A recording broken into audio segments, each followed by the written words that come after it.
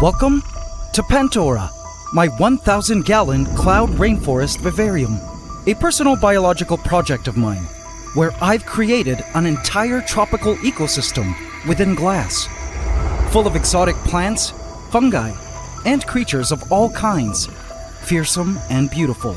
But it's been an insane past 2 weeks in the rainforest, which seems to be incessantly changing and evolving before my eyes. But as an observer of this tropical ecosystem, I've learned that Mother Nature always has her own set of rules. And sometimes, natural law doesn't quite carry out as expected. It has been a tough week in Pandora, riddled with mystery, revelation, and death that I completely didn't expect. This is the crazy story of how some of my favorite creatures in my giant cloud rainforest vivarium had lost their lives, but not without the biggest plot twist that will leave your jaw on the floor. Welcome to the Season 2 premiere of my Ecosystem Vivarium series, where it seems chaos reigns supreme in the circle of life, here on the AntsCanada Ant Channel.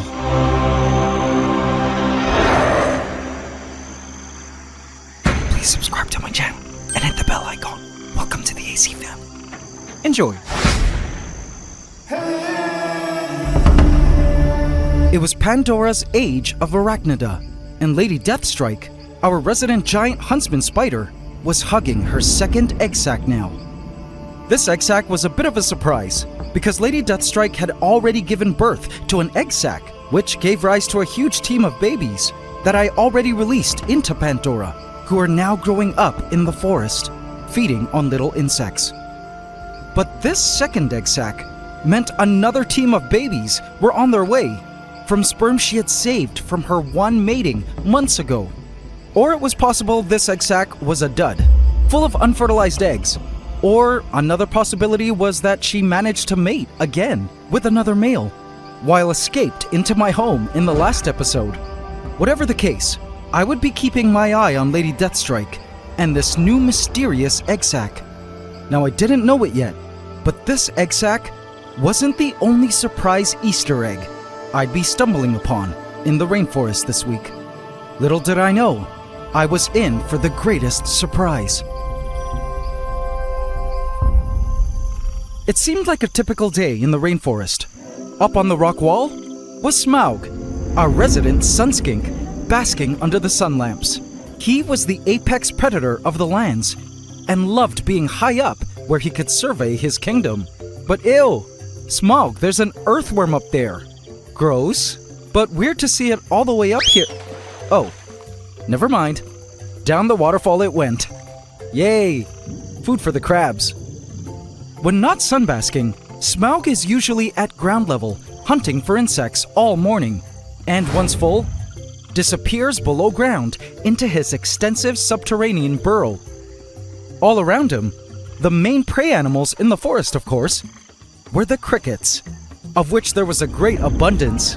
Crickets of all ages, from tiny hatchlings to adults, frolicked Pandora's lush landscape. The air was full of male cricket crooners, all hoping to attract females through song, who were either hiding and listening from afar, or were being actively approached by the chirping males. Those males that got serious riz were able to mate with a female. It just takes a moment, and once done, the males deposit their spermatophore, that little white sac, into the females, thereby securing a new generation of Pandoran crickets to come. I loved watching the females deposit their eggs into the soft soils. The females seemed to look super relieved to lay their eggs, using their long ovipositors stabbed into the ground.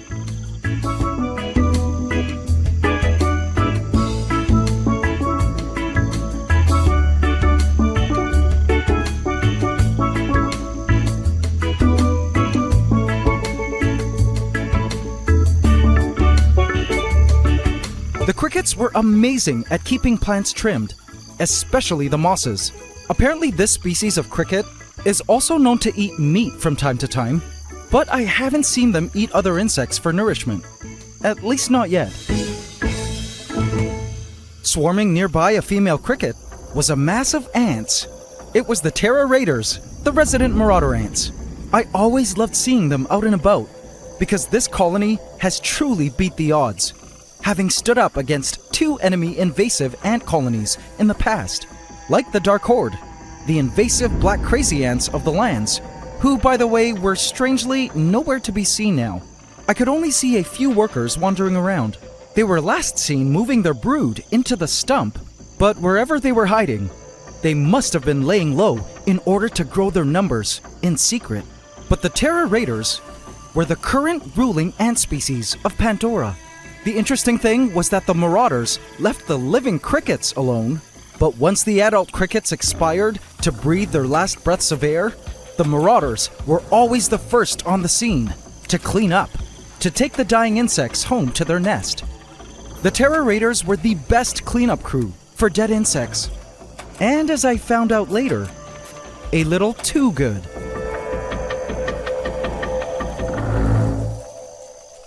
Rocksteady, our resident rhino beetle, was on the move, heading somewhere. He's been extra restless these days, and I wasn't sure why. The only thing I could think of was that he was looking for a female. And indeed, I'm still looking for Mrs. Rocksteady. Hang in there, buddy. She'll be coming soon.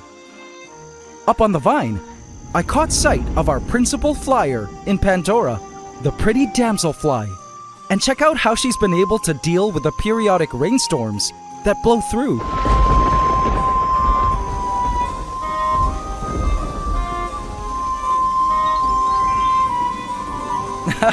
Clever girl. The rains have interestingly welcomed some newcomers to the rainforest. Newcomers that were neither animals nor plants. Fungi were now seen thriving all over the place. Have a look. From really small mushrooms growing in the soils, to other cool orangey mushrooms growing out of the driftwood, other mushrooms growing within the darkness of wooden caverns, and oyster-type mushrooms underneath the Hallelujah tree stump. Seeing these mushrooms everywhere was very promising, as it signified a healthy ecosystem. Some call fungi the dark matter of the biosphere. We know they're around and important, but we just don't completely understand how yet. We do know that fungi connect root systems and help with communication of plants. Some have formed symbiotic relationships with other organisms, and some are members of the microbiota within the guts of animals, helping with digestion, including us humans. Fungi are like the glue to an ecosystem, connecting all life forms. I then caught sight of the most significant herbivore of the rainforest, Stanley, the bush cricket. He was still nestled in this philodendron plant. I found it strange that he was still here. He had spent the past week here in this spot. Usually I'd see him somewhere up in the canopy, particularly at night when he scouts for new leaves to chew up and vines to murder. I suspected that with rising temperatures, due to the approach of summer where I live, he was beginning to be less active and hungry. Interestingly, many animals in my country go into a sort of hibernation/self-preservation period when temperatures rise, a process known as estivation. Then, wake up once the rainy season hits, around May, when temperatures get cooler. Rest well, Stanley. Love you, buddy. But while some creatures were going into hibernation due to the seasonal change, other creatures were loving the heat and becoming much more abundant and visible in the rainforest. My greatest repulsion, a land planaria, slithered around the mosses. These were carnivorous flatworms that fed on tiny insects, and here they were feasting on the abundance of baby crickets, probably even baby huntsman spiders, and possibly ants. I couldn't get over how many there were in Pandora, and I wasn't sure if they even had any natural enemies. I was hoping perhaps the tiny frog I recently discovered in the last video would eat them. Who knows? But these things needed to be controlled at some point, and I currently didn't know how to go about doing that. Any ideas, guys? Speaking of worms, in the last episode I showed you a black long thing I suspected was a horsehair worm. Some of you insisted that I remove it, but I'm sorry, There ain't no way in hell I'm touching it. It's still there. I'm just hoping it's something else and not a horsehair worm, and just decays there over time. But if there was one creature to completely explode in numbers, to hit the rainforest scene, even more so than the planaria, it was these guys. A millipede crawled like a robotic toy train along the rainforest floor in search of decaying material to feed on.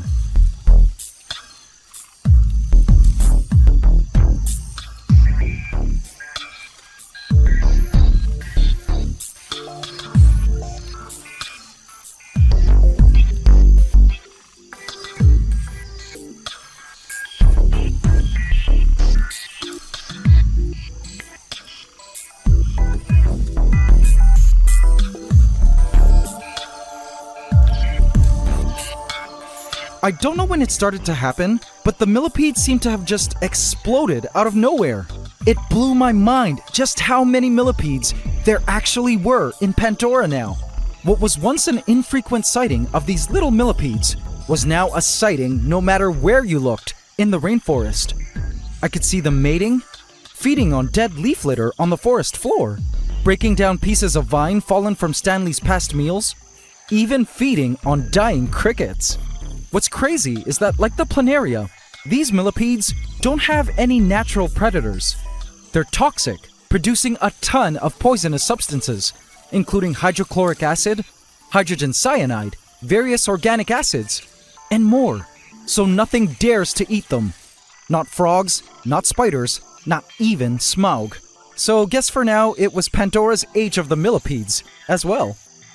I then caught sight of the Green Reaper, our praying mantis, who was hiding in the shadows of the driftwood. I was surprised to see how skinny she was, seeing as not too long ago, she was fat, having eaten a male mantis I tried to introduce her to, so they could mate. Guess she pooped him out already. Oh yeah, and guys, speaking of male mantises, I have some exciting news to share. Some of you may recall that I captured another mantis that I was hoping to be a male. A lot of you mentioned that based on videos, she looked like a female. Well, I ended up keeping her anyway, and I'm so glad I did, because the mantis had its final shed, and look at it now. It had wings, but what was most exciting was that it was much smaller than the Green Reaper, the same size as the male mantis I tried to introduce. I was so happy to know that it was a male, or at least it looked exactly like one to me, only it was green. But in this species of marbled mantis, they have two color morphs, a green and a grayish version. But before attempting to mate it with our female, I had to double check with my mantis expert friend first, and I sent him photos to check out. Meanwhile, I made sure the mantis was well fed, because if it was male, it would have a very huge and dangerous job ahead. I couldn't wait to find out the truth about its sex, so I could attempt mantis mating number 2. But little did I know, things weren't as simple as I thought, and a huge shock was in store for me very soon.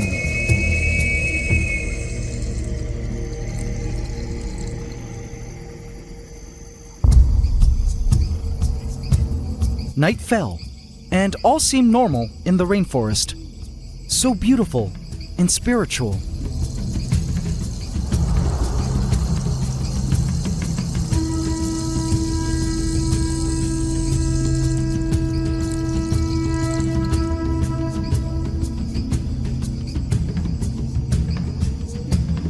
I watched a cute small snail sliding along the glass.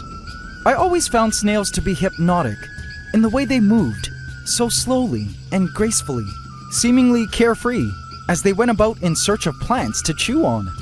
It found a fern leaf and took a few nibbles from it. What was super cool was seeing the breathing mechanism through its shell. Guess this is the equivalent of a diaphragm in humans, moving air in and out of its body. I truly love snails. But speaking of slimy critters, it looks like this carpenter ant got caught up in someone's slime. How weird. Was it slimed by a snail? A land planaria? A frog? The tree frogs were also out on their regular hunt for food. One thing I found interesting was that Kermit here, a male tree frog, had his throat partially inflated. I wondered if before I stepped into the ant room, I had missed him singing. If this was the case, it meant that the approaching summers were also tree frog breeding season, and I knew we could possibly expect some frog eggs in the pond. Couldn't wait for that. It was then that I discovered a movement under the stump. It was a termite. How awesome! We have clear visual confirmation now that the termites are indeed still alive and okay. The termite patrolled the small mounds its colony was making beneath the stump. I wondered if these small mounds would eventually grow to massive termite mounds as the colony grew. We just have to see. But I was so happy to see our termites were still alive and well in Pandora, as they were important players in our rainforest ecosystem. Lady Deathstrike lay in the same spot, right at the front glass of the vivarium, still hugging her egg sac. It was amazing to me how dedicated she was at ensuring the next generation of spiders successfully hatch. That is, if these eggs were indeed fertilized. What was weird was that through the moonlight glow, it looked as though the egg sac was hollow, but it was just probably because the eggs were still transparent at this point. Through this entire process, Lady Deathstrike would not be eating, only holding onto this egg sac and running away at any sign of danger. No matter what, she could not let go of this egg sac, and she would be 100% committed to its protection for the next few weeks until the spiderlings emerge, if ever. Only time would tell. Up high in the canopy, I smiled when I spotted Stanley. Hey, guess he got hungry and was now back up in the vines, standing among droves of acrobat ants. I wasn't used to not seeing Stanley climbing around at night, and I'd already gotten used to him taking down all the newest plant shoots and leaf buds sprouting from the vines. I loved hearing the sounds of his jingle bell type chirps at night, singing into the darkness in hopes for a female to show up to mate with him. And indeed, I was checking the windows of the ant room every night for females who may have heard his song from outside.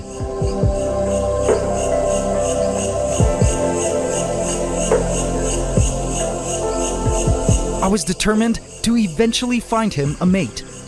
But it seems Mother Nature had other plans for Stanley, because little did I know, this would be the very last night we would be graced with Stanley's plant controlling services in Pandora.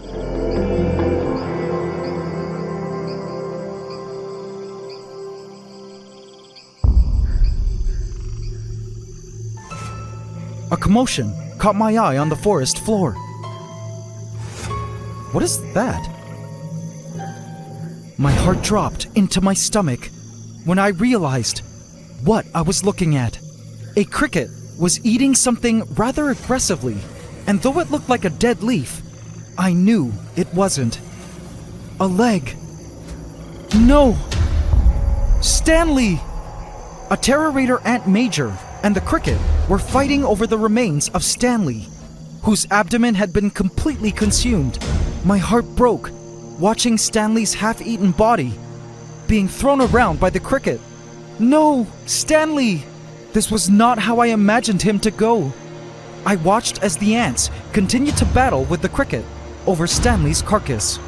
The cricket eventually dragged Stanley away from the ants so it could eat in peace. But that was when a male cricket, who at first wanted to sing to the eating female, decided to chase the female away and take full advantage of the feast. Poor Stanley. I don't know how exactly he died. Was he sick? He couldn't have been bitten by Lady Deathstrike, who was now over by the pond, still clutching her egg sac. If she ate half of Stanley, she would have had to drop her egg sac. I don't think it was her. Could it have been Smaug, seeing as Stanley had been hanging out in Smaug's territory lately? Or could it have been the natural end to his life? So many unanswered questions. But it hurt to have to say goodbye to our manly Stanley this way. No. Stanley.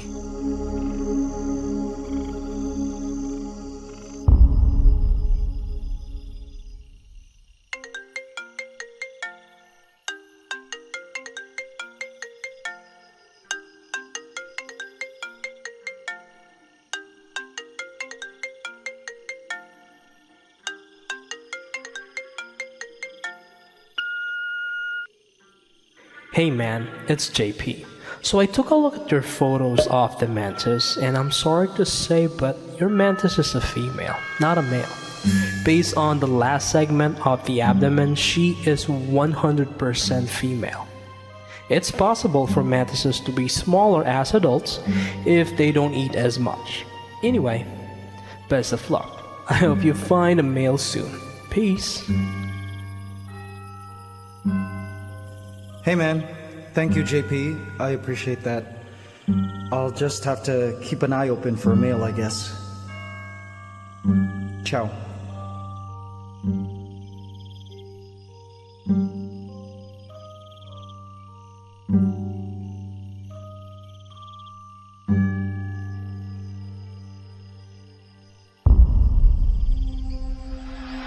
I checked the leaf litter to see if I could find any of Stanley's remains. All I could see was leaf litter now. But then, I spotted a peculiar shiny wing in the soil. Wait. No. The Green Reaper? I refused to believe it. This had to be a wing of a damselfly or something. I looked around, and as I found more and more pieces of praying mantis body parts, another wing, and a claw, I knew I had to face the truth.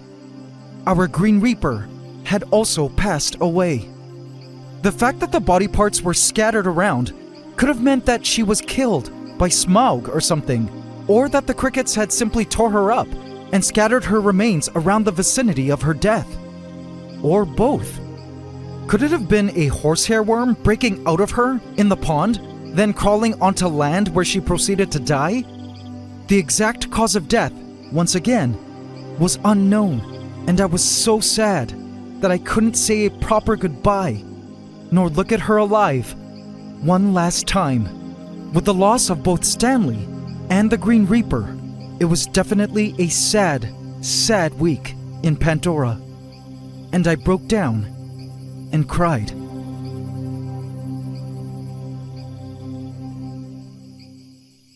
The next day, I opened Pandora to place in some new vines I'd collected to string up in the canopy to replace all the vines that Stanley had eaten and destroyed while he was alive. And that was when I saw something that I completely didn't expect. Wait, what is that? No way! An Uotheka! This was a mantis's egg sac. The Green Reaper's egg sac. OMG, our praying mantis had laid an Uotheka before she died. And after talking to my mantis hobbyist friend JP, apparently egg laying is very physically taxing on a female mantis, and it is common for female mantises to pass away after laying an egg sac. JP believed this was most likely the cause of her death. But now some of you may be thinking, it's unfertilized. We all watched her eat the male. It's impossible that the Green Reaper had mated, right? Well, AC family, this isn't completely accurate. I have an admission. During the filming of the Mantis pairing episode where I attempted to intro the male Grey Reaper to our female Green Reaper, you may recall the mantises lived together without actually approaching each other for about a day. And in the moments leading up to the male being eaten by the female, I did film the male's approach. But what I didn't mention was that there was quite a gap of time between when the male was here, approaching the female, and when the male was here and the female was already facing him. About a 2-hour gap or so. Problem was, I was so busy trying to multitask, editing the episode at the same time to make the weekend upload, and just kept checking on the pair every few hours, seeing as they seemed to be moving mere centimeters per hour. But having to multitask like that meant that I couldn't watch the pair through the entire process, and thus, there were several points when the male could have actually mated with the female without me knowing. And if it did happen, my guess was it most likely happened between this shot and this shot while I wasn't around. Or even overnight or early morning while I was still asleep and not around to catch them in the act. Furthermore, some of you mantis experts commented that despite the male's head and upper body being eaten, sometimes the male's abdomen is capable of reaching over and fertilizing the female while being eaten, and that sometimes male mantises pretty much throw themselves at females to be eaten, just so they could reach over and mate, while decapitated. I looked back at the footage and couldn't tell if that was actually happening. So as you can see, just like Lady Deathstrike's egg sac, there was still promise with our Green Reaper's egg sac. Only time would tell if baby mantises would hatch from it. Inside, I hoped so. But overall, this entire situation showed me once again that all of life is involved in a constant cycle. It's the circle of life, as they call it. We watch animals start young, grow up, mate, and reproduce if they're lucky, then die to provide life energy to other life forms on the same cyclic biological journey. As I caught Rocksteady feeding on a piece of rotting fruit alone, I wondered if perhaps the reason he had been wandering so much lately was because he was searching for his cricket best friend, whom we would always oddly spot right by his side, wherever he went, no matter what he was doing. But sadly, crickets don't have the same lifespan as rhino beetles, and it broke my heart to see Rocksteady feeding alone, with no cricket friend, who had now long passed by his side this time. The summer temperatures also saw the strange disappearance of all of Pandora's grasshoppers. The green grasshoppers that we watched grow up were now nowhere to be seen. I began to suspect that the increase in temperatures due to summer approaching may have marked the natural end to the grasshoppers' lives, and perhaps Stanley's life, and even the mantises. There are many creatures in the world that live only for a season before passing away, bush crickets, grasshoppers, and praying mantises included. As heartbreaking as this was a reality to accept, I knew it was necessary. With no grasshoppers and Stanley around, now all the plants could flourish for the next few months before temperatures cool down again and such creatures start to make a comeback or grow into adulthood.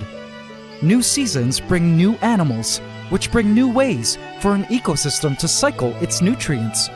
Life is never static.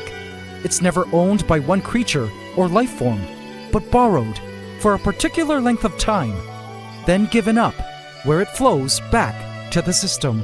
The Knights of Pandora just won't be the same without Stanley's loud jingle bell chirps. But I know the sounds of jingle bells will be soon replaced with the calming chorus of tree frogs who will be entering their breeding season. I will also miss seeing our majestic mantis swaying in the wind, but hopefully we'll get to see tiny green and gray reapers scuttling around the rainforest, as well as a ton more huntsman spiders.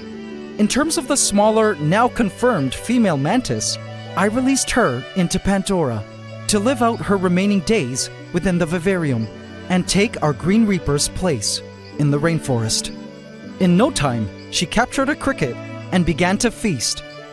Despite the tragic events, I knew life would simply go on in Pandora. And as I was mourning the loss of our beloved critters, I took notice of how lush Pandora still was after all this time. Different now from when we first began, but still ever beautiful, majestic, and alive. And it was then that I realized, you know what? All the creatures that come to die in Pandora never actually leave our rainforest. They become the soil, the plants, and the vines. They become the creatures that eat them, the creatures that eat those creatures. They become the minerals in the groundwater, the gases in the air, and even live on in their offspring. Their spirits remain very much so alive in the rainforest forever, just in new energetic arrangements. Thank you, Stanley, Green Reaper, and Grasshoppers, for blessing us with the best of memories. Through you, millions of us around the world have gained some of the deepest of insights into nature and even ourselves. We'll see you on the other side. Until then, we'll miss you greatly. Love, your creator of worlds and the AC family.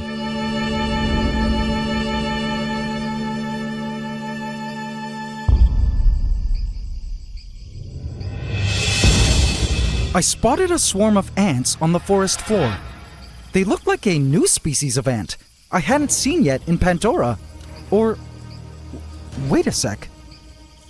No, they're not new. These were the Terra Raiders.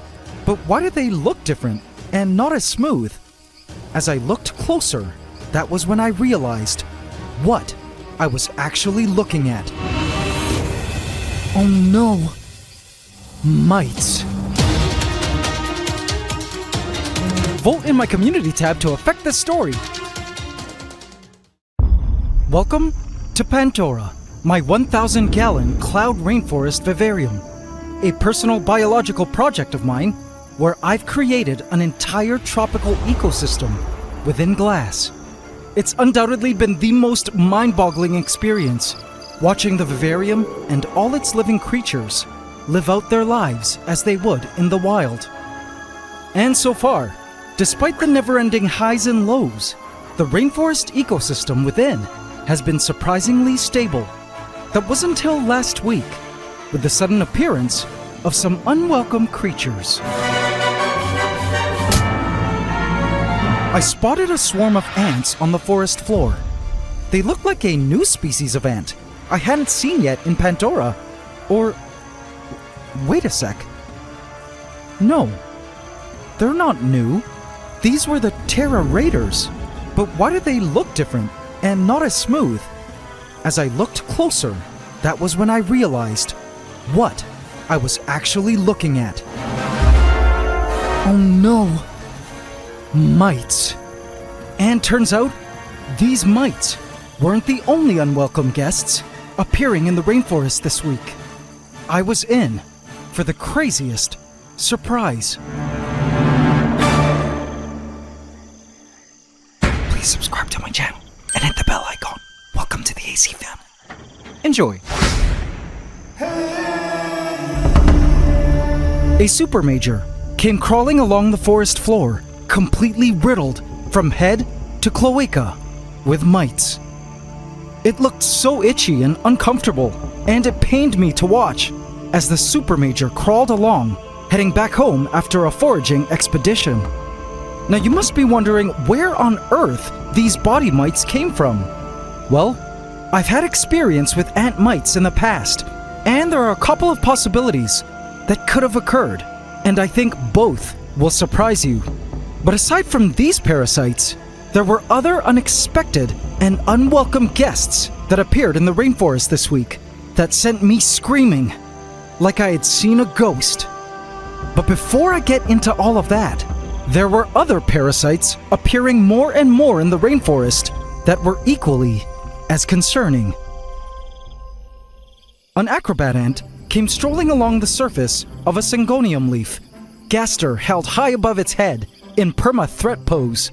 Like brandishing a formic acid gun, it wasn't afraid to fire at any moment. Now usually these ants are out to cause trouble, but today they had something else on their mind. It looked like it was invested in something on the surface of the leaves, as it licked its surface with delight and great interest. It was then that I noticed the fuzzy herd not too far away. Aha! Mealybugs! The herd was producing the good stuff that our acrobat ants were relishing. I had a feeling this symbiotic partnership might happen at some point. So if you're new to mealybugs, these fuzzy plant insects are a type of plant parasite that sucks on the inner sap of plants. A gardener's nightmare, to be honest. But for ants, they are a dream to stumble upon because of this. They produce a sweet poop called honeydew, which is full of nutrients. Now we've already seen the acrobat ants tend to populations of scale insects, also plant parasites that produce honeydew, which they drank directly from the insects. But in this case, the mealybugs posed a bit of a challenge to the ants.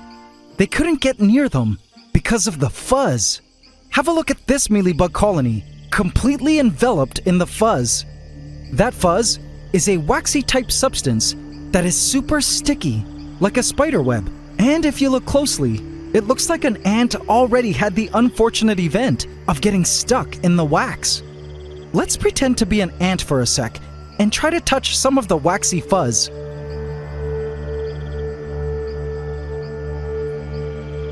As you can see, it sticks directly onto the ends of my tweezers, and overall is an effective deterrent to keep other animals away from them.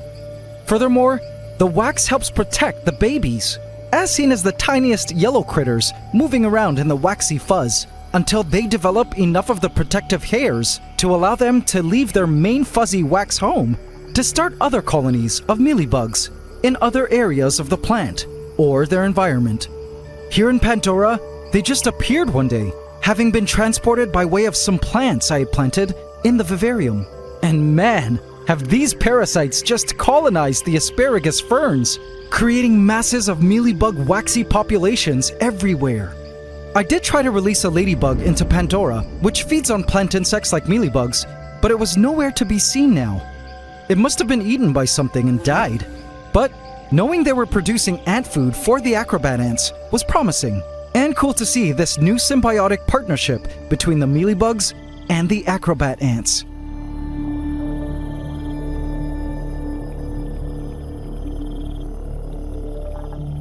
The mealybugs were also helping to control the growth of all the plants, because sadly last week, the rainforest's principal herbivore, Stanley, our bush cricket, who had lived here since the beginning, had died. And in his absence, the plants of the rainforest had taken full advantage, especially up in the canopy.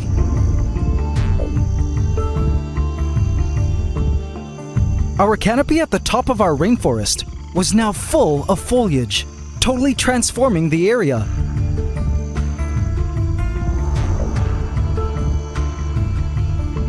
Our sleeping tree frogs were loving all this new leaf cover in their viney bedrooms. I then spotted our new praying mantis. Last week we also lost our primary praying mantis, the green reaper, who died after laying her ootheca, an egg sac which I was watching like a hawk every day in hopes baby mantises would hatch from it. But this female mantis, who was happily feeding on a cricket, was the Green Reaper's heiress to the throne. And she also loved being up in the canopy, where she snatched passing insects along the vines. Speaking of egg sacs, there was another mother caring for her egg sac that I was also keeping an eye on. Lady Deathstrike, our resident giant huntsman spider, stood unwaveringly by the rock waterfall, clutching her round dome-shaped egg sac against her body, protecting it with her life. It had been 2 weeks now that she had laid this egg sac, and I was interested to see if babies would hatch from it, because as some of you may recall, Lady Deathstrike had already laid an egg sac from a single mating a few months back, and those babies were already released into Pandora. If babies emerge from this egg sac, it means this species is capable of saving sperm from a single mating to produce multiple egg sacs. Only time would tell if more huntsman babies were on the way. And my intuition was that they were, seeing as Lady Deathstrike was still mothering her egg sac after 2 whole weeks. As for her first set of babies, they were all enjoying Pandora, growing up in their tropical paradise. It was hard to judge how many of the hundreds of huntsman youngins had survived, as they each had found their comfortable spot to hang and catch food. Plus, their cannibalist instincts had begun to set in. It looked like this huntsman baby was feeding on a smaller huntsman baby. The huntsman rule of the rainforest was the more you eat, the bigger you get, and the less likely you will be eaten, even by your own siblings. A lot of you were worried that 400 or so huntsman babies might cause the total collapse of the ecosystem. But I knew that nature produces hundreds of spiderlings for a reason. The great majority don't make it to adulthood, and many fall victim to predators. Check out this spider that lost its legs, probably due to a predator trying to eat it. Better to lose a few legs that can grow back after a few sheds than your life, right? I could see evidence of the spiders growing through leftover shed skin left all around. In a nearby fern, I spotted another piece of shed skin. This might look like a dead roach, but nope, because if you look up there in the driftwood, you'll see who it belongs to. It's a dubia roach, still light-colored, as it hardened in its new skin. I always found this shedding process, known scientifically as ecdysis, amazing. Consider us humans for a moment.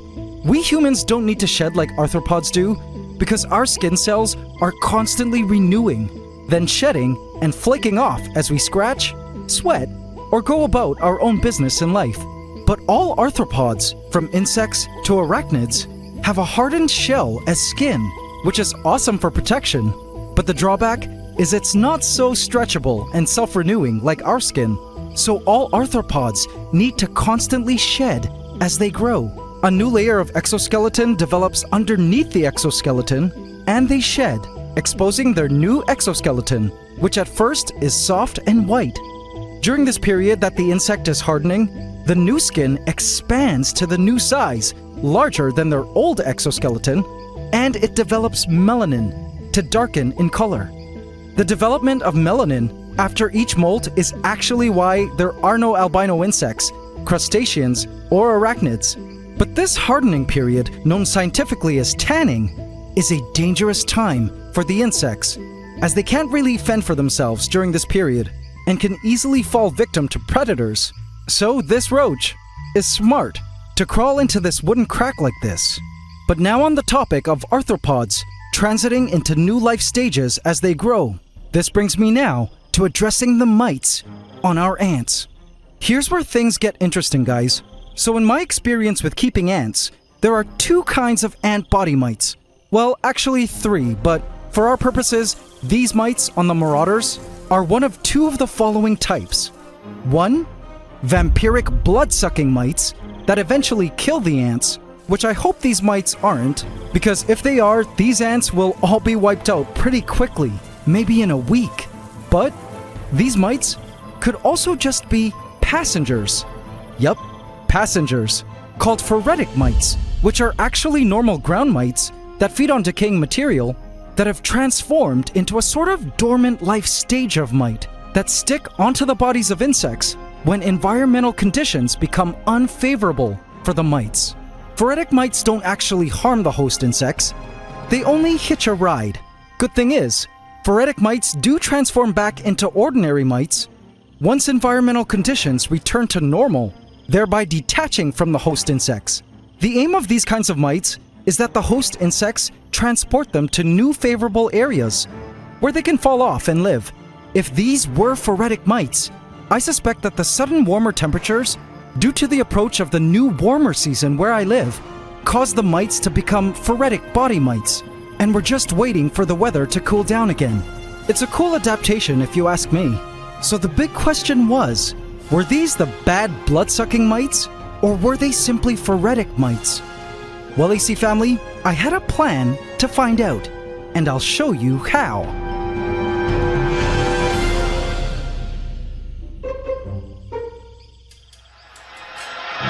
Get out of here, you! This is my stage! I'm sorry, my lady. Where were we again? I'm not interested. Your black exoskeleton mirrors my heart's void. Without you, girl. That doesn't even rhyme. What? I said get out of here! Go! Okay. Your fat legs make me want to I actually liked him. Where'd he go? Yoo-hoo! The female had had enough and just wanted to relax, despite the male singing his not-so-flattering song to her. The male crickets have been non-stop wanting to breed, especially with the oncoming warmer temperatures. As a result, there were so many baby crickets wandering the lands now. But watch this baby cricket. It approached a clump of mealybugs, attracted to the smell of honeydew, and began to lick. Tasty. Now, do you see that light flickering in the back? That is the result of wind moving the blinds of my ant room. It started to grow windy in my area, and so I've begun to increase the frequency of the periodic winds that blow through Pandora to mirror that detail in weather.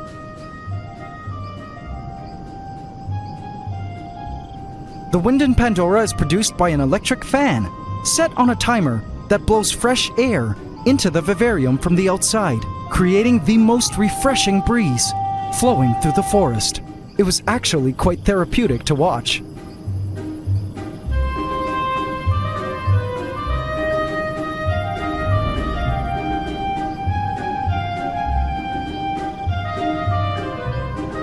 Even in the thickest of forests, there is movement of air, and many terrarium builders and keepers of animals forget to incorporate air movement and wind into their setups, which is important at moving oxygen around for the animals, carbon dioxide for the plants, keeping mold at bay, and relevant to our ant mite problem, lowering temperatures. You see, I suspect that the sudden heat wave that happened last week caused the ground mites to become phoretic. All I needed to do was simply cool temperatures down a bit, a couple of degrees, and the mites would simply proceed to their next life stage and become regular mites again. So instead of the 4 times a day that the fan used to turn on, I increased the frequency of the wind to occur every other hour. Only time would tell if this would help relieve the ants of their mite problem. But another adjustment I made to the climate to help lower the temperatures was this. Rain. I loved watching it rain in Pandora. There was just something so calming about watching storms roll through the rainforest. The waters were life-giving and cleansing, and it seemed almost spiritual every time Pandoran rains blew through.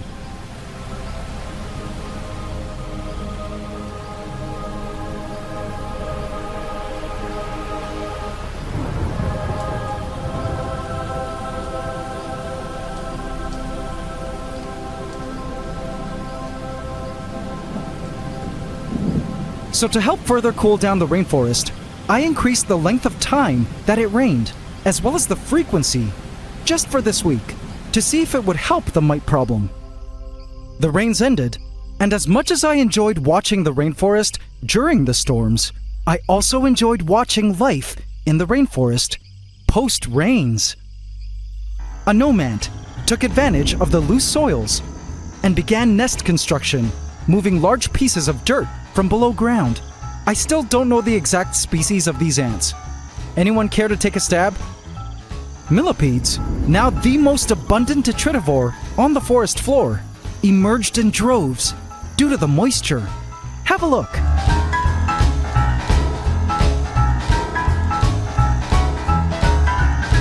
These lighter colored millipedes had just molted and were in the process of tanning, but knew the moisture would be excellent at softening their favorite food types along the forest floor.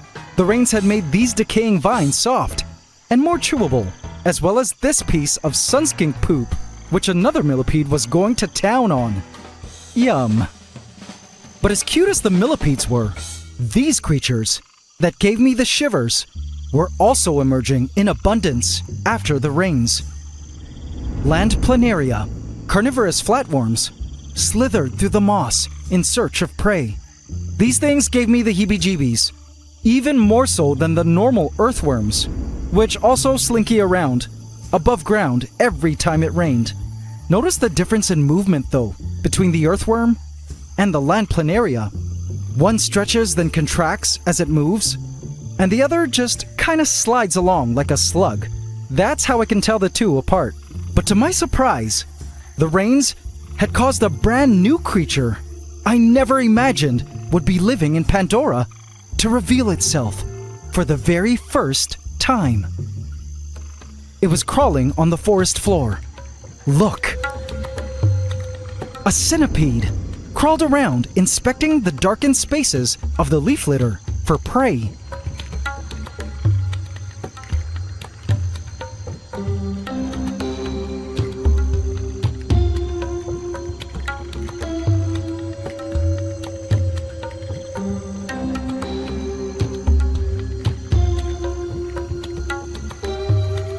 I couldn't believe we had a centipede in the rainforest. It must have been one of the many creatures introduced into the forest without me knowing, through the plants. And look, as it crawled under this leaf, it looked like it ran into another centipede. See the legs? Centipedes are significant predators in ecosystems, and I was so happy to see them in Pandora. My question though was this a hatchling of a giant species of centipede? Or was it full grown?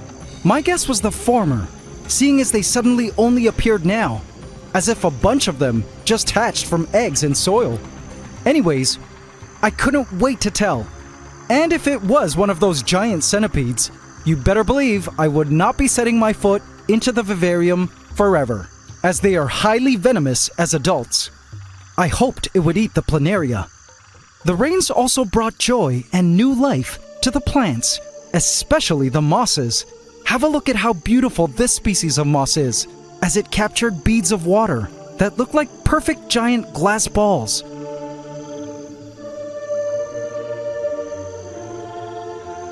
The rains caused our mossy hill to also flourish and bloom.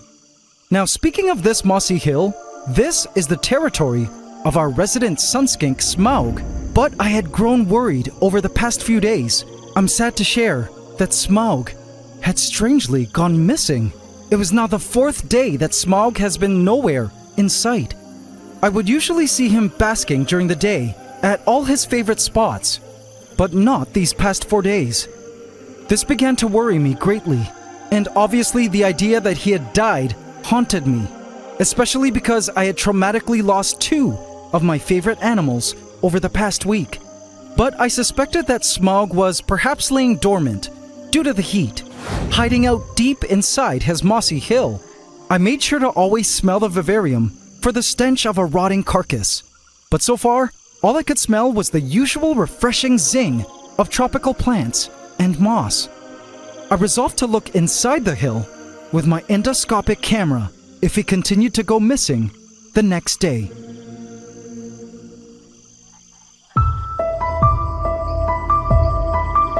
The nightly mists blew through Pandora, hydrating the lands.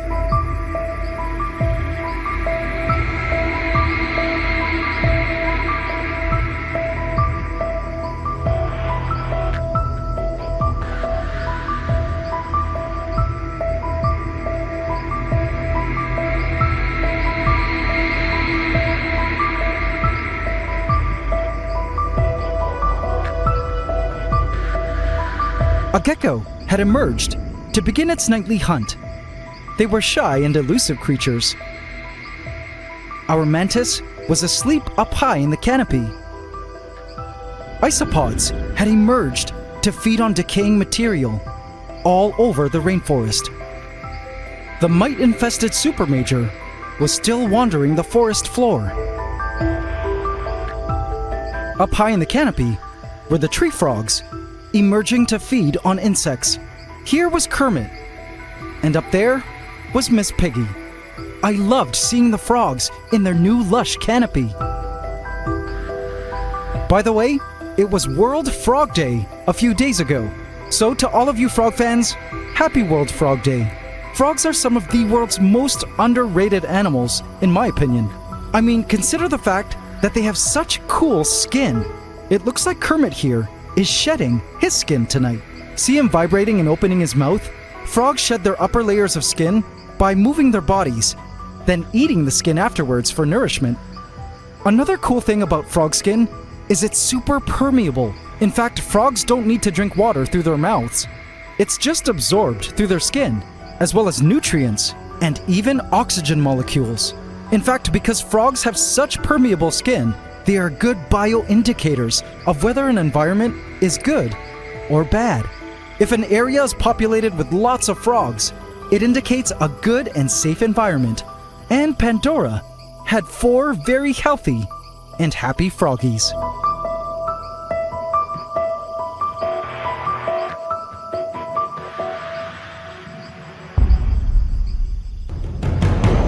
By morning, our sunskink Smaug was still nowhere to be seen, and so it was time to go in to the mossy hill with my endoscopic camera. It was time to find out if our golden dragon of a skink had died or was asleep in his darkened cave. I went in with the camera probe. All right, where are you, my dragon? All I could see was soil and darkness.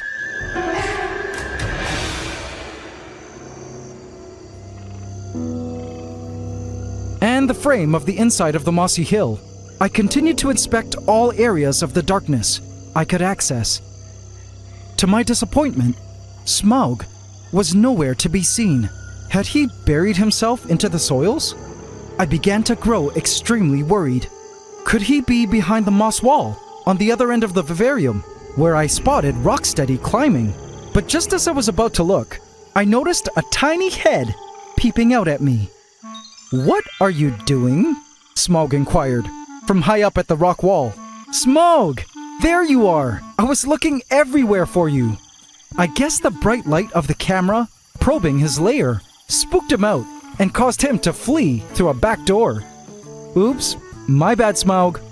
Didn't mean to scare you. I suspected that I was correct. The heat had caused him to remain a bit dormant below ground until things got cooler.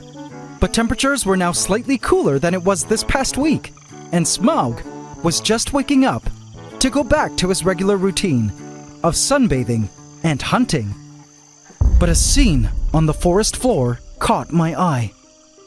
A dying cricket was being attacked by the super major we had been tracking all this time. But the sight broke my heart as I watched the ant clearly encumbered by the mites. These mites truly looked uncomfortable to deal with.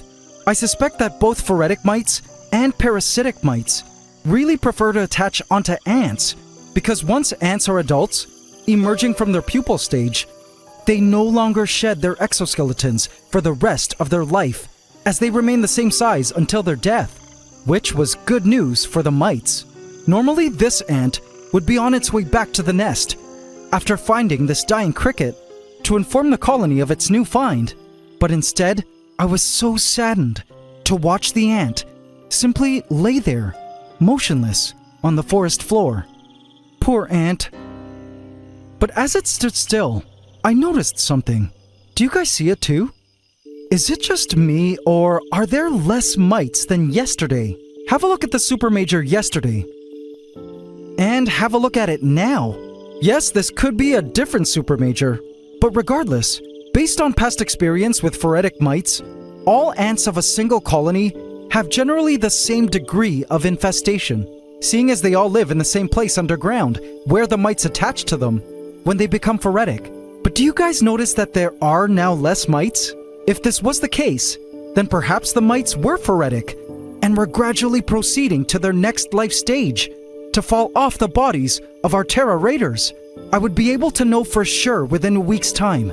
If the Terra Raiders eventually disappear from the rainforest, I'll know that these mites are indeed blood-sucking ant mites. If the mites disappear from the ants' bodies, I'll know they were harmless phoretic mites. I'll be sure to keep my eye on the ants and let you all know. As concerning as all of this was, I knew inside, parasites had an important role in the ecosystem. I mean, they had to, right? I couldn't think of one off the top of my head, so I did some research. The formal definition of a parasite is an organism that lives in or on an organism of another species, its host, and benefits by deriving nutrients at the other's expense. And then, upon further thought, I realized that parasitism is an important process in the evolution of life over a very long time. And here's why. Consider yourself. We humans are the result of a number of parasites going back to when we were just unicellular life living in the ocean. It is believed that mitochondria, remember the powerhouse of the cell, actually began as a totally separate organism billions of years ago that were engulfed, i.e. eaten or taken in by larger cells. The ancient form of mitochondria then became a sort of parasite that benefited from the larger cell that it lived in, until one day they became one, and the larger cell began to benefit from the mitochondria's presence. Every cell in your body today, and that of all living animals, is the result of a parasitism that actually worked out billions of years ago. Plus, you and I and all animals continue to harbor parasites, and sometimes those parasites end up doing good for you. The microbes living in your gut, helping you digest food, the various species of mites that live on your skin, eating dead skin cells, or in the follicles of your eyelashes, eating up sebum oils.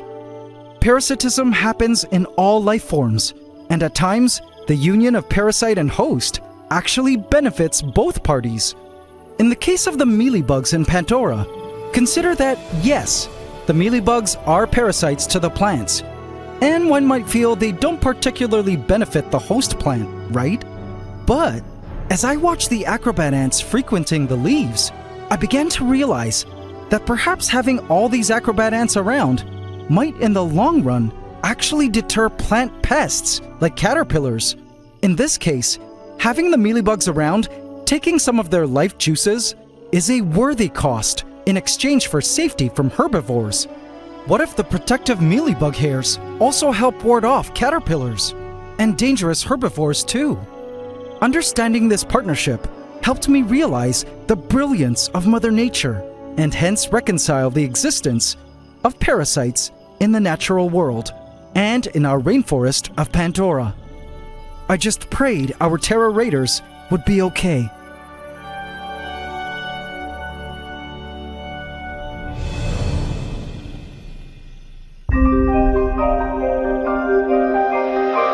Despite the presence of parasites in the rainforest, one thing I was grateful for was the absence of invasives. I spotted a group of acrobat ants around a hole in the stump. Ah, it looks like the acrobat ants have set up a nest inside the hole. I was afraid the stump was being occupied by the invasive black crazy ants, named the Dark Horde, that were once a huge problem in the rainforest. Before we were able to cull their numbers down, I now only saw a few black crazy ant workers here and there. I knew the Dark Horde was nesting somewhere, working on bringing their numbers back up. Or maybe they were dying out now, being outcompeted by the acrobat ants. But for now, I was so relieved to see a Pandora devoid of invasives. Finally, no black crazy ants, no fire ant. Wait, what is that? A ghost ant! How did a ghost ant get in here? Oh no! I'm afraid a new ant war has come. Vote in my community tab to affect this story. This is Pandora, my 1,000-gallon cloud rainforest vivarium, home to a vast array of plants, fungi, and creatures, all interconnected in a delicate food web I've watched develop over the past 4 months. This tropical ecosystem within glass is a personal biological project and has been quite the eye-opening experience watching the lives of the plants and creatures unfold as they would in the wild. But one of the things I've learned through observing the natural world in such a controlled environment is that Mother Nature has a way of taking control into her own hands and allowing chaos to steer the ship. I was shocked when last week I spotted this intruder inside the vivarium. Wait, what is that? A ghost ant! How did a ghost ant get in here? Oh no! I'm afraid a new ant war has come.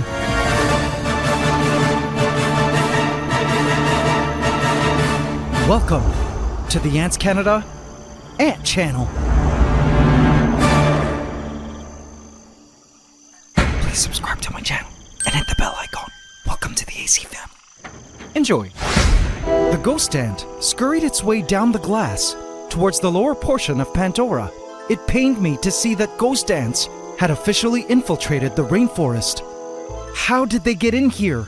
Well, I am assuming the tiny invasive ants broke in through the mesh, which I thought was small enough to keep them out. But turns out I was wrong. The ghost ant proceeded to explore the asparagus fern, and soon exploded in speed with excitement, exploring new lands it knew was a jackpot discovery. It was one of the many scouts that the main colony had sent out, and this ghost ant would be reporting its findings back to its colony to let it know what it had seen, smelt, and tasted in these lands. If you're new to ants, these ghost ants, which get their name from their semi-transparent gasters that sometimes make them look like floating ant heads, are some of the world's worst invasive ants that have invaded all tropical regions of the world, including my country, where they often infiltrate homes, eat what they can, then move on. They are tiny ants, but thankfully their queens are too big to fit through the mesh of the vivarium. Or at least I hoped. Even still, a barrage of ghost ants sweeping through the rainforest could be disastrous. And if this ant found something worth summoning the literal horde that is its colony, which could be millions of ghost ants, that could be big trouble. Now I didn't know it yet, but this ghost ant did find something of value, a highly prized resource to its colony here in Pandora. But I wouldn't find out what it was until later. When it was done exploring, I watched as the ghost ant proceeded back along the same path it had come to leave the vivarium and return to its colony. I just hoped the ant wouldn't be calling them all for a mass invasion of the new lush land it had found in our rainforest. My main fear was that the new invasive guests might wage war against some of the native ants that lived in Pandora. Like the acrobat ants, these little gals were energetic, fierce, and were on a mission to claim all of Pandora as their kingdom. They walked with their gasters held high above their heads, fully prepared to shoot formic acid at any moment. And one acrobat ant had smelled the alien pheromones of the ghost ant that had visited their territory. If it ever found a ghost ant, it would surely be calling for backup. The only time they weren't traveling with their gasters cocked was when they were completely at ease. This acrobat happily strolled through the herds of mealybugs on the asparagus ferns. By the way, I think these acrobat ants officially need a name. Any name suggestions? Let me know in the comments. They were busy now setting up camp in their newest nest location, within the Hallelujah tree stump. The babies have been moved! The queen's secure! The ants announced as they wandered the opening to their new nest. Guards patrolled the outside of the stump for danger, ensuring no enemies would cross acrobat lines. Because the acrobat ants knew that although this stump was their new residence, there were other ants that had lived here first and were definitely a potential danger of concern. The Dark Horde, an invasive colony of black crazy ants, were on the move to another location within the stump. I watched their trail as they were deep in the middle of a colony moving campaign to a new hole they had found. These invasive ants, unlike the ghost ants, were actually transported unintentionally into the rainforest by way of the plants right from the get-go, and controlling them has been a mission and a half. I've managed to get rid of the majority of the colony, but they were well on their way to regeneration of their dark dominion over the rainforest. They were laying low these past couple of weeks, and for a while I thought they were on their way to dying out, but as you can see, that was far from the truth. I followed their trail up the stump. They were coming from the other side of the stump and moving to a location closer to the acrobat ants. And this queen was in the middle of laying an egg during the move. I knew there were many more queens already in the hole, and many more being created. My guess was the Dark Horde was trying to box the acrobat ants out, a process called displacement. And from the looks of things, it seemed the Dark Horde was starting to get mighty cocky, knowing their numbers were increasing by the day. But while tensions were rising between the Dark Horde and the acrobats, at ground level, another rather new ant empire was quietly rising to power.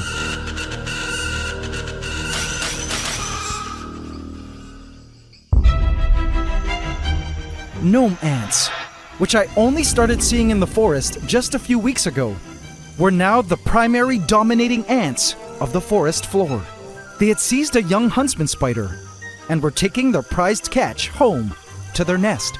I loved watching them coordinate transporting such a massive kill.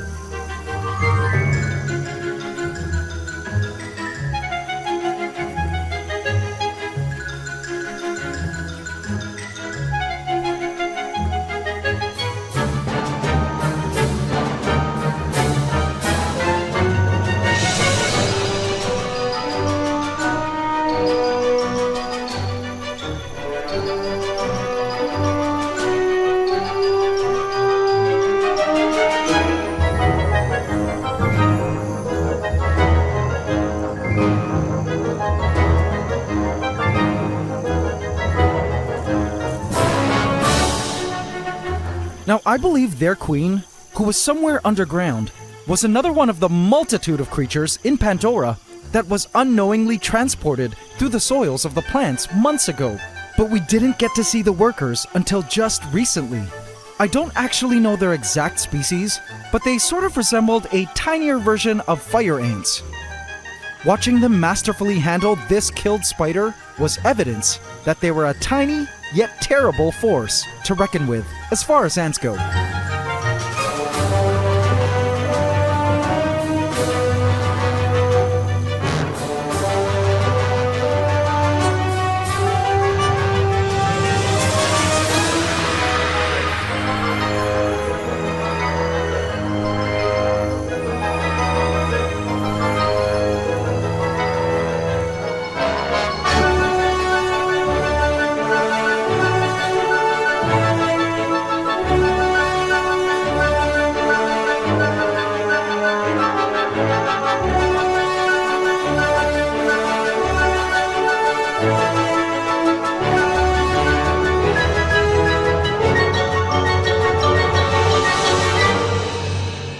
The gnome ants proceeded to lift the spider up along a stick and into a hidden location where they were nested.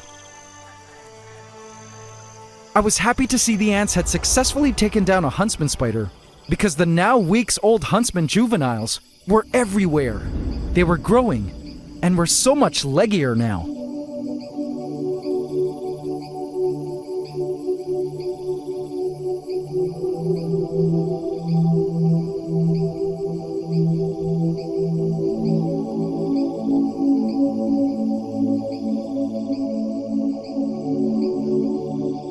I found this scene rather peculiar.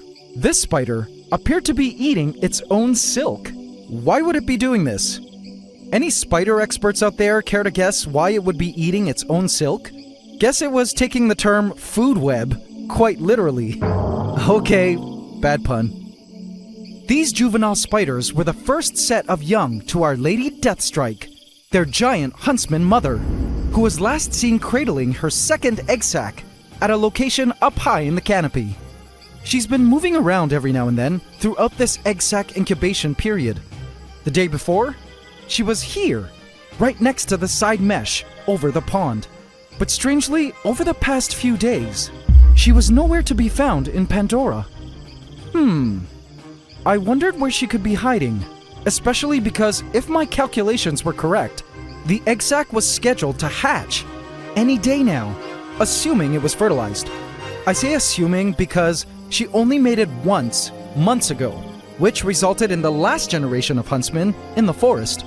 But I still wasn't sure if baby huntsmen were going to hatch from this new egg sac. And I was hoping to catch the babies emerging, like I did with the last egg sac. I hoped I would spot her soon and find out if the egg sac had baby huntsmen. Turns out, I would get the answer to that question very soon. But not in a way I ever expected. I was in for a great surprise. I shouted when I spotted an unassuming budding growth on one of the driftwood pieces. Yay! AC family, you guys will love what this little tiny mushroom bud will turn into. I'm familiar with it because I've been seeing these mushrooms grow from the driftwood more and more, and I'm always stunned at how gorgeous it looks at its full development. Not to mention how fast it reaches full form. You'll see just how fast as we keep checking in on it throughout this video. And perhaps some of you mushroom experts can identify it when it's full grown and we can peep at its gills. As we've been seeing, fungi are omnipresent in the rainforest, which signifies a healthy ecosystem. Check out this weird spiky looking mushroom, sprouting from some earthworm cast. The plants of the rainforest have been thriving, as usual, but perhaps the most impressive recent growth has been up high in the canopy. Have a look.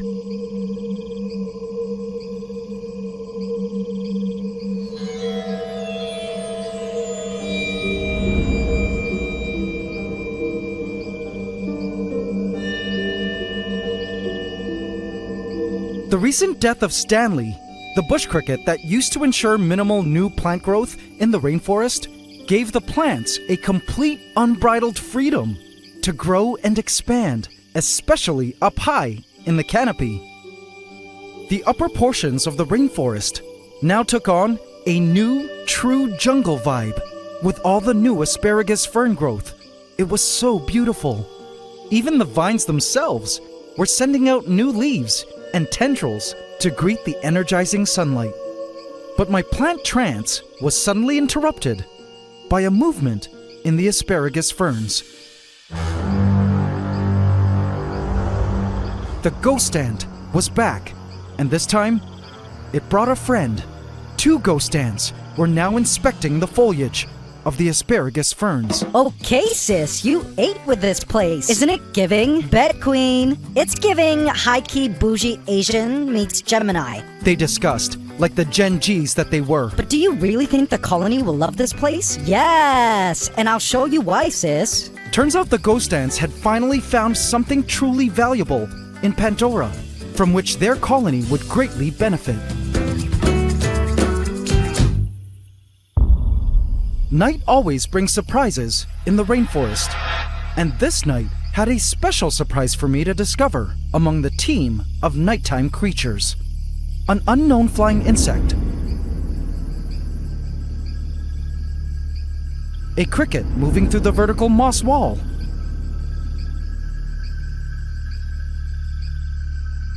An acrobat ant wandering the plants, where it eventually found a mealybug to milk honeydew from. A young roach feeding on some rotting banana. The tree frogs, as always, were out hunting for prey.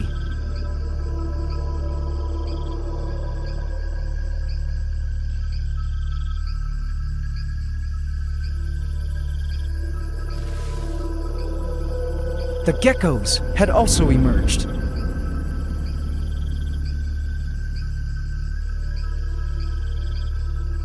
Beneath the stump, I spotted Rocksteady, our resident rhino beetle, feeding on some rotten fruit. I also spotted a carpenter ant filling up, then disappearing into the darkness. But what I spotted next was truly magical. I scanned the termite mounds, which were growing little by little in this area beneath the stump, and when I shone a light deeper into the cave, I smiled.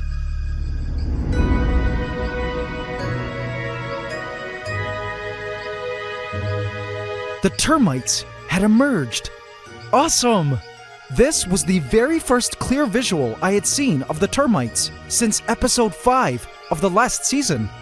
After that spotting, when they were still living inside the stump, they were driven out by the black crazy ants, and as the weeks went on, I had wondered if the termites were still alive.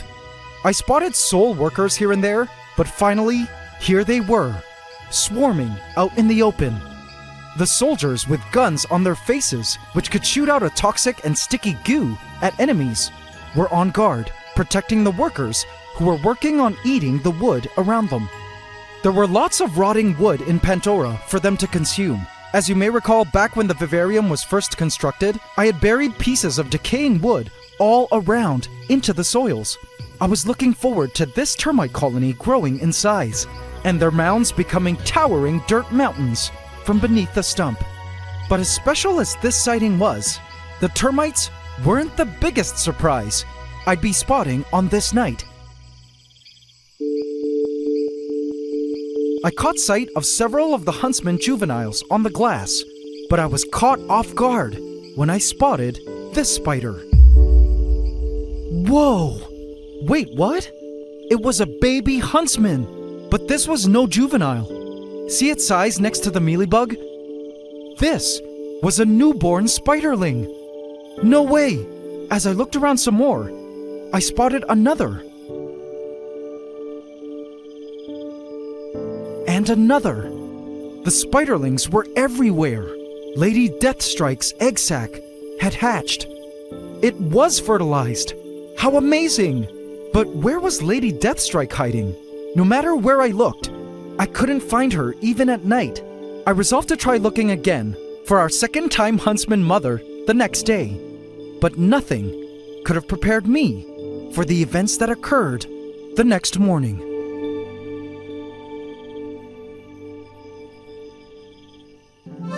The next morning, the mushroom had already grown so much in size. Its color had gone from a purple to a more brownish maroon. This is what the mushroom looked like from beneath. Any mushroom experts care to give a species ID? Is it edible? Or, magic? Asking for a friend.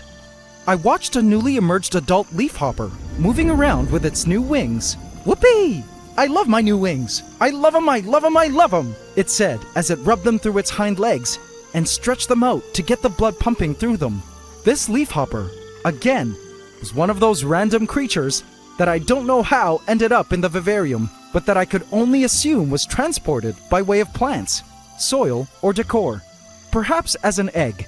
It was a cute little leafhopper with rainbow iridescent wings, which it couldn't wait to use. And when the time came to fly, it flew to heaven as it was caught by a huntsman juvenile and had died in an instant. Poor leafhopper. The huntsmen were very skilled hunters. Now that it was daytime, I could see more newborn huntsman spiderlings all around. By the color of their abdomens, I noticed that some had managed to catch their first meal overnight. Some already had missing legs and had to learn the hard way that the rainforest was full of dangers at every turn. I watched one spiderling just sitting there when suddenly, Get out of here! I said out of here! This is our turf now! Out! I was shocked to witness that the baby had fallen right into the jaws of its older sibling. But this baby huntsman had joined its mother. For scanning the forest floor, I finally spotted Our Lady Deathstrike.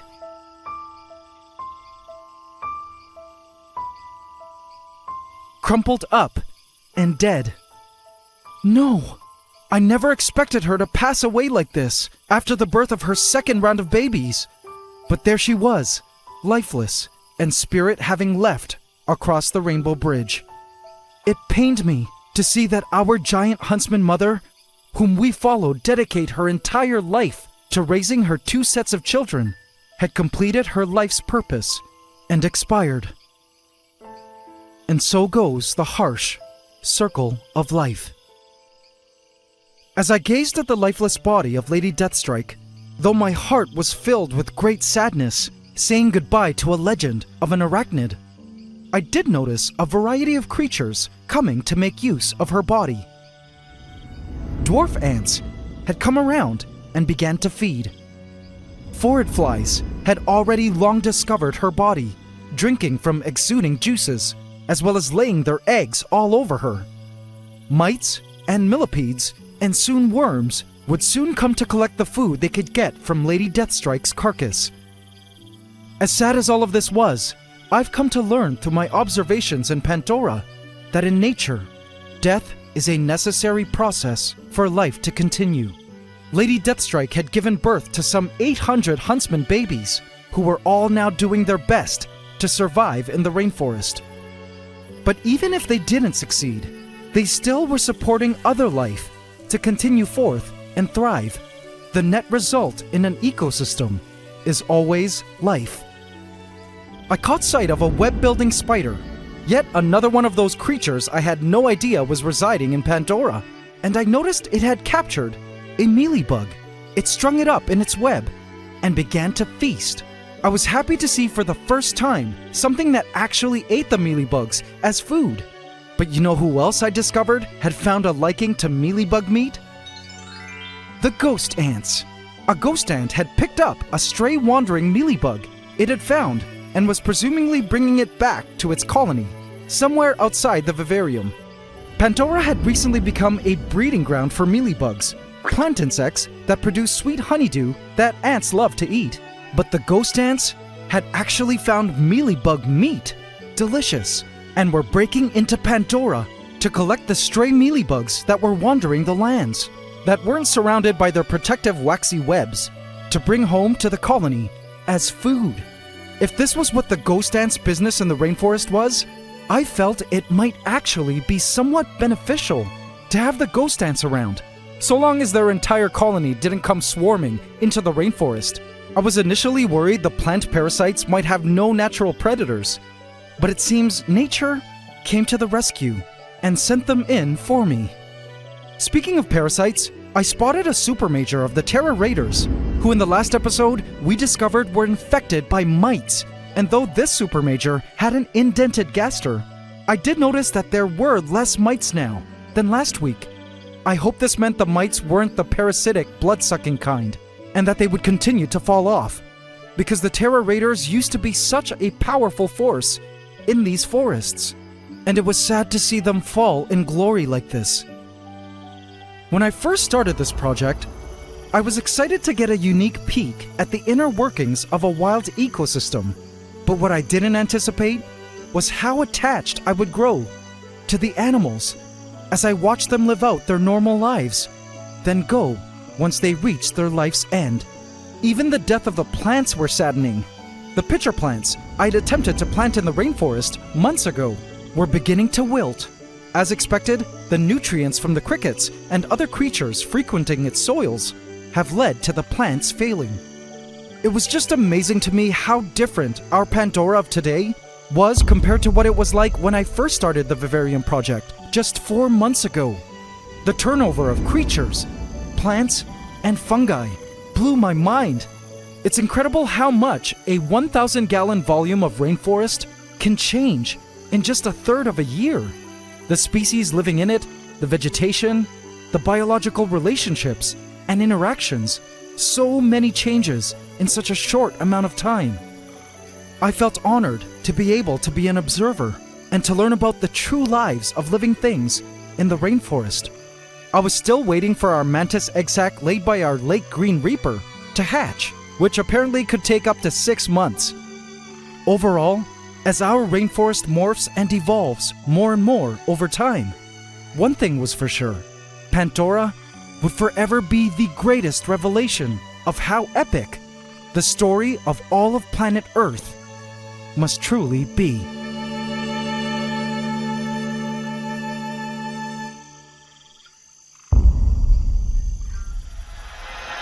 But AC family, so many of the creatures of the rainforest have had the opportunity to pass their genes onto the next generation, from Lady Deathstrike to the Green Reaper, the crickets, millipedes, and land planaria.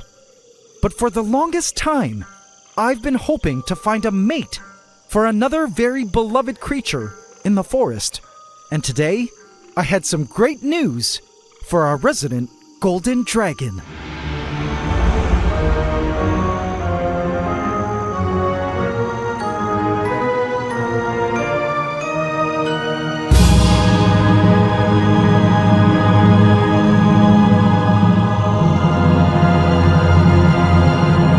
Smaug, I have a surprise for you. Hello, Daenerys. Welcome to the Ant Room. It's time. Behold, Pandora.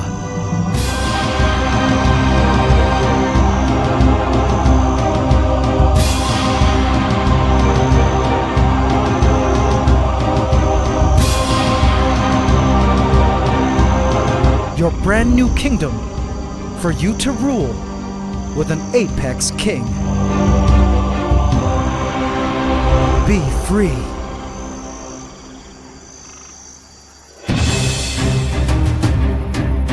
Vote in my community tab to affect this story. This is Pandora, my 1,000-gallon cloud rainforest vivarium, complete with lush tropical plants, fungi, and an established menagerie of creatures that live in a harmonious food web, a thriving tropical ecosystem within glass. But a major event is scheduled to take place in Pandora, one that I've been waiting to occur for a very long time, that will mark a new golden age in the rainforest and change everything.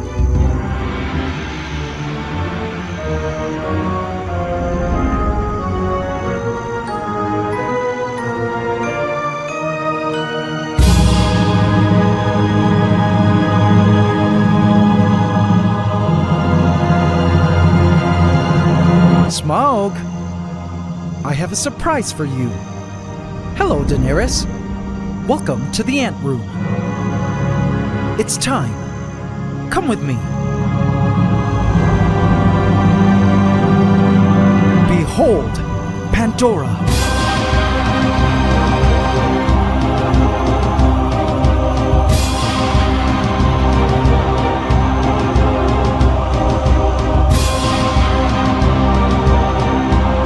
Your brand new kingdom for you to rule with an apex king. Be free. Please subscribe to my channel and hit the bell icon. Welcome to the AC fam. Enjoy. Before Daenerys was even placed inside, Smaug immediately made his way down the rock wall at first sight of Daenerys and moved closer to have a better look at her. Is it true? Smaug said. Another one like me? Hi. Hey. Do you come here often?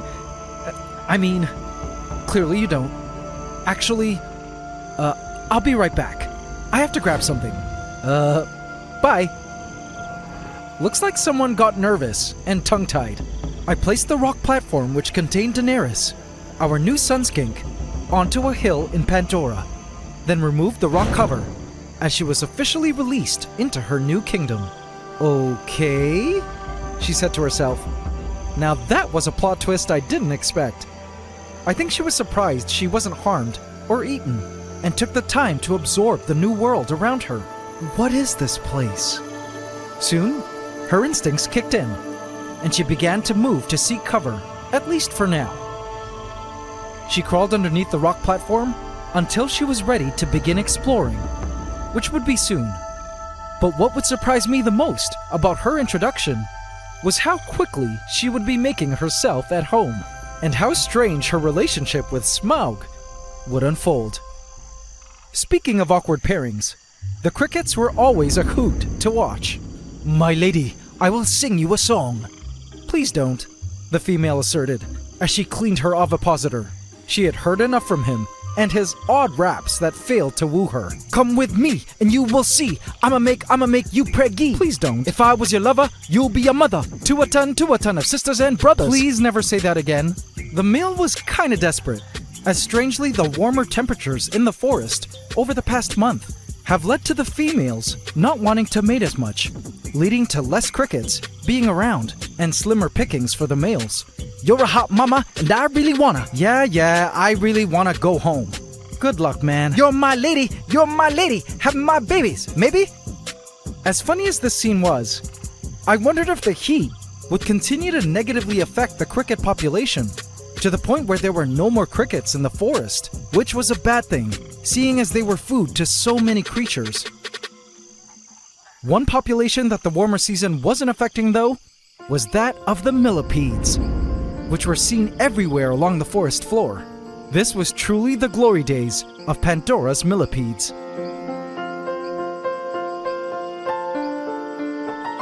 This was a good thing because they were excellent detritivores, feeding on decaying material, helping to break it down. The acrobat ants were out and about, searching the surfaces of the leaves for the sweet honeydew drops pooped out by the mealybugs from the plants all around.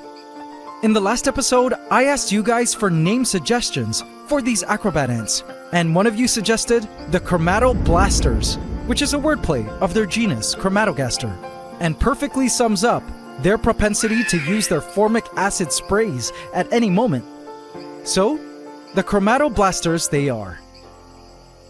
Another ant commonly spotted on the forest floor these days were the gnome ants, and it looks like they've also taken a liking to the mealybugs, but for their meat, kind of like the ghost ants that we spotted breaking into the Vivarium last week, stealing mealybugs. In terms of the other ants residing in Pandora, I actually haven't seen much. The Dark Horde, a regenerating super colony of invasive black crazy ants, was spotted last week, but they've gone into hiding somewhere. And well, the Terror Raiders, our once omnipresent marauder ants, who were lately dealing with a mite infestation, had also gone MIA. I spotted Rocksteady, our resident rhino beetle, escaping the heat by tucking himself into a moist spot in the rocks, where he would rest until his emergence at nighttime. Speaking of nighttime creatures, out early in broad daylight were the geckos.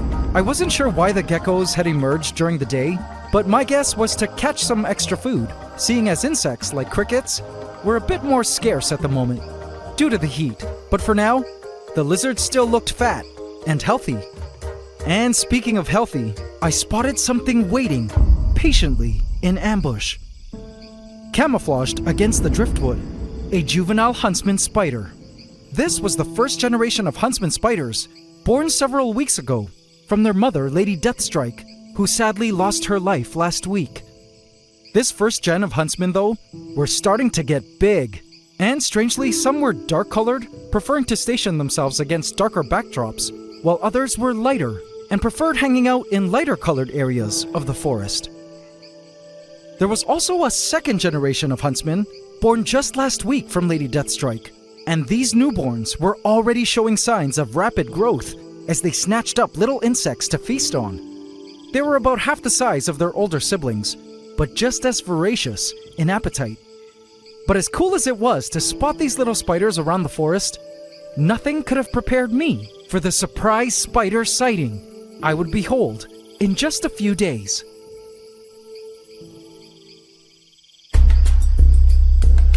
But suddenly, a movement caught my eye. Our new golden dragon, Daenerys, began moving around beneath her rock. She was now ready to explore. She crawled out from beneath the rock and into the shadows of the vegetation, smelling the soils with her tongue.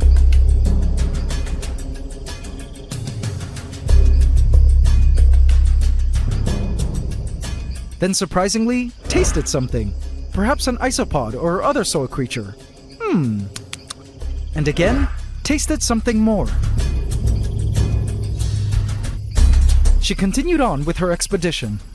She used her very effective sense of smell, using her tongue to sniff out prey that she could smell was all around her, hiding. A chromatoblaster ant was issuing death threats if the lizard didn't leave immediately. Away, you beast! I shall obliterate you with formic acid! Do you want this?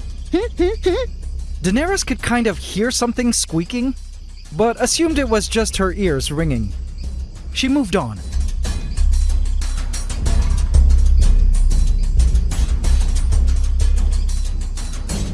"What an interesting mountain of wood," she said as she climbed upwards.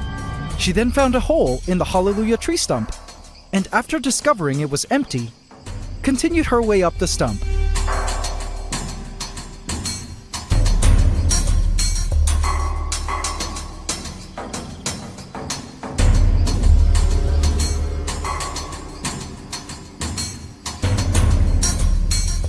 When she reached the summit, she couldn't believe the views and the new smells.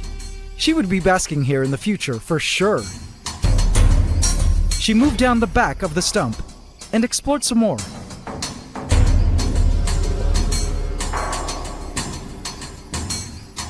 There was just so much to see, and as she perched at the top of the tree stump, she looked down upon the Pandoran lands below and marveled at her new kingdom.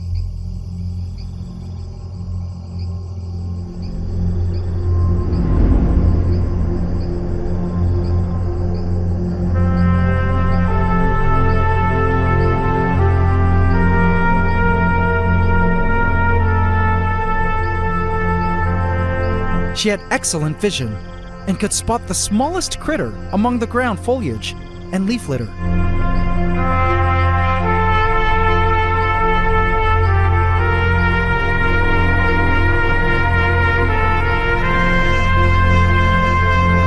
"Wow!" she said as she looked up at the canopy above her.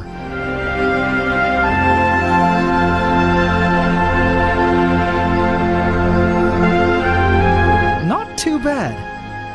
Suddenly, a certain smell caught her attention, and she pursued the scent trail. Eventually, she disappeared somewhere behind the stump, but when she would emerge, you guys will truly love what she ended up finding. "I'm getting closer. I can smell it. Where are ya?" Speaking of the foliage, I was happy to see that despite the rising temperatures, the plants were thriving. The garden of tropical foliage was like Mother Nature's artwork, a stunning botanical mosaic. Have a look.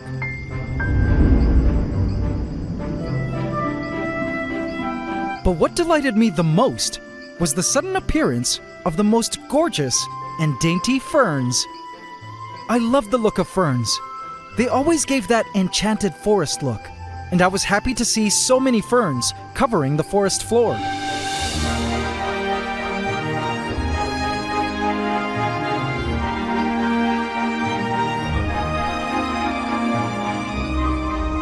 But my plant trance was abruptly interrupted by a commotion over at the stump. Gotcha! To my surprise, Daenerys had captured something from deep within one of the caverns of the stump. A dubia cockroach. Our dragoness was also a skilled huntress. But what struck me as crazy was the size of the prey. How would she ever fit that huge roach into her mouth? I was skeptical and decided to watch how the entire scene would play out. The roach, still very much so alive, flailed its legs to grasp at the wood in attempts to escape. But Daenerys wouldn't have it. She held onto that exoskeleton with her life. She decided to carry the roach to more favorable ground.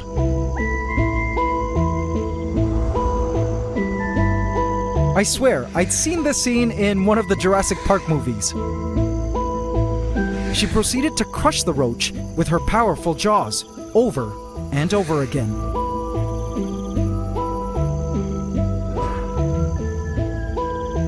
And even dropped the roach to grab it and further crush it at its more vulnerable underside. Our she-dragon knew exactly what she was doing.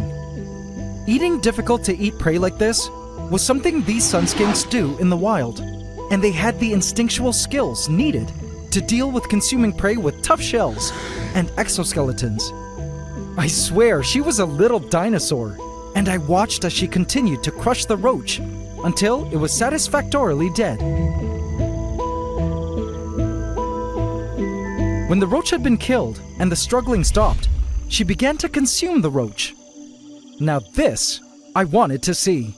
She dropped the roach, located its head, and began the swallowing process.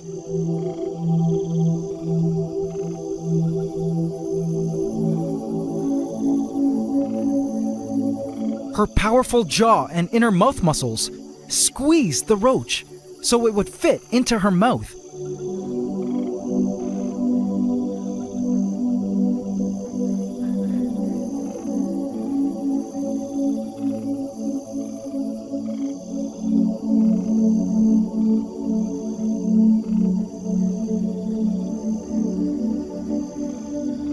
My goodness, she actually did it. I was skeptical, but she swallowed that whole roach.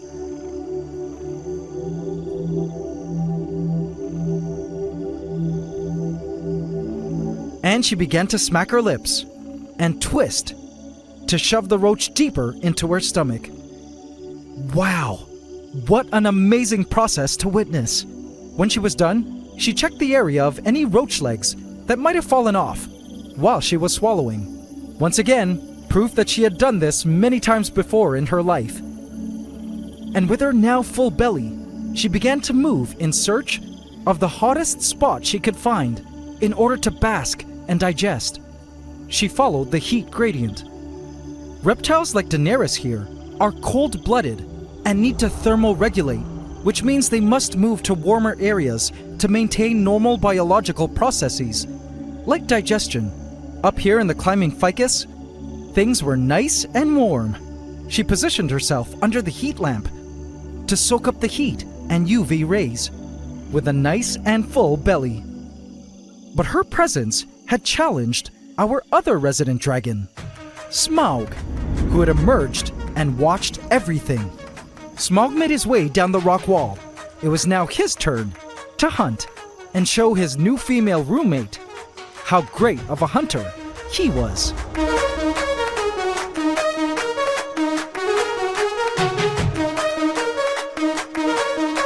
All right, I could do this.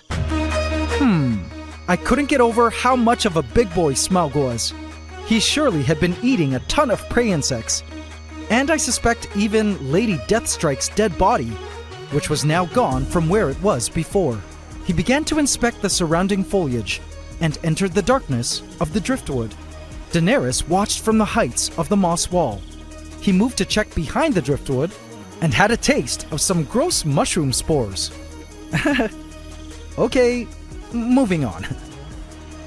He could smell prey all around, mostly roaches, hiding in secret shadowy caverns. He managed to get a mouthful of wood fibers, perhaps from striking at prey and missing. Gross. He eventually made his way closer to the moss wall, and in an instant, Daenerys dashed away and was nowhere to be seen. What a strange dragon interaction, and not what I expected at all. Night fell in the rainforest, and as always, the spiritual mists blew through the lands like the most beautiful veil of moisture. The mists were like the spirits of creatures from Pandora's past, reincarnating in the element of water to dance again in their old rainforest stomping grounds. I was spellbound by the beauty of the rainforest on this particular night.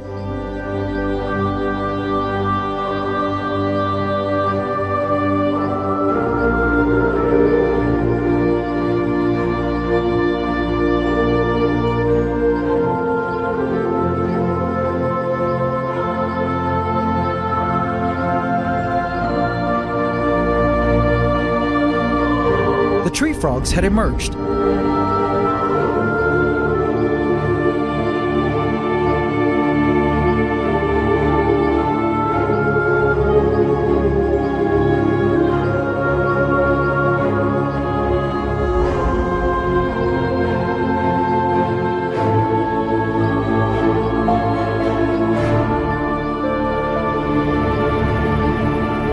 Isopods were awake, feeding on decaying material within the topsoil. I spotted a centipede, feeding on something I couldn't quite see. This was the second centipede species I've ever spotted in our rainforest, and so cool to discover. But my ultimate favorite discovery on this night was this. The termites were out again, and this time in the middle of a gigantic construction operation. Check them out. They were in the process of constructing a long highway using their poop. It was insane to see this many termites out in the open like this. They had already completed certain parts of the poop highway, which acts as a protective covering so the termites could move safely above ground to various places and feeding areas under the wood. There were two castes of termites here on site, those that were doing the work of laying out the poop bricks of the tunnel, and the soldiers who had guns on their faces to protect the busy workers, ready to squirt out an intoxicating goo at enemies like ants and spiders. This was the biggest swarm of these termites I've ever spotted in our rainforest, and it was all just amazing to me that they were unintentionally introduced into these lands by way of the stump. It meant that there was a massive queen and a king living somewhere in the soils, growing the colony bigger and bigger. You could already see the digested wood and soil they had consumed through their semi-transparent bodies. And a cool thing about termites is that they are actually related to roaches, and their colonies are comprised of both male and female workers. Unlike ants, bees, and wasps, where almost all the colony are female, their small termite mounds were gradually growing in size and connected to this new poop highway they were building. I couldn't wait to see when it was completed, but as good as seeing the termites alive and well in our rainforest was, I wasn't ready for the heartbreaking thing I discovered the next morning.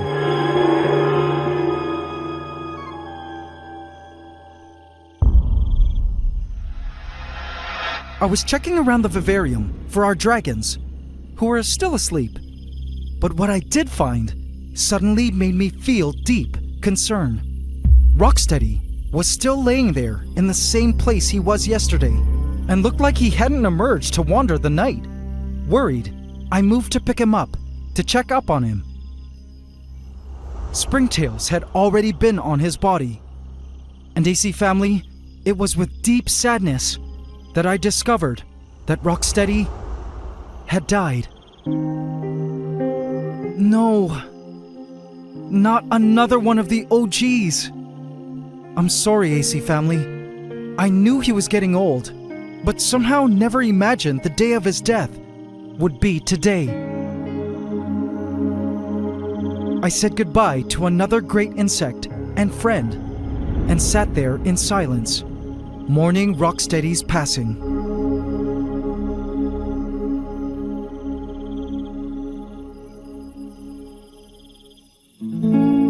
Where I live, the daily temperatures are now scorching hot. It's the driest time of the year. When rain is scarce, certain trees dry up and shrivel in an attempt to self-preserve, entering a dormant state.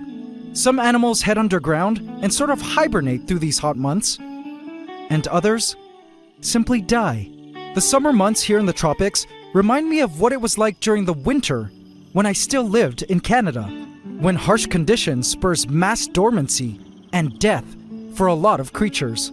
As I gazed at Rocksteady's lifeless body, as much as I knew I would miss seeing him wandering the rainforest, I knew he was somewhere in insect paradise now, reunited once again with his cricket best friend, like old times, laughing and telling jokes of life in Pandora, while gorging on an endless supply of rotting mangoes. Perhaps he had a pretty girlfriend up there too. I imagined his spirit was now part of the nightly mists bathing the lands, his forever Earth home. Pandora, being a cloud rainforest at higher elevation, is kept a few degrees cooler and gets more rain than that of the forest outside my home. But even still, the heat has had an impact on the life within the vivarium. Though some creatures were clearly thriving in these temperatures, the rainforest has otherwise become somewhat of a dormant zone now, with seemingly less biological activity than, say, January, when it was much cooler. I still had hope, though, that come rainy season several weeks from now, when temperatures start to cool down again due to constant rains, the animals would once again come to thrive, and new baby insects would emerge from eggs to greet the favorable weather. Admittedly, aside from a few nomants and chromatoblasters here and there, it was so weird to see such low ant activity in Pandora, with the once dominant Terra Raiders now nowhere to be seen. I had hoped they would emerge someday soon, so I could just write their disappearance off as the ants just waiting out the heat and not falling victim to mites. We'll have to see. Same goes for other ants that disappeared, like the giant trapjaw queen that was released here since the Gaia event, when I first populated this rainforest with creatures. I hope to still see some giant trapjaws foraging the forest floor. Perhaps come rainy season, I'll have to schedule a second Gaia event.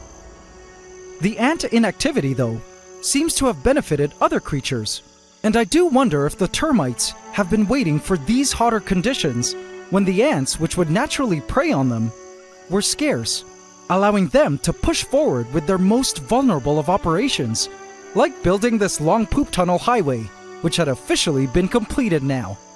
Nature has a funny way of ensuring all her creatures have a chance to thrive. As for our dragons, the two lizards surprisingly never did come face to face, and seemed to sort of stay out of each other's way. When Daenerys was basking up on the moss wall, Smaug was basking on his rock wall. When Daenerys was basking at the tree stump summit, Smaug was basking on the lower driftwood. And when Daenerys was on the lower driftwood, Smaug was right below her. They were never aggressive towards each other, but just kind of made it a point to not interact. For now, anyway. I believe their breeding season should be coming soon, now that temperatures are warmer. And apparently when Sunskink breeding season is in full effect, Smaug's head should turn a bright orange. He was already starting to show signs of oranging at his snout. But regardless of their avoidance, surprisingly together, they were a predatory force to reckon with. Their tag team as apex predators in the forest led to the sudden disappearance of the second praying mantis and the damselfly. I watched our two dragons get fatter and fatter each day. hunting non-stop. But overall, I was looking forward to them getting comfortable with each other and eventually mating to give rise to baby dragon eggs soon. Meanwhile, I was reminded this week of the quote I once read. Life is a continuous journey, each season a unique part of the story. When I was still living in Canada, it used to depress me to see all the creatures dying out and hibernating away by fall in preparation for the harsh winter snows. But I eventually realized that the process of how life deals with the seasons is actually quite amazing. Whether it be in the tropics or in temperate regions, all life has evolved solutions to deal with adversity. Some creatures time their breeding cycles to ensure the tough eggs are laid to endure the coldest winters or the hottest summers. Hibernating ants develop an antifreeze in their blood to keep their blood from crystallizing during the winter.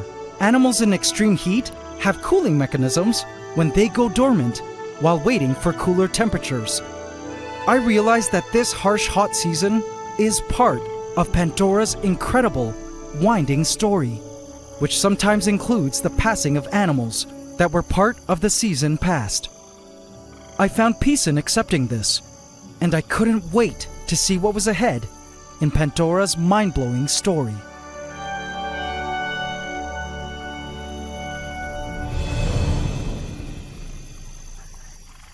But no story is complete without its set of unexpected turn of events. And what I stumbled upon as I was checking the back of the rock wall was a plot twist I didn't have on my bingo card. In the night, a peculiar set of legs caught my eye.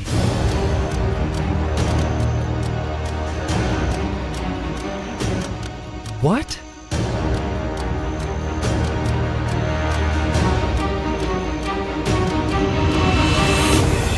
No way! But how was this possible? Vote in my community tab to affect this story. This is Pandora, my 1,000-gallon cloud rainforest vivarium, a tropical ecosystem within glass. Its purpose is to observe and study the workings of a wild ecosystem, all the biological changes in creatures, landscape, and story over time. We've seen animals rise to dominance in the food chain and eventually fall away. This here, for instance, was the body of Lady Deathstrike, a fallen giant huntsman spider who birthed 2 massive egg sacs full of baby huntsman spiders, who now frolic Pandora, and her sudden death saddened all of us who followed her incredible life story. But no story is complete without its set of unexpected turn of events. And what I stumbled upon as I was checking the back of the rock wall was a plot twist I didn't have on my bingo card. In the night, a peculiar set of legs caught my eye.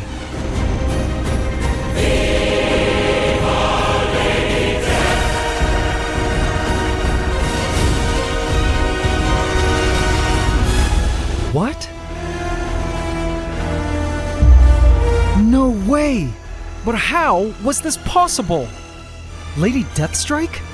What in the Mandela effect is going on? She had died, and we all mourned her passing. Well, turns out, uncovering the truth of the mystery of this resurrected huntsman spider was a story that would blow my mind forever. Viva Lady Death! Strike! Please subscribe to my channel and hit the bell icon. Welcome to the AC fam. Enjoy. Wait, how was this possible? I had to backtrack and cover all possible explanations as to how this giant huntsman, our Lady Deathstrike, was alive. Or was this even Lady Deathstrike? I'll tell you what I think happened here, as well as address what some of your theories were. But first, let's go over the history real quick. Lady Deathstrike was an adult huntsman spider, whom I mated with a male huntsman, who later birthed an egg sac that she protected for several weeks until it hatched. Then I released her babies first, then eventually allowed her to come out on her own. Then, that day, I discovered the whole open door disaster, where I left the door of my aunt room open and my dog came in and opened the doors, which were only held together at the time by magnets. And in a panic, I had to take total inventory of the animals within the vivarium. Luckily, only one frog, Kermit, got out and actually showed up to be let in, while Lady Deathstrike was nowhere to be found for days, which to me meant she was in my home. Then, by some miracle, I found her one morning, caught her, and placed her back into the vivarium, where she went on to lay another egg sac, and then eventually die. Or did she? After the Great Escape episode, some of you began posting your crazy theories. It's gonna be crazy if Lady Deathstrike never left the vivarium, and he just found a random huntsman spider in his house that happened to be pregnant. There were a flood of comments like this, suggesting that the real Lady Deathstrike had been hiding somewhere in Pandora the whole time, and the one that died was simply some other random pregnant adult huntsman from my home. But I dismissed these theories because I knew deep inside that the spider I had caught was the Lady Deathstrike, because huntsman spiders are not so common in my home. I usually spot them about once a year in my place, if ever. So odds were the huntsman I had caught was an escaped Lady Deathstrike, and she eventually died after giving birth to her second egg sac. Or did she? I watched as she feasted on a roach she had caught over the waters. She looked good, healthy, and unbothered. I couldn't help but imagine for a second that the AC family theories were actually correct, and that this was the real Lady Deathstrike. But guys, as crazy of a story as that is, I'm inclined to still say no. This is not our Lady Deathstrike, as much as I wish it was. There was still one other possibility as to who this mysterious huntsman spider was. And I'll tell you whom I think it is in a second. But I want you guys to give me your opinions as to the identity of this huntsman. Is this Lady Deathstrike or someone else? I'll give you some time to leave your guesses in the comments, because when I actually discovered the truth about this spider's identity later in this video, it was definitely a plot twist I didn't see coming.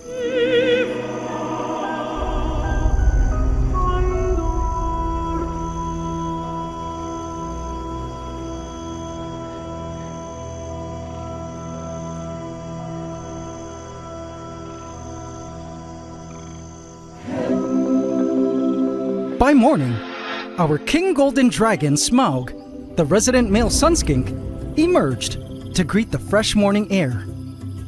He stepped out of his shadowy den with pride and great handsomeness. But there was just one problem about this day. He was no longer free to enjoy his kingdom, which he now had to get used to sharing, for a new queen was currently basking in his favorite rock throne. Under the sunning lamps, enjoying the heat, was Daenerys, the new sunskink female, who was just introduced into Pandora. Daenerys loved basking in this new sunning spot up on the rock wall. It had a great view, a refreshing mist from the waterfall, and was directly under the UV and heat lamps, both of which these sunskinks need to be healthy. Daenerys had tried basking in every other place in the rainforest, but this was by far the best. She looked down at Smaug, who refused to join her. Daenerys, unfazed, suddenly turned around so she could reposition herself to expose the other side of her body to the UV and the lower half to the heat. She was really loving this throne and settling in nicely into Pandora. When she was properly heated up, she descended down into the lowlands to begin her daily hunt.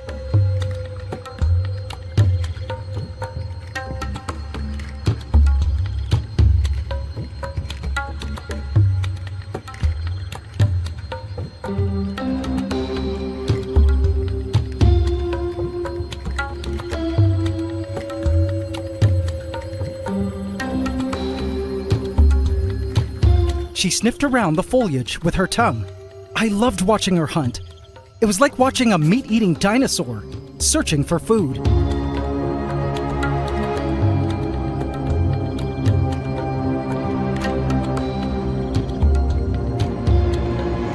As she got to the driftwood, Smaug was gone.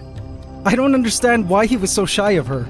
Regardless, she continued on with her search for food, which she could smell was all around. It was just a matter of locating where the insects were hiding. She inspected under the leaf litter and searched every possible shadowy place, pit, nook, and cranny. She eventually climbed the driftwood and paused for a moment to take a break. Smaug was back hanging out on his platform as Daenerys moved on into the thick moss to continue on with her search for prey. I hoped these two lizards would come face to face soon. And little did I know, these two lizards would soon surprise me. Now, as thorough as Daenerys was, when hunting, there were several ways in which Mother Nature had given certain prey creatures the skills to evade such predators and survive in a rainforest full of predators wanting to eat them. A movement in the soil caught my eye, in an area that Daenerys had previously snooped around. Do you see it? It's something that would have made a tasty morsel for a sunskink had it been discovered, but thankfully, the creature had the perfect disguise. I spotted a long wormy head poke out and drag a peculiar flat piece with it. That was when I knew exactly what it was. A bagworm used its great strength to pull its huge home, made from debris it had collected from the forest floor along with it. With this flat home, the bagworm could be safely protected from ants and other predators that might make a meal out of it. It must have hatched from an egg and grew up in Pandora, completely under my radar, which is crazy because it blows my mind that I'm still discovering new and random creatures in Pandora several months in. This is the larval stage of a species of moth, but while it's still a caterpillar, it crawls around looking for food, namely plant matter, and sticks debris together using silk to form its protective home as it grows. It looks like this bagworm has collected quite an interesting array of specks and grains of randomness that creates such an attractive artwork piece, wouldn't you say? This bagworm is an artiste and also a skilled architect, because look, as soon as it sensed my camera, it shot inside and emerged through a secret back door and began to move in the opposite direction. How cool! I wondered if any of the constituents of the home were organic, and if so, what it did to ensure it didn't mold or attract detritivores who might want to feed on it. If I were to guess, much of this bagworm's home was made from pieces of exoskeleton, from dead insects, tiny bits of sand, bark, and dirt. But that's just my guess. How about you guys? For those prey insects that lacked such ingenious building skills as the bagworm, nature had equipped them with strong armored bodies to protect them from predation. Like this snail. I watched it slide along the forest floor, worry-free. I don't think the sunskinks bother them, due to their shells. I also spotted this random beetle. Not sure of its species, but it's my first time to see it. Beetles with their tough shells are often ignored by predators due to their indigestibility. Rocksteady, our resident rhino beetle, who recently reached the end of his life, was completely left alone by predators when he was alive. I missed him so much. But don't worry, AC family, I have a plan for an upcoming episode. So stay tuned and make sure you're subscribed. But for the soft-bodied insects, there were actually many places in the rainforest that were supreme hiding spots that, once found, offered a perfect refuge from the predators. Behind the moss wall was a roach, but not just any roach. This giant was an OG, introduced into the rainforest since the first Gaia event when I populated the lands with creatures. It's a Madagascar hissing cockroach, which has to this day managed to evade predation and my camera by spending most of its time behind the moss wall, only emerging into the open at night to feed. Below some dried moss, I spotted another roach, a lat roach, in deep rest. It also was safe from predators here and would be emerging in the night to look for food. I also spotted another lat roach that had just shed its skin and was safe tanning in its darkened burrow below ground. But speaking of molting, this perfectly segues into another theory some of you guys proposed regarding our mysterious huntsman. Plot twist of plot twists. that was just Lady Deathstrike's shed the whole time. The fact that her body disappeared sometime afterwards could have supported this theory. But as cool as that theory is, I'm afraid it is not true. When a huntsman sheds its skin, the exoskeleton left behind is translucent and whitish. There was no such empty skeleton anywhere. Sadly, the dead huntsman we found was indeed dead, and I believe one of our dragons ate her remains. There was still another possibility, and I would soon find an important clue that would help point me to the truth about the mystery huntsman spider later that night. But guys, there's something new about Pandora that I have to talk about. The rainforest that used to smell like fresh plants and humidity now stinks. Behold, the official bathroom of the Sun Skinks. Our golden dragons have chosen this rock shelf over the pond as their official toilet. And the lizards have decided to leave their huge piles of dung all over the place here. Some creatures, like this millipede, feast on their poop, and some of the poop actually ends up rolling onto the moss floor, where it gets eaten up by the abundance of soil creatures, like springtails and mites. Now guys, check out how beautiful this cycling of nutrients is. The little edible bits from the lizard poop get eaten up by the soil creatures, who then themselves poop, which happens to be extremely nutrient-rich for the plants of the forest floor. Along with the earthworm casts that create even more fertilizer for the plants, the rainforest's plant life has been thriving. Now all you plant lovers, let's nerd out together now, shall we? Here are some of my favorite ground cover plants. Check out this pink syngonium, our lemon lime philodendron, and golden pothos. The plants are totally loving all the nutrient-rich soils resulting from the Pandoran creatures pooping in it. But the cycle of nutrients don't end there. There's more.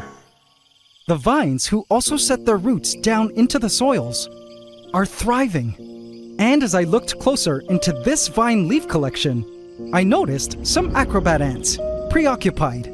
These are the chromatoblasters. And this chromatoblaster was searching for something. It was looking for an ant cow that was ready to be milked. These healthy vine leaves were actually green pastures for the ants' cattle, the mealybugs, who were feeding from the plant's nutritious sap. This ant had found a mealybug that was ready to be milked. It strokes the mealybug, which causes the mealybug to poop out a sweet byproduct called honeydew, which is a valuable food source for the ants. It's just amazing to me how nutrients travel from lizard to soil creatures, to the plants, to the mealybugs, and to the ants. And this is only one nutrient pathway.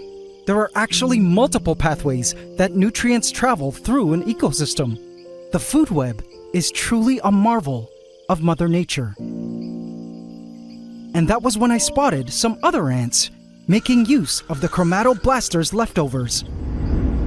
Members of the Dark Horde, invasive black crazy ants, were also busy harvesting any drops of honeydew they could find from the surfaces of plants that were squirted out by the mealybugs.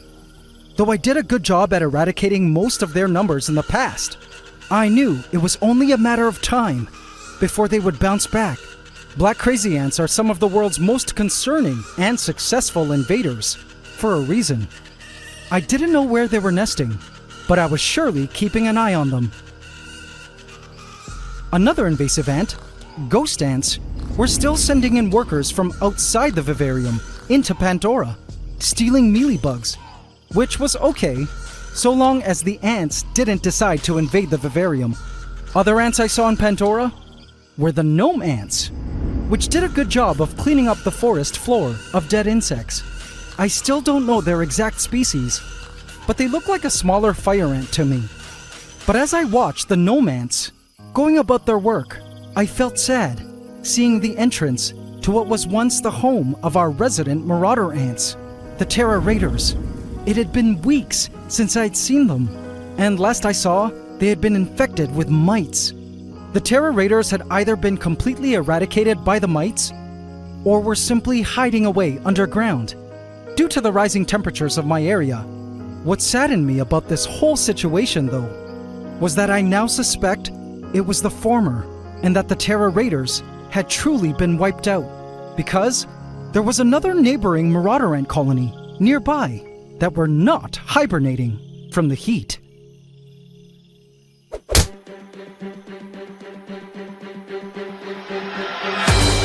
The Leviathans, my massive marauder ant colony, on their sea dragon ant farm, were out in full force, collecting their daily superworms. Majors and even super majors were on site, ready to battle any outside creature that might decide to steal their booty. The chopped up superworms, still capable of movement, tried to crawl away to no avail.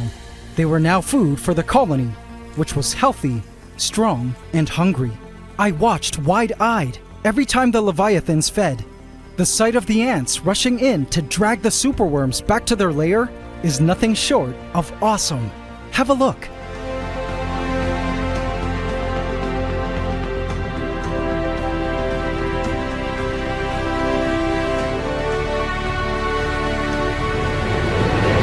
This footage is not time-lapsed. This is in real time.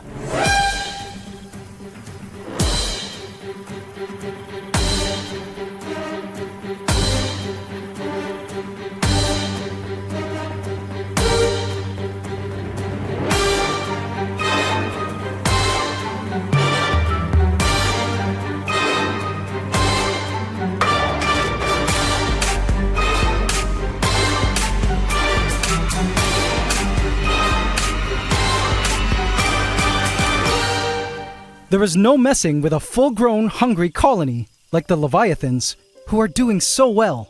But as you can see, these marauders haven't decided to hibernate, despite temperatures soaring, which makes me think our Terra Raiders might actually be gone for good. Inside, I hope not, but we would just have to see come the start of rainy season next month, when temperatures cool off a bit where I live. Meanwhile, I've scheduled a cooling event this week, and temperatures are much cooler now in Pandora than they are outside my home. Let's hope the Terra Raiders bounce back.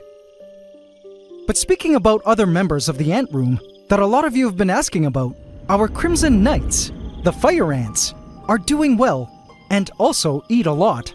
They of course love the heat. I'm hoping they don't have a nuptial flight in my ant room this year, as that would be really bad. And I don't have a plan for containing them. I also have another great update. Sugar, my rescued sugar glider, with his little nub of a foot, was awaiting his superworm treat, which I give him every evening. He munched on it happily like candy.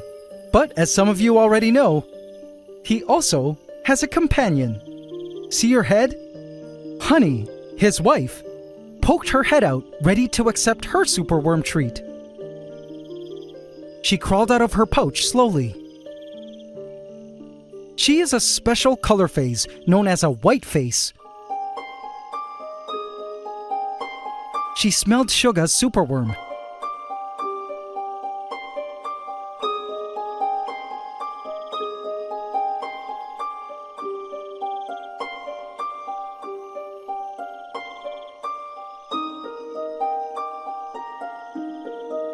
Then happily took hers. Now these two marsupials have been trying to have a family for the longest time. And AC family, I have the coolest update on their status. Let me give Honey another superworm and grab their pouch.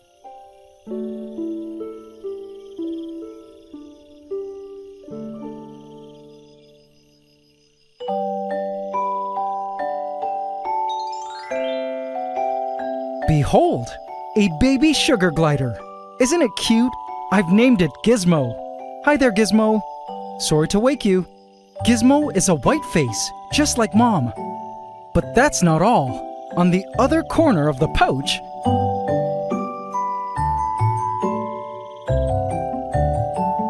is another little rascal, also a white face. I call him Ewok. Coochie coochie coo. Now these sugar gliders are very interesting marsupials, which means like kangaroos and koalas, babies are born as little naked pink gummy bear type thingies, which crawl into the mom's pouch, which you can see is that gaping hole, and develop further in there until they eventually emerge from the pouch. The babies have emerged and can no longer fit inside the pouch, but they still feed from their mom's milk, from her nipples which are inside the pouch. But soon Gizmo and Ewok will be out feeding on what their parents eat, which by the way is not an easy diet to prepare in captivity. So if you get a sugar glider, make sure to do your research, as they are not the ideal pet for everyone and are a 15-year commitment. But as I watched the sugar gliders crawl back into their pouch to sleep some more before their nightly emergence, I was grateful that the gliders had finally achieved their family goals.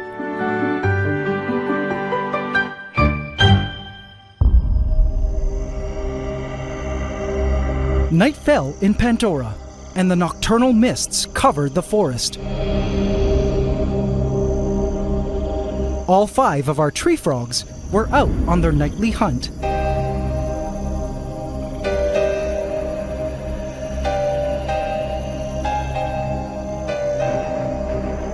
On this night, there seemed to be an abundance of roaches on the prowl, particularly the lat roaches. They were out to play and search for edibles in the forest. This roach munched on some decaying vine. Others wandered deep into tunnels within the moss. Also present were the various isopods, which to me looked like alien specters, foraging for decaying material to munch on. These terrestrial crustaceans, as well as the roaches, were important for our ecosystem, as they helped break down vegetable and decaying matter to release those nutrients our plants love into the soils. But also behind the moss wall, our mystery huntsman had emerged once again, and it was then that I made a very interesting discovery. Skin. Our mystery huntsman had shed her skin, so this was an important clue regarding her identity. Let me explain. During the initial Gaia event, I also added in a tiny huntsman spider, whom I would see every now and then, and last I saw, she was this big.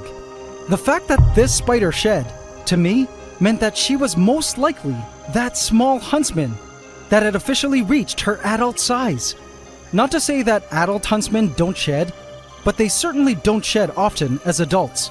Also, looking at her size, she was just slightly smaller than our Lady Deathstrike. So, in conclusion, this mystery huntsman was not Lady Deathstrike resurrected, but rather the young huntsman we placed into Pandora months ago, who is now an adult. Mystery solved. Or so I thought. The next day, I looked into Aqua Noctis, our blackwater pond. It was still nicely tinted, with nutritious tannins, and full of fish.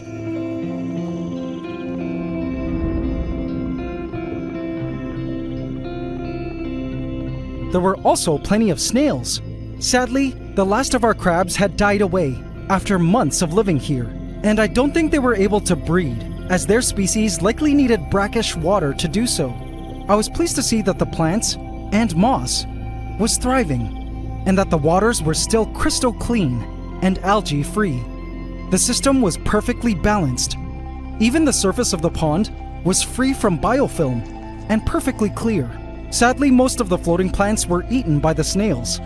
Now, I was concerned that the guppies were constantly having to inbreed, and that soon we'd be seeing some deformities due to the limited gene pool.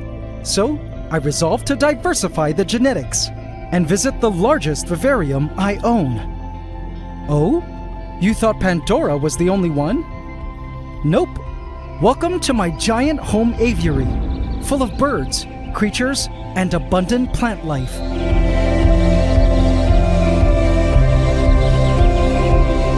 At the center, I have a neat waterfall and pond, and within it live some snails and guppies. I scooped them up. I also collected some floating plants.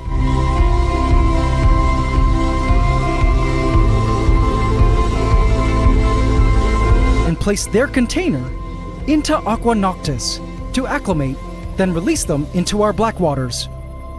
So satisfying seeing them explore their new home. With these new genes, The deformities and inbreeding should not be a problem for the next few months. I watched as the guppies began to feast, like a school of piranhas, on a newly shed roach that must have slipped into the pond. Now that the system has been stable, I've been trying to think of other creatures to add to Aqua Noctis. Any suggestions, guys? In terms of the floating plants, to keep them away from the snails, I decided to plant them up high on the rock wall, where they could still benefit from filtering the water of nitrates. They looked pretty there, wouldn't you say? And looking up, I spotted something that truly warmed my heart. At first I thought it was one sunskink, but eventually realized I was looking at two heads at the basking site. Both our sunskinks were basking now at the same place. At first I thought Smaug was hogging the heat lamp, all to himself, and Daenerys was totally scared. But as the lizards began to move, the interaction surprised me. Smaug puffed up, asserting his dominance. Daenerys responded with submissive body language. And then to my surprise, instead of aggression, Smaug moved aside, signaling to Daenerys that it was her turn to bask on the hot side, while Smaug situated beneath the UV lamp side. Aw, how cute! Our sunskinks were officially a pair. I was happy to see our dragons getting along well. It seemed the rainforest as a whole is still on its signature winding journey of change. And though some of these changes are sad to us human observers, for Mother Nature, it's all part of her process, which I believe is inherently good. The rainforest as a whole is still thriving, and I mean, look at it, with lush plant life and new life springing forth from the soils, revealing more and more of the forest's secrets at every turn. There was still so much to look forward to in Pandora, like whether or not this mantis egg sac will hatch, or whether the Terra Raiders will make a return come rainy season, hopefully before the Dark Horde does. I've been thinking of scheduling another Gaia event come rainy season, this time with certain rainforest creatures that I had in mind that were still missing from our ecosystem, as well as throwing in some queen ants I managed to find during the nuptial flight season coming up. And as for our mystery huntsman spider, no longer a mystery. As I closed the side door to the vivarium, I noticed the huntsman spider hiding in the talangia. She was so pretty. I felt she made a worthy replacement of our late Lady Deathstrike. Whoa, whoa, whoa, whoa. Wait. What is that? No way!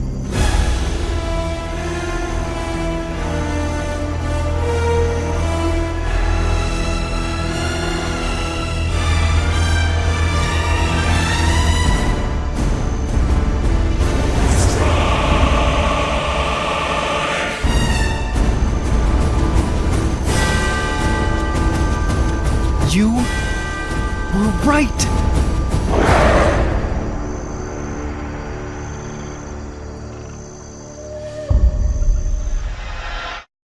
This is Pandora, my 1,000-gallon cloud rainforest vivarium, a tropical ecosystem within glass. Its purpose is to observe and study the workings of a wild ecosystem, particularly that of a lush and humid montane jungle, documenting its epic stories along the way.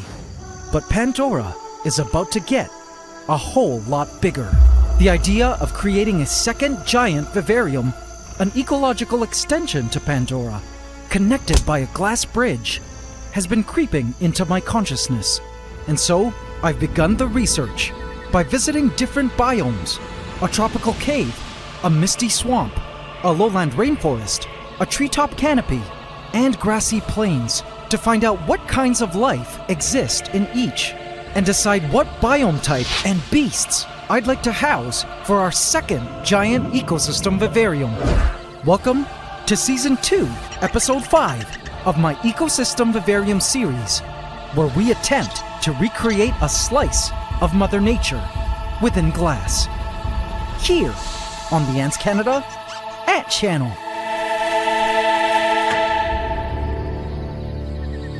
Please subscribe to my channel and hit the bell icon. Welcome to the AC fam. Enjoy. I began my search for our next vivarium by flying to the tropical Southeast Asian island of Borneo. Of all the natural spaces I've ever visited in the world, Borneo has by far proven to be one of the most biodiverse and mind-blowing, as you too are about to discover. Now, when most people think of tropical rainforests, the Amazon basin or the African Congo are usually the first to come to mind. But few people know that the Bornean rainforest is over twice as old as the Amazon and over 150 million years older than the Congo. As one of the world's last great bastions of biodiversity, with over 400 square meters of rainforest divided between Indonesia, Malaysia, and Brunei, on the third largest island on the planet, the number of unique species of plants, trees, mammals, reptiles, insects, and birds in Borneo is immense. And it was here where I decided to begin my study for our next ecosystem vivarium. After flying over acres of cloud rainforest, much like our Pandora, we landed in Sandakan, Malaysia to enter the famous Gomantong Caves and check out all the crazy things I spotted. The moment I entered the cave entrance, all I could smell was the sharp stench of ammonia. The swiftlets, which were flying all around above, were pooping onto the floor, which was rotting, and the smell made me dizzy. In this cave, swiftlets, a type of bird, were creating their signature saliva nests, the main constituent in bird's nest soup, which, as I learned from our guide, was now illegal to collect in this cave due to its negative impact to the swiftlet populations. Anyway, see all those little droplets falling from above? That's swiftlet poop. And as it rots on the cave floor, it turns black, forming this guano, which happens to be super rich in nutrients. I also spotted a little shallow stream with tiny land crabs and a giant millipede. On the cave walls, I spotted this huge 5-inch centipede that apparently preyed on swiftlet babies. Up high at this skylight opening, an orangutan was on the move. We'd be going up there soon. Of course, there were also a ton of sleeping bats everywhere. As I looked closer at the swiftlet guano, I could see tons of roaches eating up the edibles from the guano. And in fact, in these caves, roaches were rampant. They were literally everywhere. It blew my mind how roach-infested the caves were. I learned pretty quickly not to grab the wooden handrails in the dark. It made me realize how important roaches were in this particular cave ecosystem. Now, AC family, brace yourselves, because what I spotted next broke my heart. A baby swiftlet had just fallen from a nest above. It struggled to move in the guano. Sadly, according to the guide, as much as every part of me wanted to help it, the best course of action was to not interfere with nature and leave it be, as this baby bird would become essential food for predatory animals. It was a stark reminder that not all aspects of nature are beautiful and heartwarming. It sometimes can be harsh. But walking through Gomantong gave me a pretty good idea of how I might want to design and build a cave ecosystem vivarium if we ever went that route. The cave environment was cooler, super humid, with some water trickling around everywhere, a ton of insects and predators, and not too many plants. If we were to create a cave ecosystem vivarium, I would want it to have 1 or 2 skylights to allow sunlight to enter the habitat, lots of cool rock formations, stalactites, stalagmites, possibly even limestone or crystal formations, even a water feature of some sort, but nothing too crazy. If we were to add plants, they would probably have to be at the cave openings, if ever. But for me, the true beauty of caves is the hardscape, i.e. the formations of the rocks, and all the neat spaces and niches the animals living in the cave could occupy. I imagine the incredible cave ambiance possibilities in my mind. Can you guys imagine a cave ecosystem within a massive tank? In terms of creatures, we could house some pretty neat animals. Crabs, giant centipedes, cave-dwelling newts, and toads would work. I know a handful of ant species that would also love a cave environment. I would also love to find a whip spider, famous cave-dwelling arachnids. There are other bioluminescent creatures that inhabit caves, but realistically, I don't know where to source them. But wouldn't that be neat to see these? Now let's talk mammals. I feel a cave would make an excellent natural habitat for mice. Now about bats. Obviously, a vivarium enclosed by glass is not enough space for bats. But there are bats in my area. A ton of them, in fact. I see them swarming above my pool every dusk as they hunt for insects. I wonder if there was a way to connect a cave vivarium to the outside of my home through a window and somehow get the bats to come into our cave to sleep during the day. Wouldn't that just be epic? Just daydreaming out loud now. Anyway, what I did like about the cave concept was that it could also provide a refugium for prey insects. What's a refugium? Well, it's like an area that animals could seek refuge, hide away, and/or breed, protected from unfavorable conditions or from predators. A cave with an abundance of secret crevices and tunnels would be a perfect refugium for prey animals, like roaches and crickets, that could hide from predators and keep proliferating in a cooler space. Because guys, before we continue on, there's a serious issue I need to address about Pandora.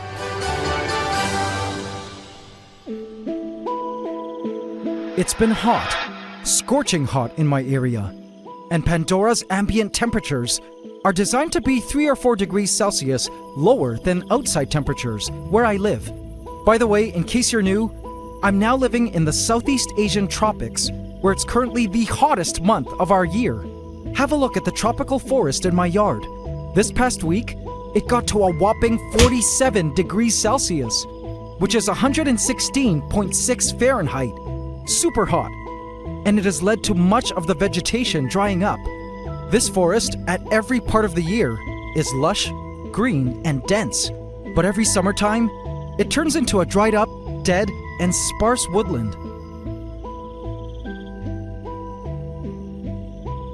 This here is usually a trickling creek, but now it's a dried up pathway of clay. Even the bamboo has shed its leaves to self-preserve amidst the heat. In the same way that winter is the dead season in temperate regions, where I'm from, the summers are the most unfavorable time for life. It hadn't rained in my area for what has seemed like months now, but I knew the rainy season was just a few weeks away, and with it would come cooler temperatures again in the ant room. The ant room is actually equipped with climate control, and I could very easily set the ant room to be at any stable temperature I want. But I haven't been doing this, because this would be just me affecting the ecosystem in a way that didn't follow the natural flow of the seasons. And I wanted to see how the seasons affected things.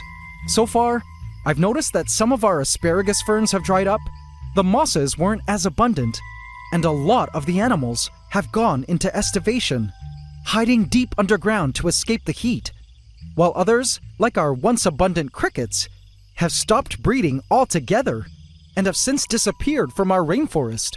This was a concern because a lot of our predators depended on the continuous swarms of crickets for food. And so, as a temporary solution to the heat, I decided to add a new generation of crickets.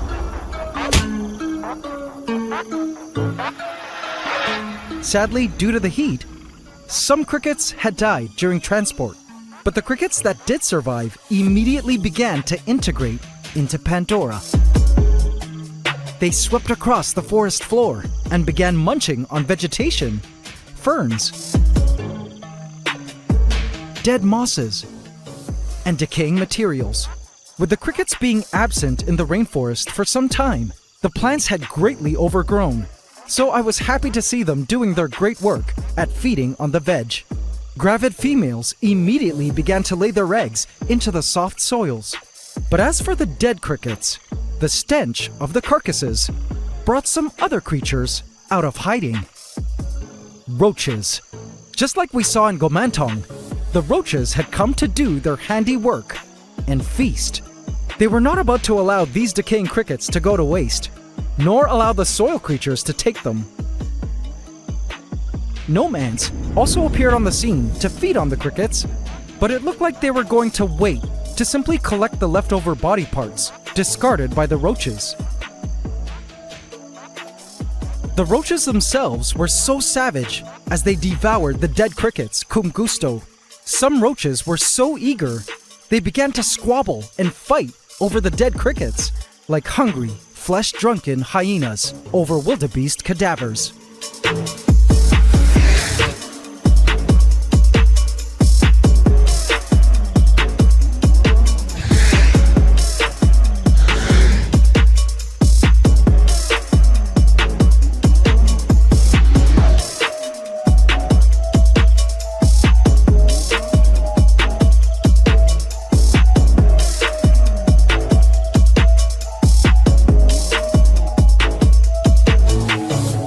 What a sight to behold! In the night, the female crickets continued to lay their eggs into the soft, fertile soils of Pandora. I was happy to know this ensured a future generation of crickets to come.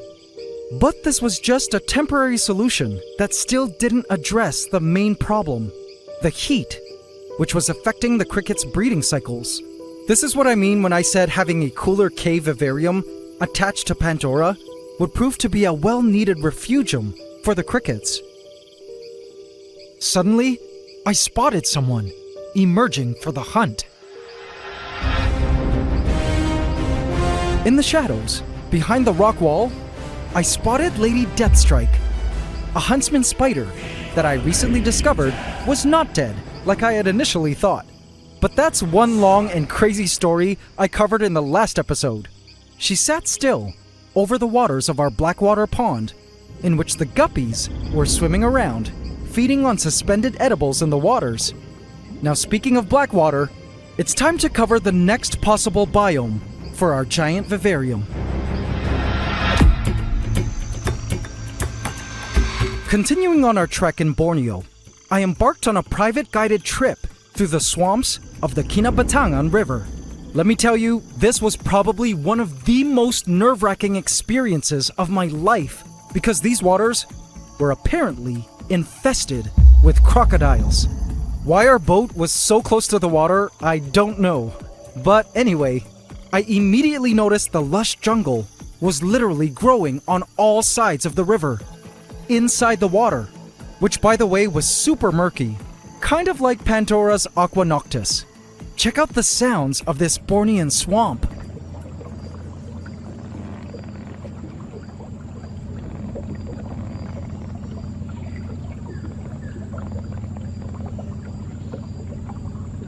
We spotted long-tailed macaque monkeys in the trees. And check out how beautiful this new morning sun looked across the waters. For a while, I almost forgot there were crocs in these waters and sat back to enjoy the swampy ambiance. Come enjoy it with me. Eventually, a huge mist covered the river, which apparently made things a bit dangerous for us. So we turned on the motor and moved on to another location. That was when we turned into an inlet, which suddenly made me feel like we were in prehistoric times. It was literally like we had entered Jurassic Park, and it was super spooky. The whole time, I made sure to look around us for crocs. We were also told that this was the elusive pygmy elephant territory, and spotting them was like spotting a unicorn. So I looked out for them as well. But suddenly, we hit a clogging of dead leaves and branches, and my heart began to race.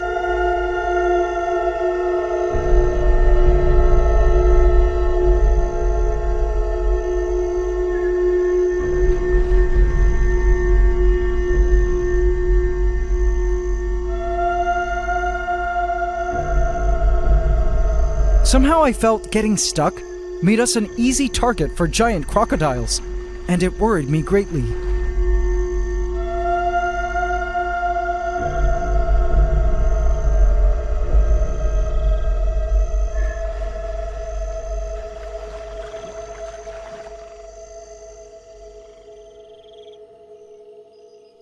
Eventually, we managed to push through the clogging and entered the most incredible inlet, where once again, there was this amazing degree of tranquility and a hybrid feeling of eerie placidity that was both calming and spooky all at once.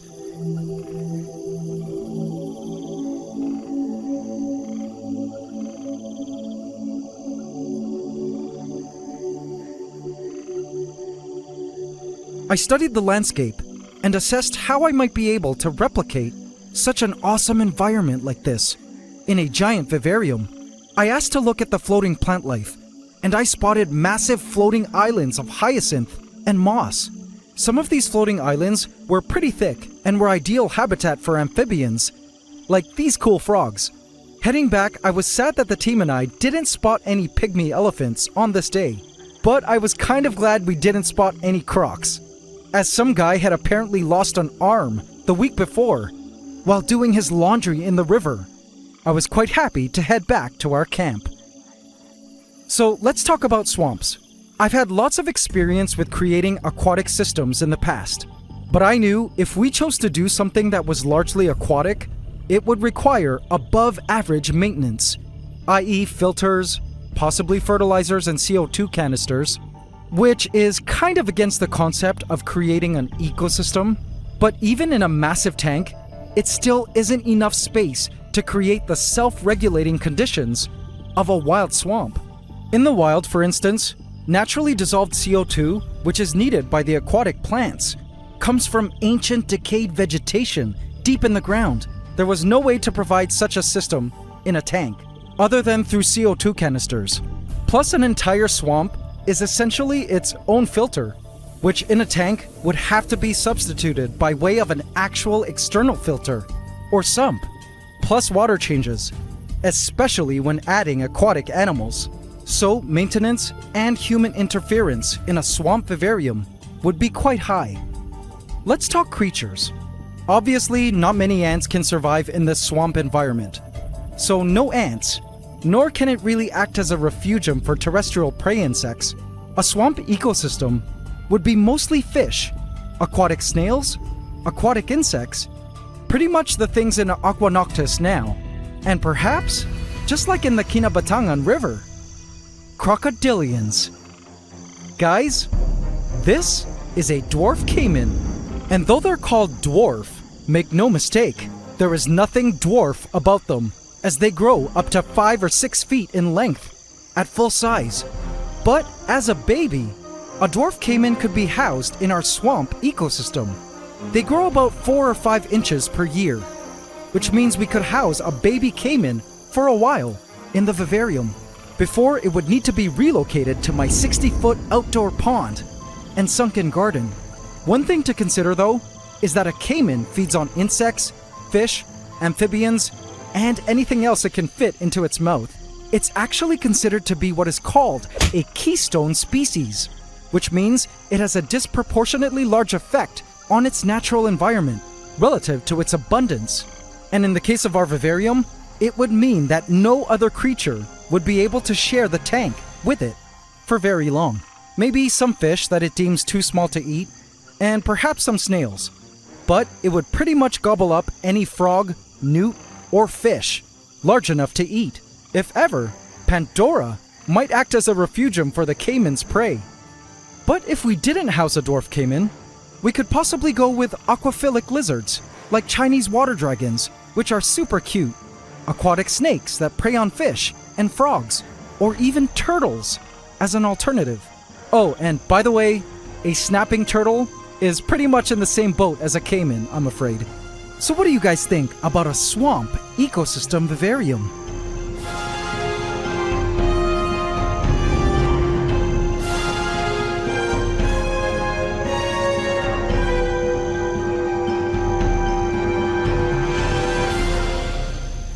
I spotted Smog and Daenerys, our 2 sunskinks basking together atop the rock wall. I watched as Smog descended into the lowlands to hunt for the new crickets that had been released into Pandora.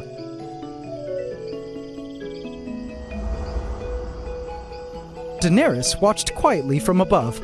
Unlike much of the other hibernating Pandoran creatures, these sunskinks loved the heat.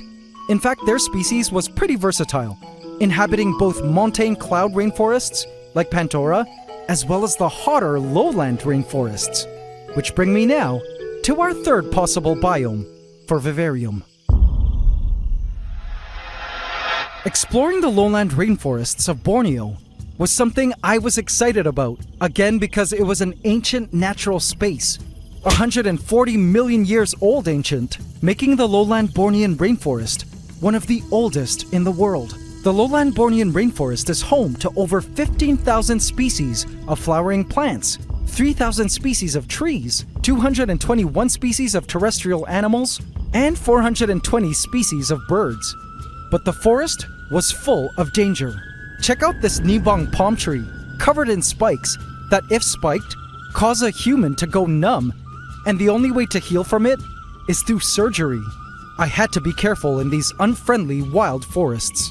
I immediately spotted sunskinks in the leaf litter. Little smogs and dens running around. The insects were mind-blowing. There were a ton of ants, including this giant forest ant. Look at how huge it was. On a tree, these cool lantern bugs were hanging out, trying to blend in. We also came across this cool trail of termites, swarming in broad daylight. At first I thought the termites were foraging for food, but as I looked closer, they were carrying little babies, which probably meant they were relocating nests, or perhaps a nomadic species of termite. I didn't know. We used a blacklight to spot a huge forest scorpion hiding in a log. In this murky pond, I spotted a mudskipper trying to hide from my camera. The forest was also full of mushrooms for days. Now this was super cool. Looking into this telescope, I spotted the entrance to a hive of stingless bees. Yup, bees that lack a stinger.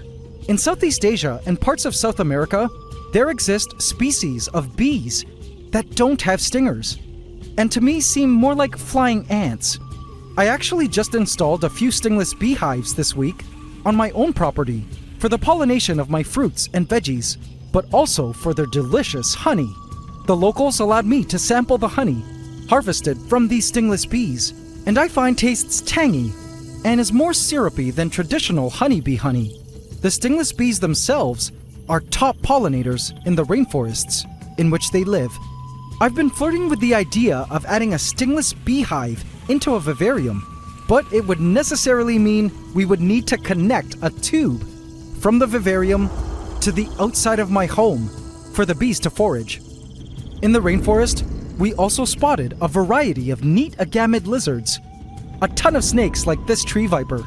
We also ran into this huge water monitor, hi buddy, and came across some very interesting mammals, like this flying lemur and this sun bear. But perhaps the most interesting encounter in the Bornean lowland rainforest were these. Orangutan. I literally froze and hid in a little corner when I spotted this fellow moving around in the branches. But our tour guide mentioned that the orangutan here don't really fear people, which was interesting. In fact, along our trail, we spotted this fellow munching nonchalantly on some fruit. I thought based on its appearance that it was a female, but apparently it was a male.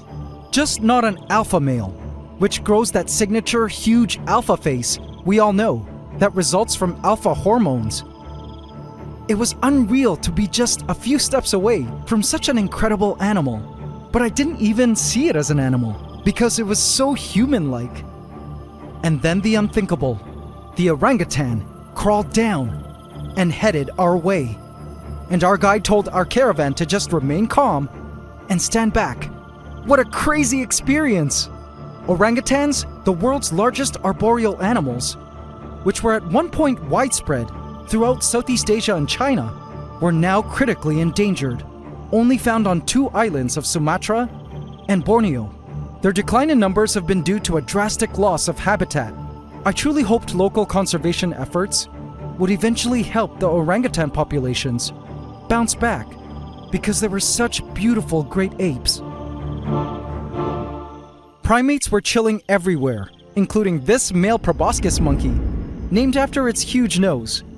Cool, right? So if we were to recreate a lowland rainforest, I think it would be essentially like a warmer and less humid Pandora, less mosses, and more plant life, and more flora and fauna that prefer warmer and drier conditions.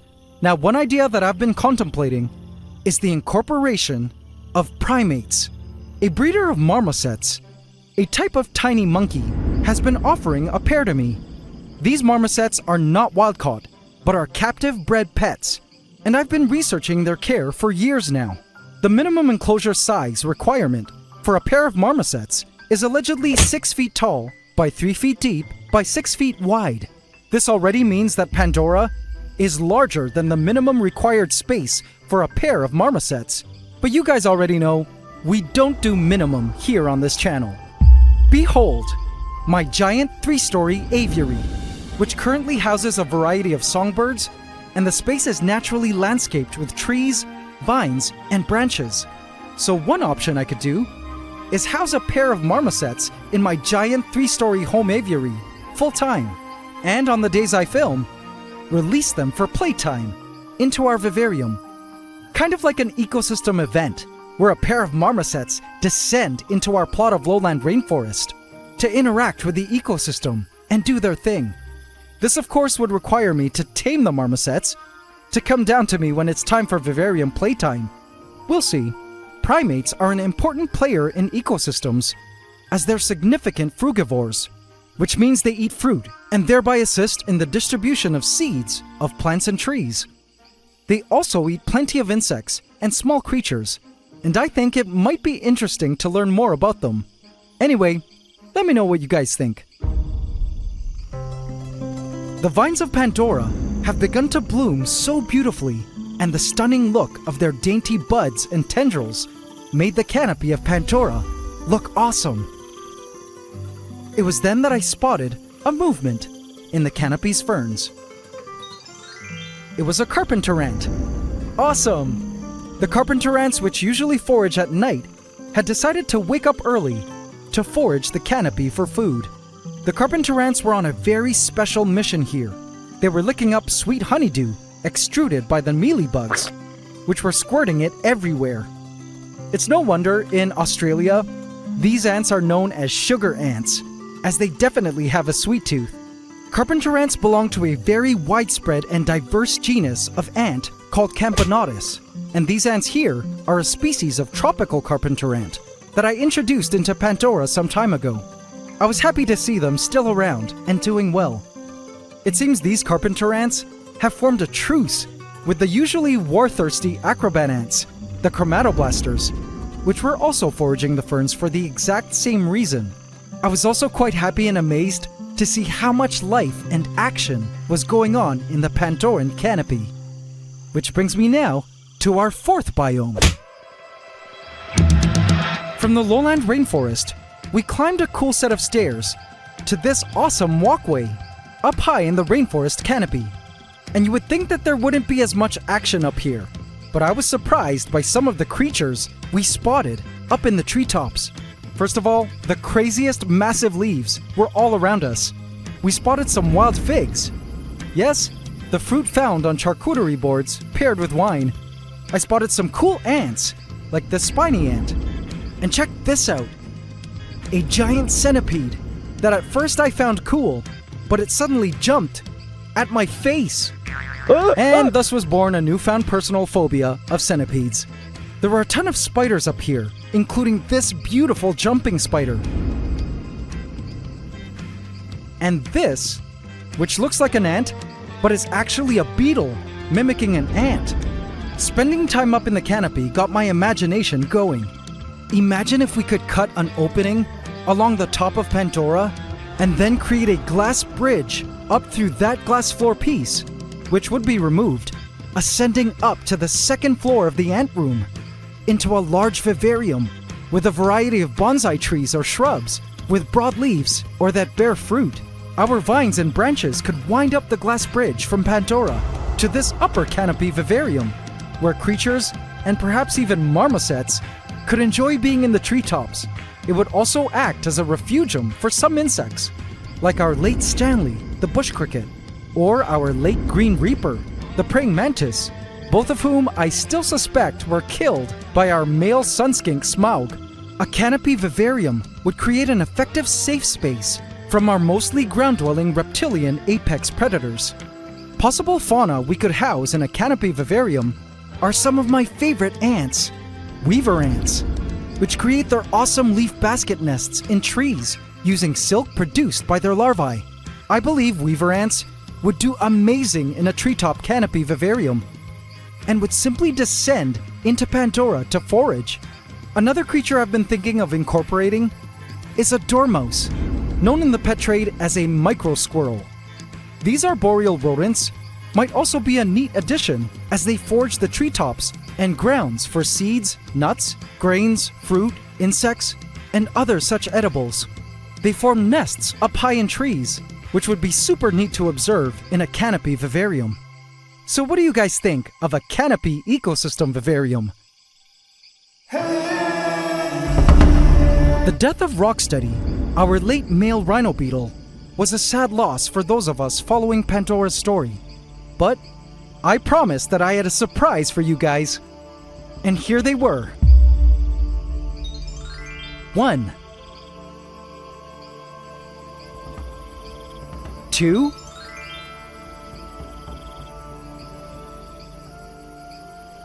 and 3. The hot season had caused an abundance of these coconut rhino beetles in my area, a different species from what Rocksteady was, with smaller horns and a more indented exoskeleton. But all 3 coconut rhino beetles that I managed to find were males. I was still in the process of looking for a female, so we could really appreciate their rhino beetle behaviors and hopefully catch the males wrestling for territory and breeding rights.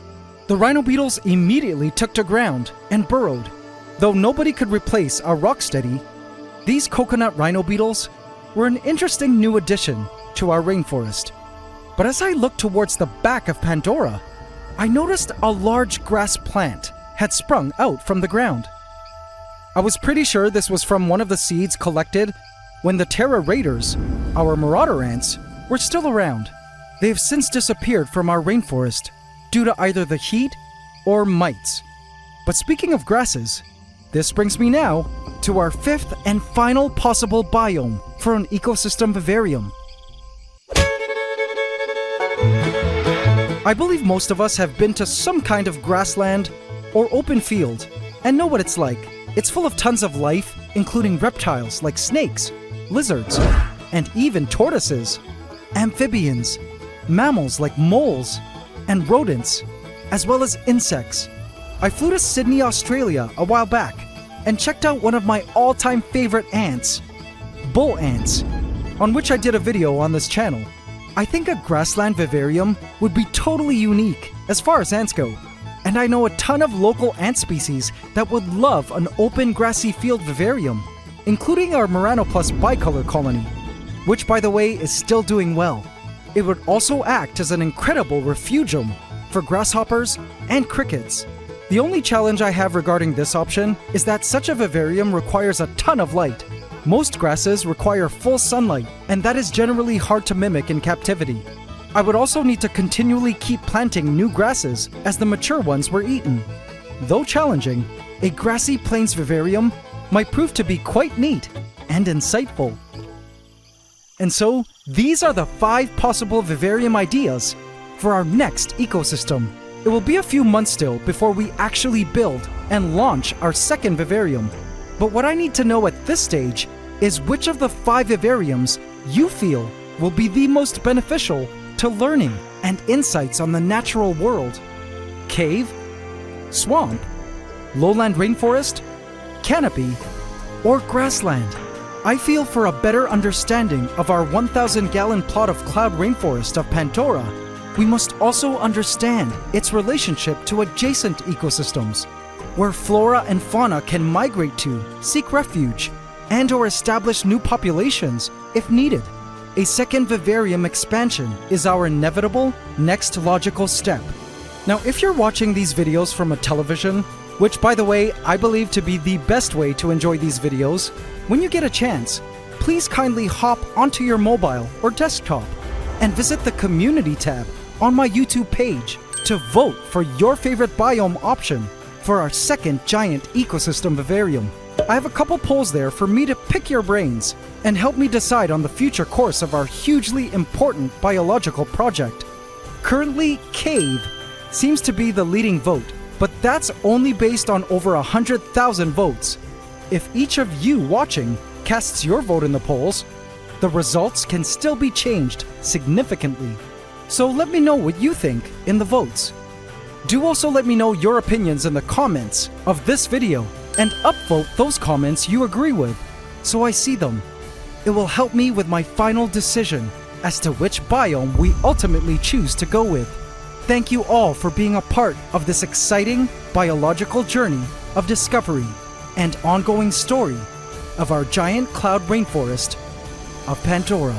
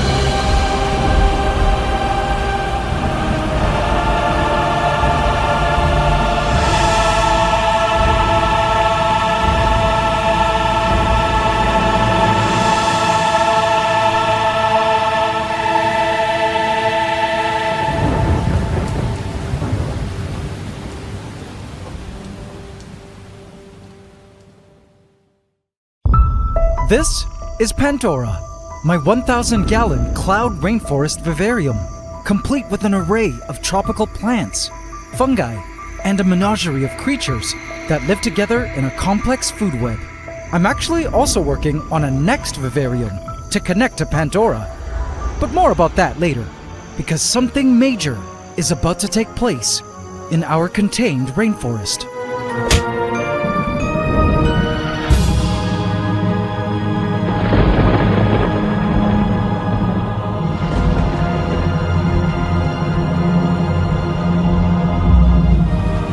The rains had come early.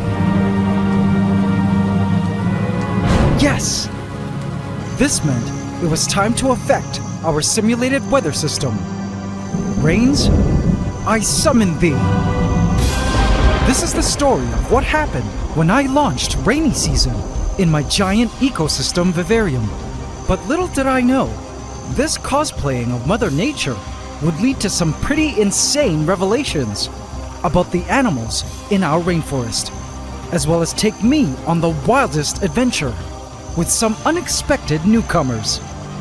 Welcome to Season 2, Episode 6 of my Ecosystem Vivarium series, here on the AntsCanada Ant Channel.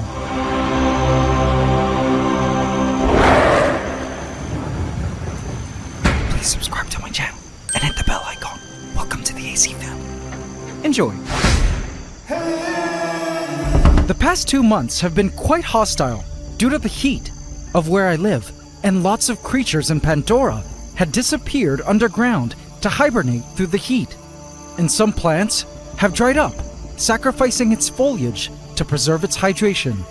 But the rains had thankfully arrived early this year, and to my sheer awe, with the cooler temperatures and moistened air, the great awakening of Mother Nature had begun. Outside my home, something incredible was taking place.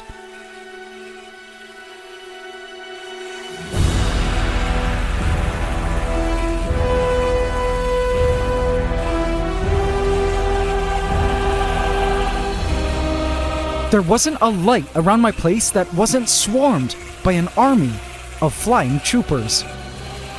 These were the future queens and kings of termites. These termite elites were waiting their whole lives to fly on this night, an annual event called a nuptial flight, in order to congregate from all across the region to meet at the lights, in hopes to find one true mate to marry and start new termite colonies with. Some queens and king termites had already begun to break off their wings and began to scramble around in search of a partner to pair up with. It's truly a remarkable event because every species of termites knows their specific night in the year to fly. And this particular wood-eating species was the first termite species to fly this year. But the termites weren't the only ones waiting for this night, for their nuptial flight festivities were also a feeding frenzy for predators who've been braving the harsh, dry summers where food was scarce. The summer fast was finally over. All geckos around my home were coming out of hiding to gorge themselves on the termite buffet. A jumping spider had gotten lucky as well. Another gecko was having a feast, picking off termites that landed on his light-colored wall, making the termites easy to spot. In the shadows of this rock pillar was a tree frog, waiting for the termites to come to it. But the most conspicuous of creatures to emerge were these cane toads. The large toads hopped all around, picking off the termites that fell to the ground. They had enormous appetites and would be eating up every single termite they would find.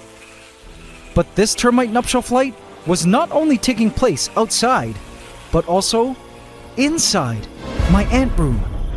Somehow, despite having all my windows closed, the termite elates still managed to make their way indoors and were now swarming around Pandora, attracted to the lights and wanting to get in. Okay, in that case, here you go, termites. Enjoy your Pandoran soils.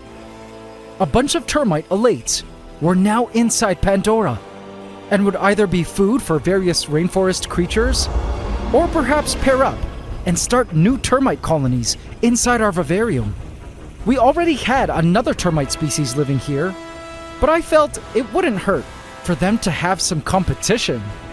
Now, some of you may be wondering why I didn't catch any toads to put into our rainforest. Well, the toads are invasive and would pretty much eat every single creature it could fit in its mouth, including all our tree frogs, our geckos, and even our sun skinks. But speaking of new additions and sun skinks, I have the craziest news that I didn't have on my bingo card regarding our resident sun skinks that absolutely blew my mind. The next morning, I spotted this.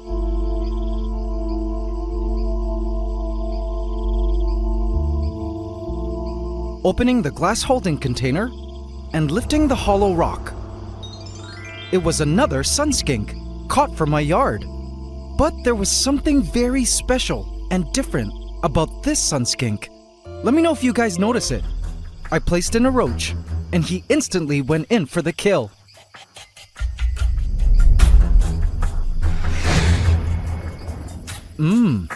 Delicious.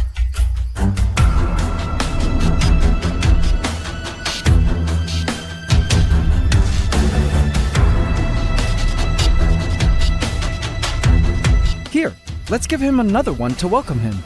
He happily grabbed the roach from my tweezers and scarfed it down. I was glad to see that he was not afraid of us. But were you able to spot why this sun skink was special? The sides of this sun skink lacked the speckles that were seen on our other sun skinks. His sides were plain, but what truly blew my mind was his head, which was orange. Why was this significant? Well, when researching these sun skinks, I had read that males had thicker necks and orange faces during breeding season. And so based on that description, I deduced that our Smaug, who was pretty thick at the neck and kind of had an orange tip of the snout going, was a male. And that our second, more slender sun skink, Daenerys, I had placed in later for him, was female. But when I laid eyes on this new guy, I instantly realized, oops, perhaps I should have asked for Smaug's pronouns. And as I spotted our less orange Smaug staring at our new handsome male sunskink through the glass, I knew that Smaug was actually a Smaugette. Oh man, Smaug is female? Anyway, shell-shocked by this realization, I resolved to make the introduction of our new truly manly sun skink to our rainforest, where he could live and hopefully mate with his 2 sun skink princesses. I couldn't wait to see him interact with the females, and little did I know, their interaction was not what I expected it to be. But before adding him in, a soft noise was coming from another area of the ant room that made my heart leap. Within my incubator were a series of eggs laid by various pets of mine. I've been waiting with great anticipation for any of them to hatch. And to my utter joy, I spotted a mass of brownish orange amidst the eggs, breathing its first breaths of air. What is it, you ask? A chick, born from my Rhode Island red chickens in the yard. I've been incubating the chicks indoors, safe from fire ants outside my home, which are a big threat to them at this age. But this chick was not alone. It had a sibling. Now, I had a special plan that had to do with our rainforest Pandora for when these chicks would finally be born. And I couldn't wait to carry it out. But for now, I placed the newborn chicks into their rearing quarters to begin this stage of their life journey. They were quite sleepy, but the moment I mentioned the F word, food, they instantly perked up. Chickens fall under the category of precocial birds, meaning they can get up and feed on their own right off the bat. Unlike altricial birds, who are born rather bald and helpless and require parental care at birth, I had to just show the chicks with my finger what to peck, and they instinctively understood the assignment and began to feed. They were just so cute. I would often place my hand over them, and they would simply snuggle beneath my palm, just as they would under Mom. They did a lot of sleeping and eating, and rightfully so, because nature had equipped them with superpowers of rapid growth, and you guys will be shocked at the size of these little chicks by the end of this video. But guys, there's more. I wasn't the only new mother in town, for across the ant room was another nest. This here is a skinny pig. Basically, a guinea pig with less hair. She is one of my rescues that I've had to separate from my other skinny pig rescues because just this morning, we spotted a surprise. See it? And just like our new chicks, it's not one surprise, but 2. A black skinny pig baby. Now you'll be surprised to know that newborn guinea pigs, like chickens, are born with fur, fully able to walk, open their eyes to see, and feed on their own. Unlike other rodents like rats, which are born helpless, naked, and unable to eat solids. They're a little nervous with handling right now, but I'll be handling them every day, so they get used to human interaction. These baby skinny pigs, as early as now, will be able to nibble on solids, while also suckling from Mom. But just like the chicks, I have some interesting plans ahead for Pandora and these skinny pigs coming up. Now, as for Pandora, another discovery was waiting for me in the most unexpected place. The new rains had brought about some new mushrooms springing forth from the soils. Mushrooms I hadn't seen before. Any mushroom experts out there care to guess the species? The new rains almost overnight caused certain shoots to spring forth like this new asparagus fern stalk. And these vines, which were starting to reach its tendrils outwards. I spotted a millipede, moving like a toy train across the forest floor. These millipedes were some of the few creatures that enjoyed the heat of the summers. I then spotted a giant huntsman who was either Lady Deathstrike, a giant huntsman I thought had died but I discovered was still alive, or another grown-up huntsman I placed into Pandora as a baby. It was one of 2 adult huntsman spiders that lived in this rainforest, along with a whole lot of babies that were frolicking the lands. All the predators of the rainforest were quite happy about this new cooler season, as they had an abundance of prey now. The crickets were back to their normal social selves, breeding again due to the drop in temperatures. But the real surprise I was talking about was waiting for me to discover it in Aqua Noctis, the Blackwater Pond. As usual, the pond was full of beautiful fish, plants, and vine roots. I was happy to discover the Java mosses were also doing quite well. Hey! What is that? I spotted a peculiar movement across the floor, and when I realized what it was, I shouted for joy. A crab! Awesome! There were still crabs in Aqua Noctis, or at least one. I had thought that the crabs I placed into this pond had all died out of old age, but nope. Seems like this little guy had been hiding from us. I wondered if it too had retreated into the rocky outcrop due to the heat. It was now going about its usual business, eating up decaying and edible material all around the pond. I wondered how many other crabs were still scuttling around these waters, but I was happy to see that we still had water crabs in Pandora. So, Smaug? Smaugette? I'm sorry, I had thought you were male all this time. My bad. It's time to introduce you to your new king. As soon as Smaugette saw me approaching with the new male sunskink, she dashed away.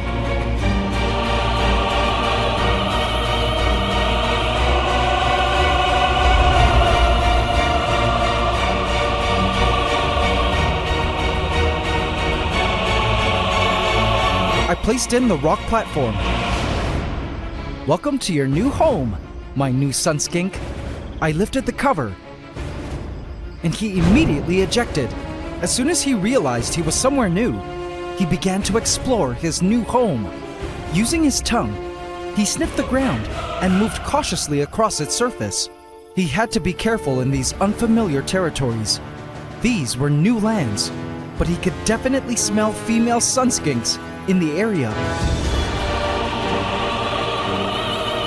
He then turned to crawl into the darkness of a cave opening, the Cave of Smaugette. I looked around and couldn't see into the darkness into which he had gone, but just a few seconds later, I saw a quick commotion in the leaves. Whoa! What's that? I scanned the foliage and chuckled when I spotted the orange head of the new sunskink peeking from the back of the vivarium. Hilarious! Smaug had chased him out, and I looked back at the cave to see Smaugette standing firm at the entrance. And never come back, you creep! Wow! Seems like Smaugette had some warming up to do. She dashed right back into her cave, which she wasn't willing to share with some random male. A little frazzled by the encounter, he continued on to explore these new lands. He began to climb the Hallelujah tree stump.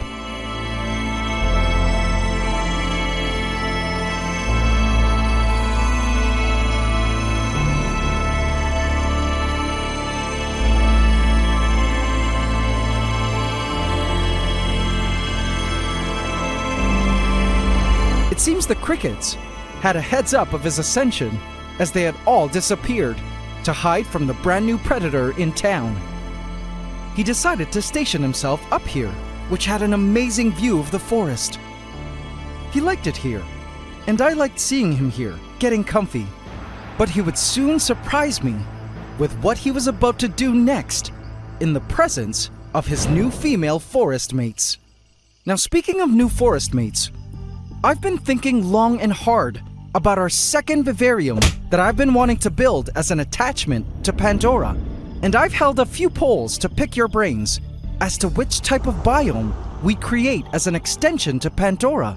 So far it seems the consensus is either swamp, cave, and canopy being the most popular choices. I cover all the options in the last episode, so I won't go over them again here, but I do see that there seems to be a split between poll results and the comments. In the polls, it seems swamp and cave are winning, but in the comments, it seems canopy is winning by a lot. My issue now is that I have to assess how many of the poll votes are from people who have not watched the last episode, which covers the pros and cons of each biome type and the possible animals housed in each. It matters because so many of you mentioned that you switched your votes after watching the last episode, and the comments all seem to be screaming canopy as the next Vivarium attachment.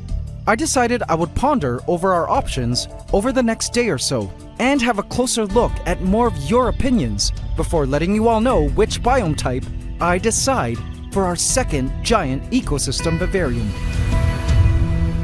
As I looked up on the moss wall, I spotted Daenerys, our other female sunskink, who was now watching the strange new male who had seemingly appeared out of nowhere. He was cute, but Daenerys chose to lay still and just watch. Suddenly, he spotted her and decided to do something I totally didn't expect from a sunskink. He leaped up and grabbed onto the asparagus ferns hanging from the canopy. He was now officially up in the vines. What? I didn't know sunskinks could do this. They're ground-dwelling lizards. But clearly, our male sunskink had some hidden climbing skills up his sleeve. I wondered if Daenerys was impressed. He was now arboreal, with ghost ants running about at his feet. Suddenly, he began to move. But where could he go now? Don't tell me he was about to balance on those thin vines. I was quite nervous for him, as it was a long fall to the bottom.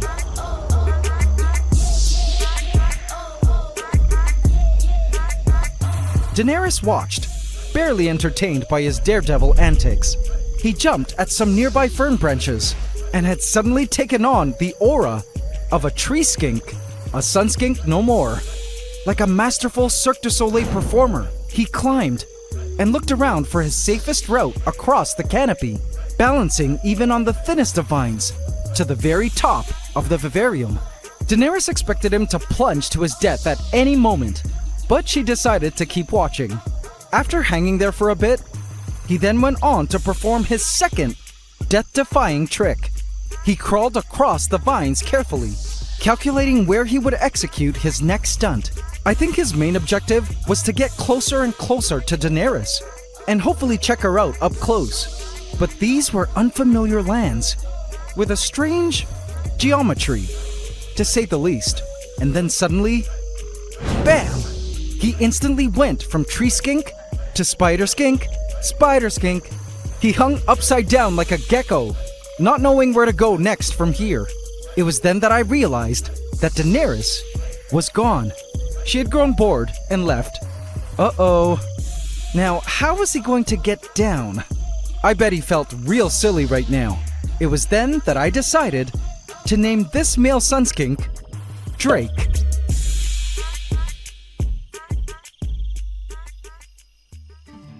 I peeked into our chick nest, and our twins were up and ready to go. I also noticed that they were bigger and had wing feathers already growing in. They were ready for their first lesson that a whole new world existed outside the nest. Using a saucer full of mashed up hard-boiled egg, I began the bonding process by using my finger to teach them that the egg was okay to feed on. I began to desensitize the baby birds to the wide expanse that was the outside world. Eventually, they filled up their gizzards and lost interest in the egg and set off to do some exploring. But not too far from Mom, side by side, the twins began to explore the floor of the ant room.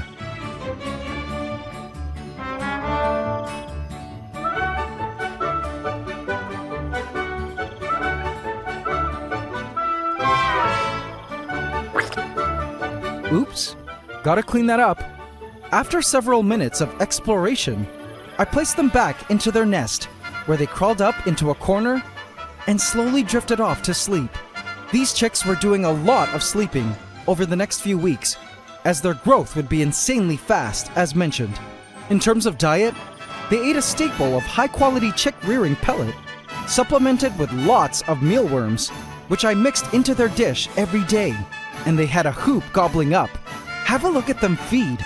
It was amazing to watch the chicks instinctively know to locate the worm's head, crush it, and render the mealworm immobile before swallowing it down. Watching them feed on mealworms truly made me understand how dinosaurs eventually evolved into birds. Our chicks were well on their way to a healthy life, and I needed them to be. It did look like one chick was beginning to look bigger than the other, which to me meant they were probably male and female, but I won't be able to tell for sure until they're a bit older. And we all know how accurate I am at guessing genders. But some of you may be asking, what my plans are for these chickens, and what was I planning to do with the guinea pigs? Well, AC family, I bet the answer to that is not what you're expecting. On the forest floor, I spotted a pair of mating millipedes, but the one on the bottom had just finished a molt and was still white and hardening. I mean, you couldn't wait a bit there, buddy? Anyway, I also spotted a land planaria, a type of flatworm, which normally I found gross, but it had actually been over a month since I'd seen one crawling around in our rainforest. It seems the cooler temperatures were slowly waking up the planaria population of Pandora, which I was actually pleased to see. But as I was scanning the forest floor and all the new plant life that was beginning to spring forth from it, I realized that the soil ecosystem has had 5 months now to mature and evolve. And judging from its color, I felt it was time for a rejuvenation of sorts. You see, in nature, the soils are constantly replenishing with nutrients. As foliage falls to the ground and decays by way of soil creatures, as animals die and decay, and as animals leave behind various organics and the magic stuff, poop. This is why I needed our guinea pigs. You may be surprised to know that guinea pig poop is an excellent fertilizer for plants, as it is classified as cold fertilizer and won't burn your plants when added fresh from guinea pigs' butts. Unlike chicken poop, which is considered a hot fertilizer and must be aged for several months before being added to plants, I proceeded to add the fresh guinea pig poop, our great cold fertilizer, to the forest floor. Those beige pellets are leftover pellets that were collected in the tray of their nest, but they'll also make a great food for our soil creatures and add to the soil's nutrients. I also topped it all off with a fresh layer of leaf litter. This great mixture would soon release new nutrients into the soils, thereby rejuvenating it with nitrogen and useful food for the plants. Now, what did I need the chicks for if I wasn't going to use them for their poop? Well, it's not exactly the chicks I needed. I need these. They're discarded eggshells. I crumbled them up and scattered the pieces all over Pandora so they could release some great calcium and minerals into the soils. This was key because the calcium would be absorbed by our plants, which would then feed prey insects and then pass on the calcium to our predators. It was amazing to know that we were allowing for more nutrients to enter the system that was our rainforest in a cool way that nature had intended. A few days later, it seemed the extra rains, cooler temperatures, and new nutrients caused an explosion in plant life. Our vines were now officially climbing the closest things they could grab in their environment and would soon be expanding on the network of vines in our canopy. The new asparagus stalks were thicker and ready to just explode into our rainforest to add to the greenery. New ants were making a return to the forest now after being MIA all summer, including dwarf ants and members of the dark horde, the invasive black crazy ants. As for Drake, our new male sunskink, he enjoyed life in his new kingdom, as I spotted him frequently hunting the forest floor, and he eventually made his way to the favorite basking spot of Smoggette and Daenerys. I never saw them hanging out together, and I could see the lizards taking shifts at the basking spot. When Drake was up there, the others were elsewhere, and when Smoggette or Daenerys were up there, Drake was hanging out somewhere else. But I knew it would take some time for the females to warm up to him. If they do end up mating, these sunskinks allegedly give live birth, meaning they totally forgo the egg-laying stage and just give birth to little sunskinks. That would be very interesting to see, and I hope to see little sunskinks frolicking our rainforest soon. You know, I must say, it's been an honor and privilege to be able to be a witness to the magnificence of Mother Nature with regards to cycles, Seeing how Pandora and all the life within has evolved through the different seasons has been nothing short of mind-boggling. It reminded me that in life, nothing is permanent. It's never static, but always dynamic, ever changing with time. Whether it be times of famine or times of feast, in life, change was the only thing constant.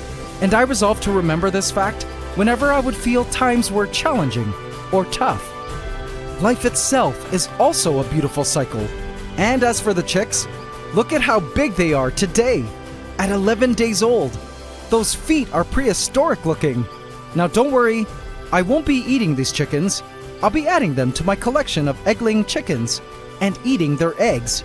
They call chicken eggs nature's multivitamin, and they're one of my favorite foods.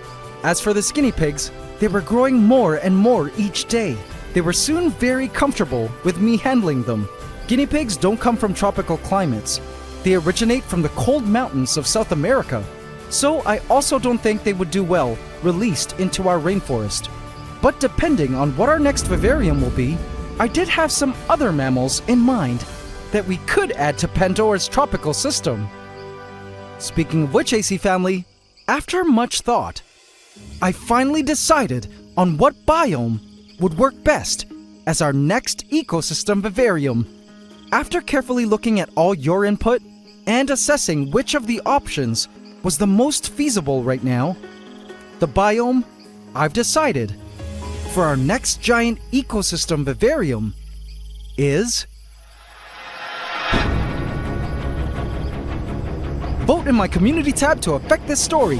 Happy Mother's Day! This is my giant cloud rainforest vivarium I call Pandora, and it's about to get a whole lot bigger. And with it, some surprises I can't wait to unleash. Some might call me a little crazy, but I figure someone's got to do it, right? For science. The purpose of building this tropical world within glass, full of interconnected animals, plants, and fungi, with its own automated weather system, pond, and nutrient cycle, is to observe what truly happens in wild ecosystems. The wars, the alliances, the plot twists, and the triumphs. And though being part of Pandora's journey has been nothing short of sublime, the problem is, it needed to be bigger. So I've begun to draw my plans with the help of your votes and input to help me decide what our next ecosystem vivarium will be like. Shall we build a swamp world, a cave, a treetop canopy, or lowland rainforest, a grassy plains perhaps?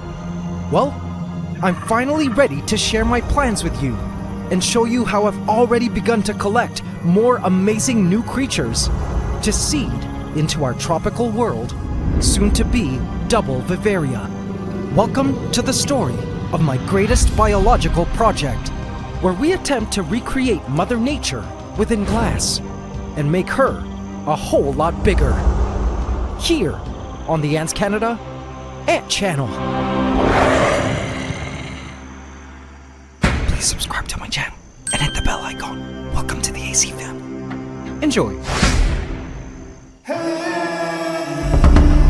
In the darkened corner of my ant room lay a powerful empress, one of several new ordained and mighty creatures I've carefully selected to be part of our new Vivaria. In fact, I feel you guys will love all the cool beasts I've chosen thus far, which I'll be adding and showing you today. But this one here is a beauty with a very unique purpose for our project in the works. You see, in Pandora, there is a particular egg sac that I've been watching over the past few months now, which still has not hatched, which to me means it wasn't fertilized. It was the product of a failed breeding experiment, which I plan to take a second shot at and rectify today. Behold, Empress Emeralda, a green marbled mantis. Seeing her brings back some very nostalgic and bittersweet memories of our late Green Reaper, who laid the unfertilized egg sac in Pandora before she passed away. But this time with Empress Emeralda, I was determined to be successful with some very special plans I had been waiting to finally carry out. But first, we needed to prepare her for her big job ahead. Good day, Empress, and welcome to the Antiverse. Here's a roach sacrifice to welcome you home. She instantly accepted. Thank you, and began to feed. The living roach breathed heavily as the Empress began to feed on its head and legs. The sight was a bit gory, but our royal Empress only accepts living prey, and I needed to respect that. Watching the Empress feed voraciously on the roach's face was a rite of passage for us and a stark reminder that she was a royal to be respected. But there was a purpose to allowing her Empress to indulge in such a fattened calf offering, as she would be needing all the valuable nourishment she could get for the long and physically taxing task ahead. Feast well, my precious Empress. There is more meat coming your way before I introduce you to someone who will assist us in reaching your ultimate destiny.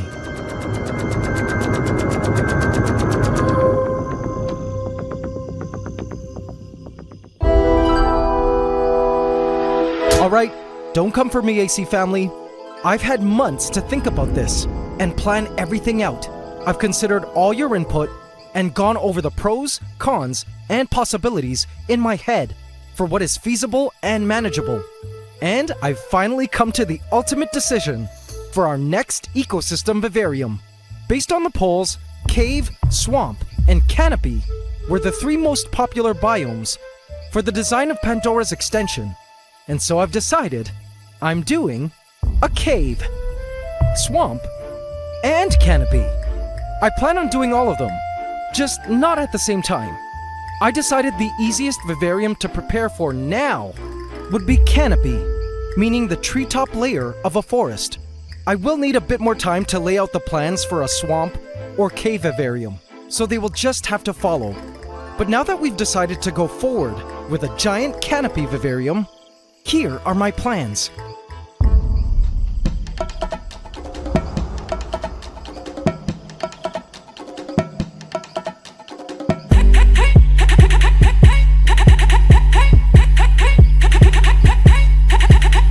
So this is the second floor to my ant room, and it sports these glass floor cutouts that I initially designed into the floors just as a way to see the ant setups from a bird's eye view. But turns out, this perfectly sets up the orientation and location for our second giant ecosystem vivarium. So get this, this glass panel can be removed, and a section at the top of Pandora can be cut out and connected to a glass bridge that joins Pandora to the canopy vivarium located up on the second floor. Orientation-wise, this also makes sense, because imagine looking up from Pandora level to the treetop canopy, or from canopy level down to Pandora. That would be totally epic and make perfect spatial sense. Now let's talk size. So I had a guy come in who will help me build the main glass structure of our new canopy vivarium. And I'm happy to announce that due to the greater amount of space available on the second floor, we have the freedom to build a bigger vivarium than Pandora. Just a little bigger. I've decided it will be the same length and width of Pandora, but will be a foot taller. I began to sketch out my ideas so I could foresee what it might look like when it was all done. I can't wait to show you guys what I envision in my head, as well as the possible creatures I plan to house, on which I'll be needing more of your opinions. So hang tight. But meanwhile, speaking of animals, I've begun to prepare ahead for our Canopy World Edition, and have started to collect more cool creatures to become official Pandorans in this new chapter.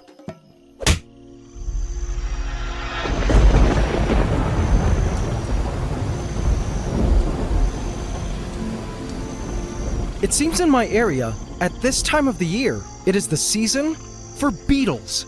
Beetle fans, you will love our newest Pandoran additions. Check out this gorgeous piece. It remained still, playing dead for the longest time after placing it in. Eventually though, I found it moving around in the foliage.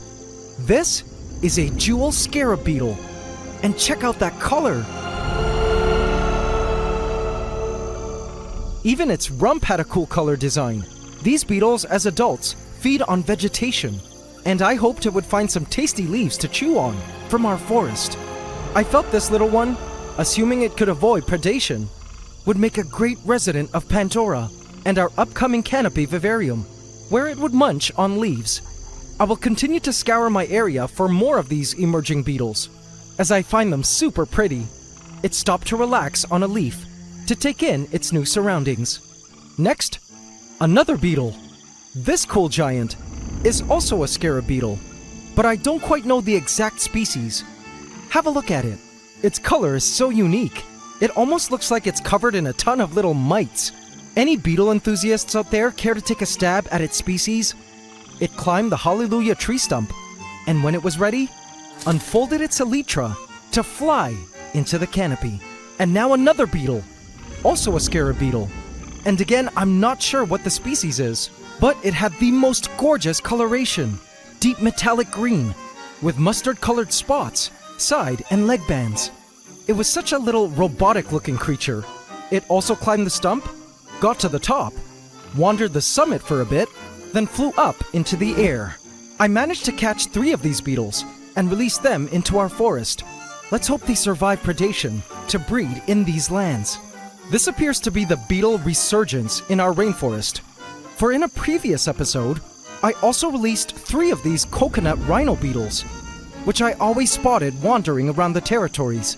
This here is one of the 3 males I placed in, with their little horns. I'm still trying to look for females to place in Pandora as well. They're so big and heavily armored that they have no predators in this forest yet, but I believe they will also love the upcoming canopy Vivarium, along with our other scarab beetles. Hey, have a look at that baby huntsman, one of the hundreds of babies born from our massive matriarch, Lady Deathstrike, who is way up there. This spider has had one heck of a journey, having given birth to hundreds of spiders, who now frolic Pandora, and has been a great and epic success story in terms of passing on her genes to the next generation of huntsman spiders. And due to this breeding success, I decided I would repeat Lady Deathstrike's procreational formula so we could hopefully duplicate her great results.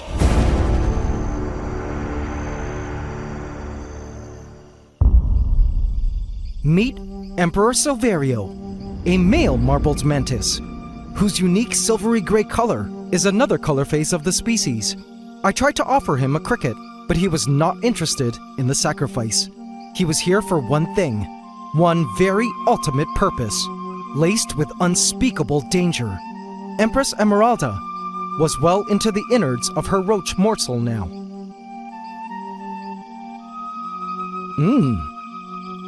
Look at those nutritious guts. So as mentioned, fattening her up was key, and it was both supportive and strategic for this mantis pairing and breeding operation to work. In the last attempt to breed mantises, the female, our Green Reaper, was full, but I don't think she was full enough because she went on to consume the male. My plan this time was to really fatten up our Empress, so feeding wasn't the first thing on her mind once she would be meeting her brave Emperor, which instead of happening in Pandora like the first time, would be taking place here, in this smaller, more controlled space. We did it successfully with Lady Deathstrike, so my hopes was it would work for our mantises too. I watched as she gobbled down the remaining parts of the roach and began to lick her arm spikes clean. She totally ate and left no crumbs. What a formidable predator. But judging from her abdomen, I knew she could fit much more in there, so I gave her a cricket to polish off, which she consumed cum gusto. When she was done, her abdomen looked like this. Check out that gat. It was almost full to capacity, and her breathing was labored. But I know these mantises, and she had just enough room now for the great distraction. And here it was. I opened the glass enclosure and handed our Empress her final fattened roach to officially launch the empiric union of mantises. Oh, Empress, as if she hadn't eaten a day in her life, she responded, "Another offering? How kind." I lured her forward with the roach. and waited for her to strike.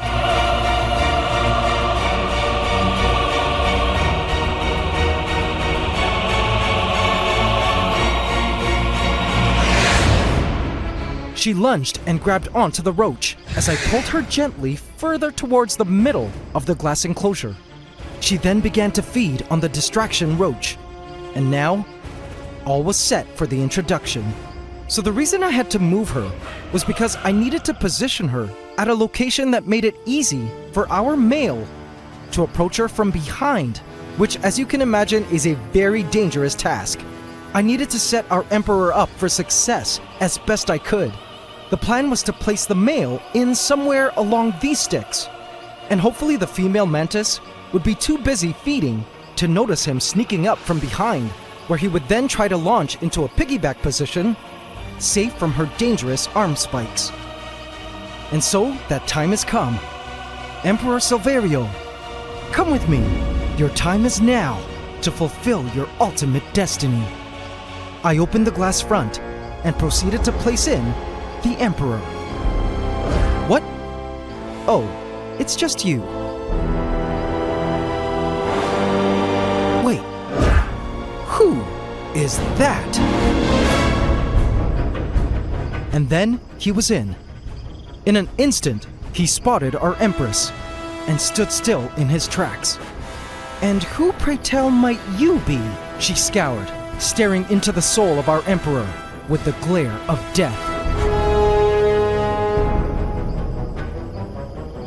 He was cleaning himself now, then proceeded to move away, higher up the stick. This was mantis disrespect of the highest sin. The Emperor continued to clean himself, nonchalantly, from the top of the stick. The whole time she refused to take her eyes off him. I was concerned because it looked like he wasn't interested in breeding with her, which was what happened with my first mantis breeding attempt, which ultimately led to his doom. Would the same fate befall our Emperor?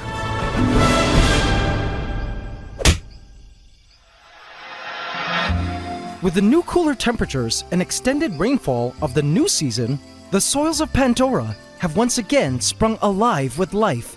I was delighted to spot the crickets back in full effect, foraging the forest floor, eager and ready to breed. And my, were the ants also making quite the comeback. Dwarf ants, which had since disappeared from our forest, were seen foraging the foliage. Members of the Dark Horde, an invasive OG colony of black crazy ants, were also seen here and there, hopefully not making a comeback to their once devastating numbers. I think the most successful ants of Pandora these past few months were these, the tiny yet energetic gnome ants, which look like fire ants but are much smaller. However, after looking into it, I believe they might actually be an invasive species known as little fire ants or electric ants, Wasmannia auropunctata.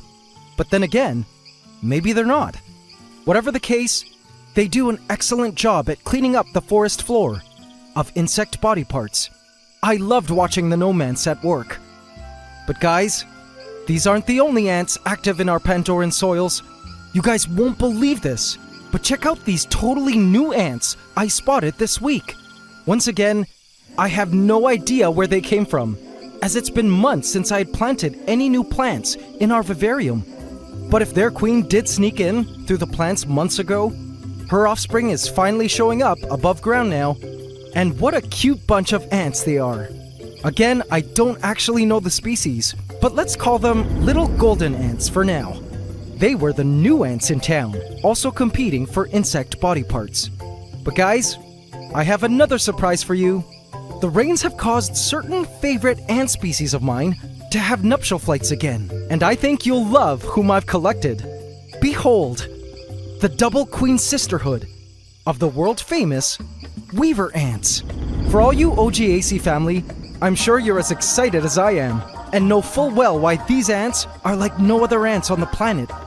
Weaver ants are famous for their hanging leaf basket nests in the trees, which are all glued together using silk from their larvae. I felt weaver ants would be awesome to eventually inhabit our canopy vivarium, if they so chose. Now these two queens were caught separately and have decided to band together to start egg laying. It hadn't even been 24 hours, and the queens already had a little brood pile going. But it was time for a very delicate operation. I wanted to transport them into Pandora, but little did I know, their introduction was about to spur a mini ant confrontation. Moving the queens and the brood would require some surgical level handling, but it needed to be done. First, I chose a spot behind the rock wall that I felt the queens might like to begin their claustral chamber. In went the green weaver ant queen, then the yellow weaver ant queen, and then using a Q-tip, the brood. Man, was it hard to transport the brood.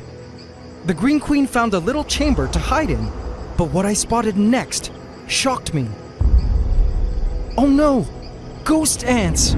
A tiny invasive ghost ant found an egg, pulled it free from the batch, and ran with it. How sad! The yellow queen was somewhere off to the other side of the eggs and wasn't around to protect the brood batch. Using tweezers, I gently prodded her towards the brood so she could stand guard over them. As soon as she was reunited with the brood, she lovingly picked up a batch and moved it closer to another. That ghost ant would surely be back for more eggs soon, and there was still another batch in the moss. She began to move, assumingly towards the scent of her partner in crime, the green weaver. She could smell she was nearby, but didn't know where.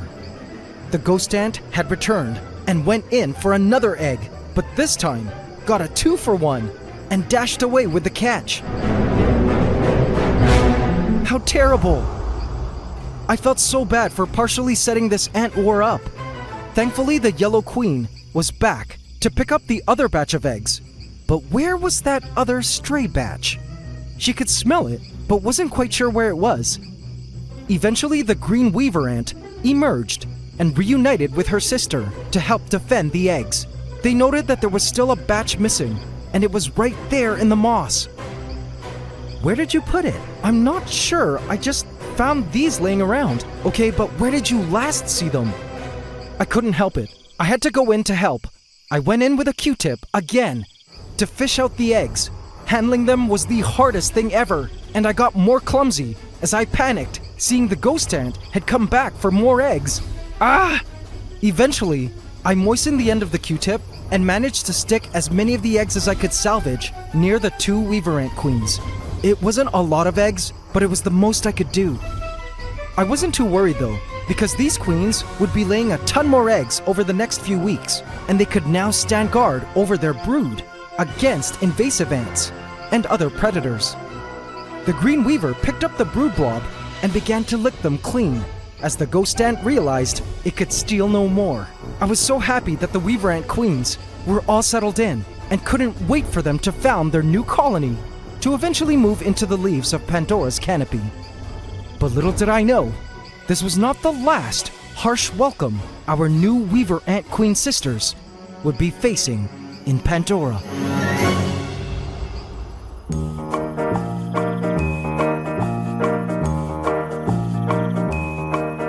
So this was my sketch. What do you guys think? It's basically a neat network of vines and branches with mostly vining and epiphytic plants, as well as treetop-looking vegetation. Now, a vivarium like this has plenty of potential to create ample living space for a broad array of creatures that would much prefer to occupy the canopy up in the trees than an area closer to the ground like Pandora. This canopy vivarium will also have its own rain system, which will be set to rain at the same time as Pandora, as well as wind. So, what do you think? Now, I need your opinions on mammals. Many of you were excited at the idea of possibly adding primates, like marmosets, inside. The canopy vivarium will already be larger than the recommended size requirement for a pair of marmosets. Though, as mentioned in a previous episode, I would simply have the monkeys live in my 3-story aviary full-time and only release them to hang out in our double vivarium on days I film. In the wild, such monkeys cover some pretty vast distances, so releasing the monkeys into our double vivarium periodically can mimic their natural come-and-go presence and impact on the ecosystem. Another possible creature I've been thinking of adding, if not primates, is dormice, which are a type of cute arboreal rodent They would love our canopy vivarium. A third and final option, as far as mammals go, are sugar gliders. And you guys already know, I have a pair who recently gave birth to 2 super cute sugar gliders. They'll be ready to leave their parents soon, and are already exploring their cage away from mom, so they could also be an ideal arboreal mammal to inhabit our canopy vivarium. But speaking of creatures to hopefully inhabit our canopy vivarium, our mantises were in the middle of a death-defying dance performed by mantises for millions and millions of years before them. Empress Emeralda had been death-staring the Emperor down for the past 30 minutes until she began to feed again. The Emperor did not show any signs of wanting to mate and continued to clean himself. What gives? She also continued to stare him down every now and then. Something was not right here. Then I realized maybe the lighting isn't very romantic. These mantises mate during the day, so perhaps sunlight could do the trick? I opened the ant room's blinds and let the sun shine in.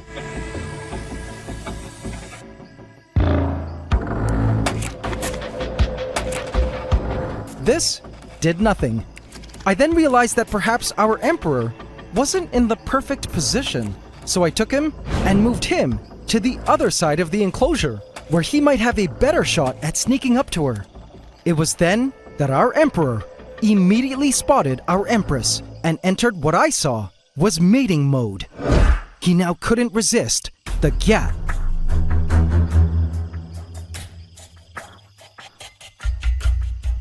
He advanced, but she had spotted him by now and watched his every move.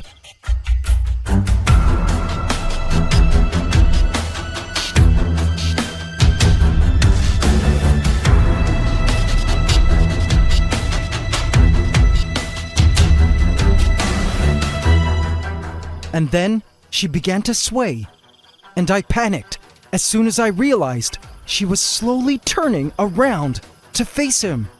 Oh no! I wondered if I should go in to intervene. Now, in the last breeding, I opted not to intervene because I had assumed that nature should just take its course. But this time, I wasn't about to make the same mistake. I was our Emperor Silverio's wingman now. Bro, I got you. I went in and began to tug at the roach the Empress clung to.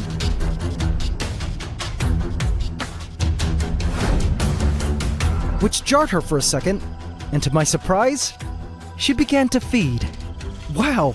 Every time she continued to look his way, I went in to distract her by pulling on the roach until she looked away from him, which I felt definitely helped him out. This was such a critical moment, for one wrong move would cost him his life. His ultimate goal was there, while knowing full well his death was on the other end if he failed to get this right. For the next hour, I continued to go in to distract her every time she would look his way, which gave him a shot to creep his way closer and closer, ever so slowly. I kept distracting, and he geniusly timed his movements to her movements, so to not be noticed. She went on to feed, and he continued to move in some more.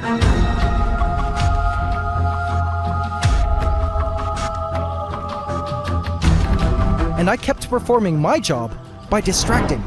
I wondered how such a thing would happen in nature without a mystery wingman to assist. Or maybe the dangers of mantis mating are on purpose, by design, as it ensured only the most nimble and ambushy males get to mate with the females. Our emperor was so gradual with moving in. Check out this time-lapse of the male advancing in over a half-hour period. He knew that slow and steady wins the race. He was so close now, just a little more. But this was the most critical of moments. The current angle, though, wasn't the most ideal for him. It looked as if he was running the most intense calculations in his head. He needed to get this lunge right. Suddenly, she took notice of how close our emperor was. And so, again, I went in with my tweezers. But it was then that I realized, hey, I could actually help pull her into a better position. So this time, using my tweezers, I guided her up to position her in a place where he could much more easily jump onto her back.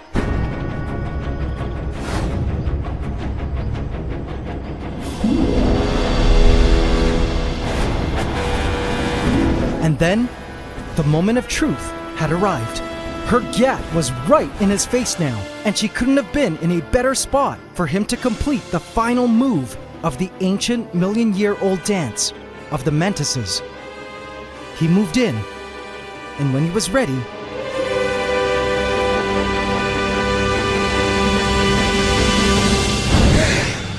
he hung on for dear life. OMG! He did it! Woohoo! Check it out from another angle. And bam! Our Emperor successfully piggybacked on the Empress, and she had totally dropped the roach onto the floor. They still weren't attached yet, but our Emperor had successfully completed the hardest and most dangerous step of the mantis breeding process, and could now take a breather before completing the mating ritual. This was honestly one of the most incredible matings I've ever witnessed. No diddy. And with the Empress's abdomen totally full of food, she now had the necessary nutrients to begin producing the eggs that will be fertilized by the Emperor, which would ultimately end up in our future canopy to found a new generation of mantises. I closed up the enclosure to allow our Emperor and Empress to do their thing in peace. My work as wingman was complete. 10 minutes later, I came back to find that the male had attached and was now fertilizing the female. What a miracle this was, and such an amazing process to witness. The mating continued over the next 2 hours, and some interesting observations I made. The female was fully capable of pooping during the mating process. It was also interesting to see her heart beating through all of this. In the night, the Emperor's eyes turned a gorgeous purple. Now, mantises are known to mate anywhere between an hour to a few days, so I had no idea how long the process would take. So I made sure to check up on them every hour. I wanted to make sure to separate them once they were done, because in nature, the male will bolt away the moment they finish. Otherwise, he might be eaten.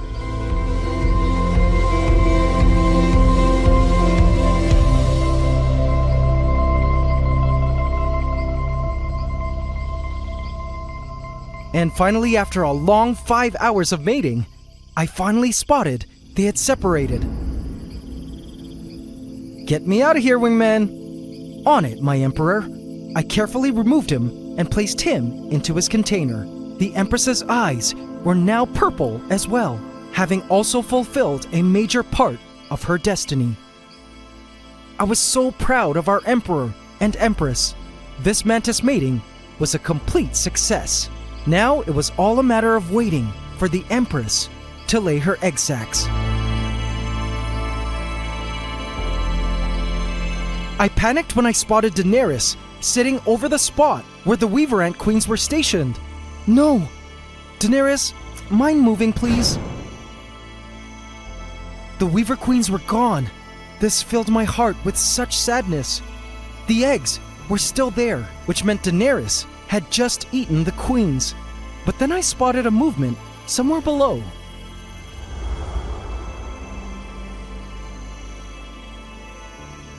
Ah! It was the Yellow Queen. It seems she managed to escape to safety. Thank goodness. The Green Queen, however, was nowhere to be found, sadly. And though I knew the eggs were probably going to be scooped up by ghost ants, at least this one queen was still alive. I was certain she would begin laying again in this new chamber of hers. And just the next day, turns out she did. I hoped this colony of hers would mature to adulthood and eventually move her and the rest of the colony into the various leaves that were now growing like crazy in the canopy. They also will have a ton of leaves for nest building in our new canopy, which I'm happy to announce will begin construction this Tuesday.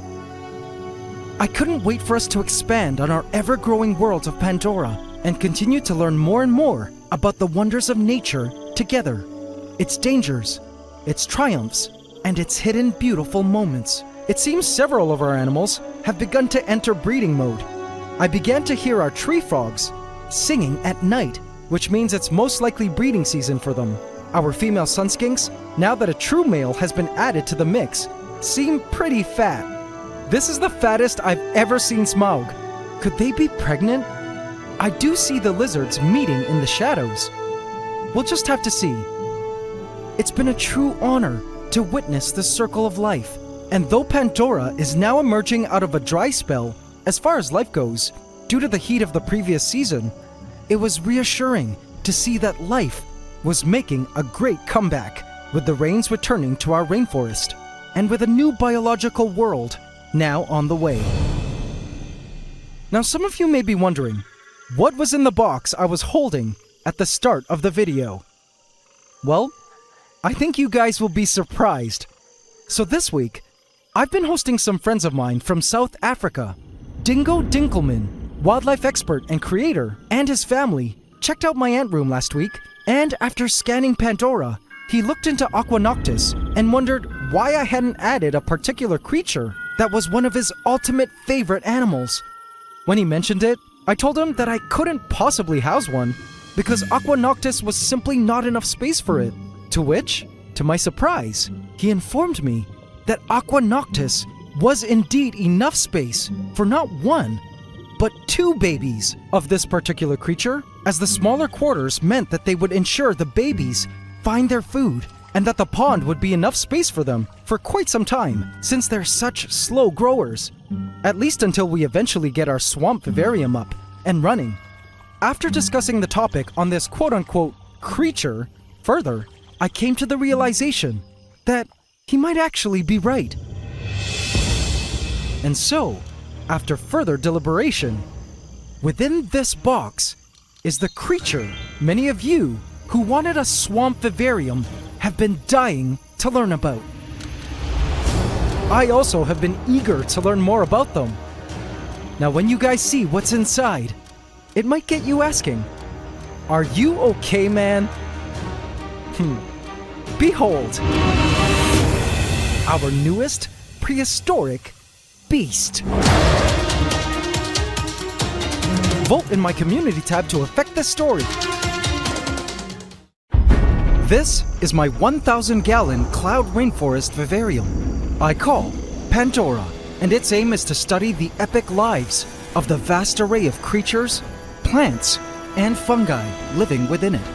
But on one fateful night, the rainforest was not quite the same, and an ominous scene was unfolding for someone stranded in the waters.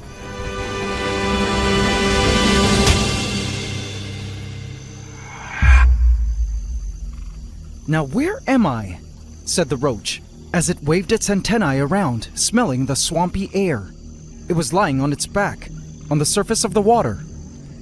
It was dark, and it couldn't see anywhere it could properly grip to help flip it over. But something just didn't feel right. Its roachy senses were telling it to not move. But after laying there for several minutes, it decided to ignore its instincts and attempted to flip itself over so it could swim to the closest shore. Little did it know, it would be the last decision it would ever make. For Pandora had been forever changed with the addition of the greatest beast I ever dared to place into our giant rainforest vivarium of Pandora. Welcome to the AntsCanada Ant Channel.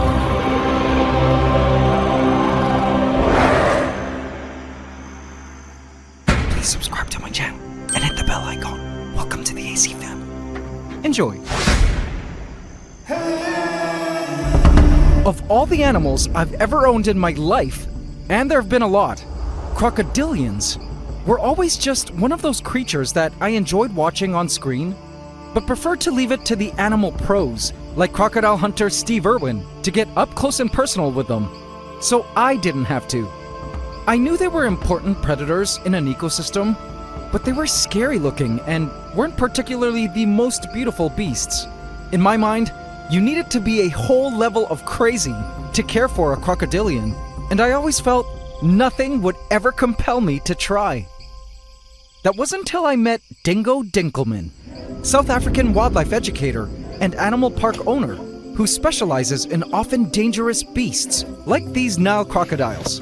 I recently hosted Dingo and his family at my place, and upon checking out Pandora, he looked into Aqua Noctis, the Blackwater Pond, and wondered why I hadn't added a caiman into the waters, upon which I told him that I couldn't possibly house one, because Aqua Noctis was surely not enough room for one. To which, to my surprise, he informed me that Aqua Noctis was indeed enough space for not one, but 2 baby crocodilians, as the smaller quarters meant that they would ensure the babies would find the food, and that the pond would be enough space for quite some time, since they're slow growers. After all, a swamp vivarium was in my future to-do list, and I did have a 60-foot pond and sunken garden in my yard to rehome it once it did grow to its max size of about 6 feet. After discussing the topic further with Dingo, I came to the realization that this might actually be an opportunity to learn more about them. And boy, I didn't know it yet, but was I up for the most intense learning experience of my life. I opened the containment box to gaze at our new baby beast for the very first time. I felt like I had just opened the containment unit of a newly arrived velociraptor, a dangerous creature that stared at me with the most intense eyes I'd ever seen. This was a baby captive-born spectacled caiman, measuring about 8 inches in length. I couldn't get over the look of its scales, its body shape, its paddle-like tail, and its helmet-like head. It was time for a little quarantine. Come with me, my friend. I placed it into a tub, where I would keep it for the first couple of days for observation. I had Dingo help me with determining its sex, and this is what he revealed. AntsCanada, you got a boy. Look over there. You see that little dot in the front there? That's his little hemipene over there. So this is a little male spectacle caiman. Wow. Congratulations, you have a boy. So, he was a male. What should we name him, AC family? Let me know in the comments so we can vote on an official name for this little guy.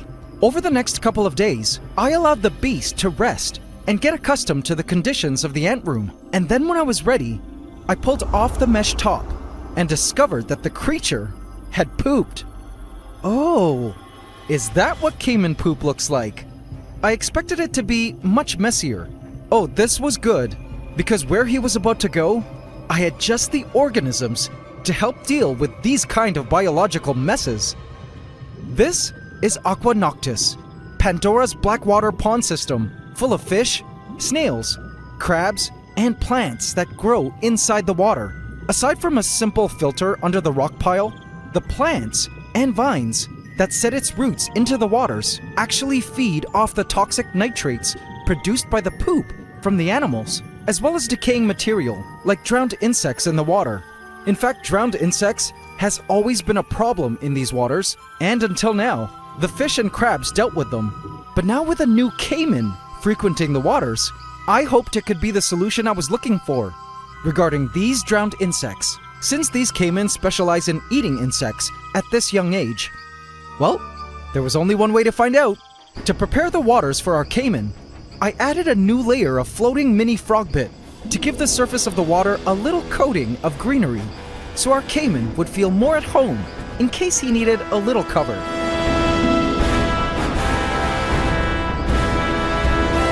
Okay, caiman, just come with me.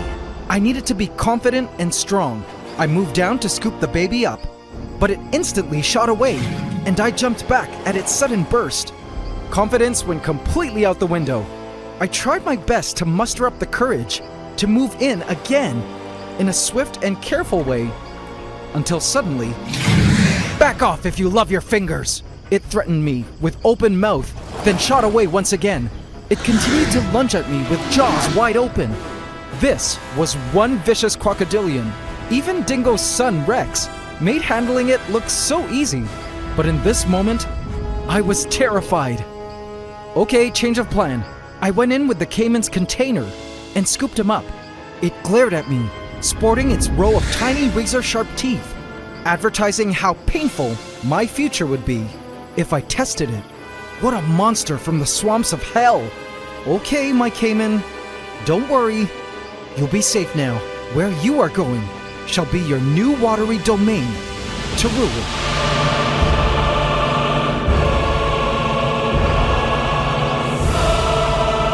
The caiman stared at me the whole time, ready to bite my head off.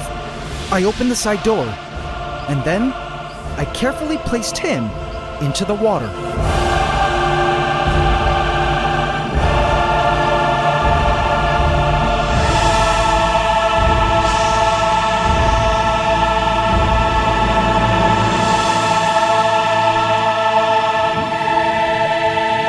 And as Aquanoctus swallowed him up, he escaped, descending into the depths of his new home. I looked down and spotted him parked onto the pond floor.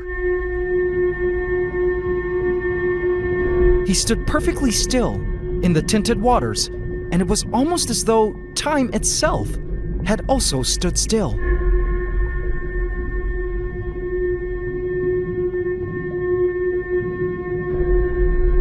It was in this quiet moment that it seemed our caiman became one with the pond.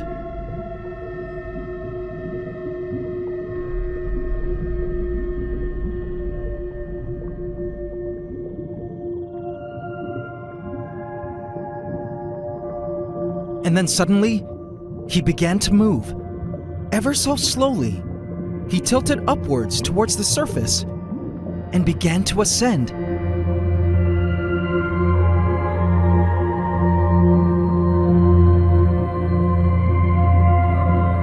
My heart stood still, mesmerized in a trance, as I watched our new dragon of Aquanoctus float his way in real-life slow motion up to the surface.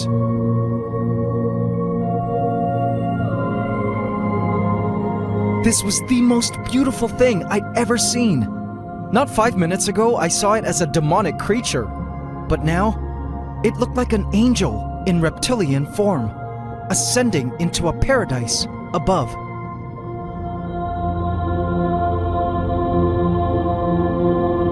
Little bubbles began releasing from its nostrils, and it was then that I was reminded how this animal, though largely aquatic, still respired air.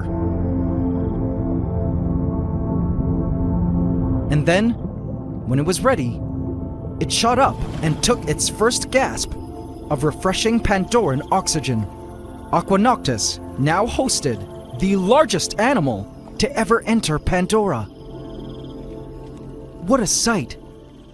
And it was from this moment on that I was forever changed.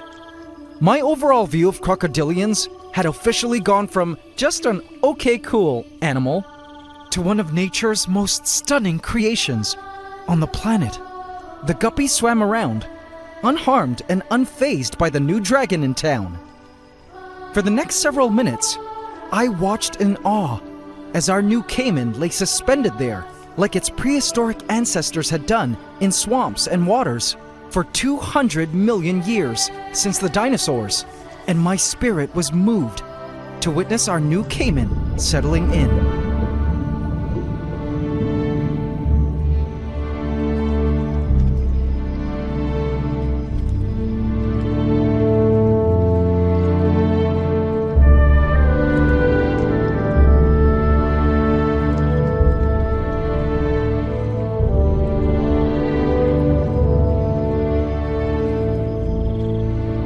I now couldn't wait to watch our dragon finally feed.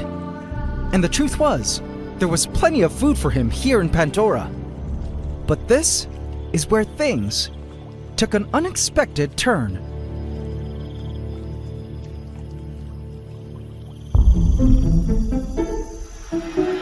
Pandora, as always, was exploding with miniature life at every corner of the Vivarium, especially in the soils. In this little plot of ground was a whole community of critters, all doing their great work at breaking down biological material. I could see millipedes, springtails, gnome ants, snails, mites, and worms, all breaking down what looks to me like a dead cricket carcass. All of these detritivores are important to help return nutrients back into the soils of the rainforest. I also loved seeing these important cleanup masters, isopods. During the first animal population event, I had placed in a few hundred of these isopods of different color phases, and it was interesting to see that after several generations of interbreeding, a lot of them still had their very unique colors. I was happy to see that the isopods were also doing quite well. Evidence of all the great work from the detritivores was really seen in the plant life of Pandora, which had exploded in a flurry of greens, reds, and yellows. Wherever you turned, the plants were completely monopolizing the ground space, like a rainforest would during its wet season, which I officially launched. Oh, speaking of which, I had some new critters to add. Let's do that now. Due to the rains, I found more of these awesome big brown scarab beetles, which I learned are from the genus Leucopholus, and another one of these gorgeous jewel scarab beetles. These beetles were so pretty, and sadly, I wasn't able to add that many beetles when I first built Pandora 6 months ago, because at the time it wasn't their season. I was happy to find more of them now, so they could hopefully mate and get a good population of them going in Pandora. Oops. I spotted golden carpenter ants, which were frolicking the asparagus ferns, licking the surfaces of the leaves of the sweet honeydew that was being excreted by the mealybugs. I'm actually glad I chose to not actively try to eradicate the mealybugs from the plants, even if a lot of people urged me to, because in the wild, many ants depend on plant insects, like mealybugs, as a primary sugar source. And as you can see, the plants still aren't really suffering from them being around. In fact, the honeydew, as a natural resource, was the cause of some serious growing tensions between an old ant superpower and a new one. A Chromatoblaster acrobat ant was racing back and forth incessantly along the vines, sounding the alarm. Something had upset the acrobat ants. Newly invasive ghost ants, which have been appearing in our rainforest, breaking into the vivarium from the outside, have been showing up in greater numbers as of late. The Chromatoblasters were not going to let the ghost ants steal their precious honeydew supply. Get over here! Hey, where'd you go? You shall never obtain our honeydew! Die, you ghostly heathens! Though much smaller, the ghost ants were extremely fast, with the gift of speed. I needed to keep my eye on these ghost ants because they were quickly growing to be a nuisance in these forests and could ultimately outcompete our various native ants of Pandora, or even possibly wipe them out. In the last episode, the ghost ants were stealing newly laid eggs from our new weaver ant queen. But thankfully our new queen was now tending to a little pile of eggs, which was great to see. I couldn't wait for a new colony of weaver ants in our rainforest to move into the leaves and create their iconic leaf basket nests in the canopy. Speaking of which, as you might have seen in our previous video, I am working on the next expansion to Pandora, a canopy vivarium, which has officially begun construction. Have a look at the structure. It's so big! This vivarium will be bigger than Pandora and will be designed to simulate Pandora's canopy, or treetop layer of the forest.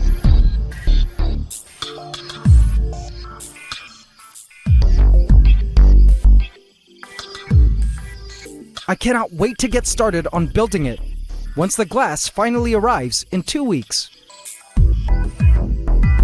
The glass panel on the floors have already been removed, and the final step of the construction will be the building of the glass bridge that will join this upper canopy vivarium to Pandora below.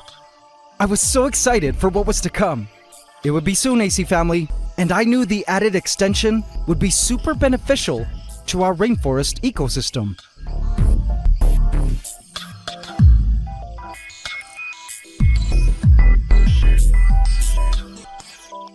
But in terms of Pandora now, I did want to know that our caiman was fulfilling its important purpose of controlling populations of drowned insects in our pond. I wanted to watch the caiman eat, and this was important because a caiman that eats is a good indicator of health and adaptation to its new surroundings. I watched as crickets crawled all around the rock shelf adjacent to the pond, but after hours of waiting, no cricket had fallen in, and I couldn't help but decide to try feeding it myself. I grabbed one of the crickets from the rock shelf and opened the door to drop it into the water. But as soon as I approached, the caiman sank away below the water's surface. In the tinted waters, it remained suspended and not moving. It clung to the vine roots and waited patiently. I admired how well adapted these caimans were to life in the water. This ability to slip away at the first sign of danger was a very good survival tactic. It rested beautifully, motionless, as fish danced all around it. And then, after a few minutes, it began to ascend.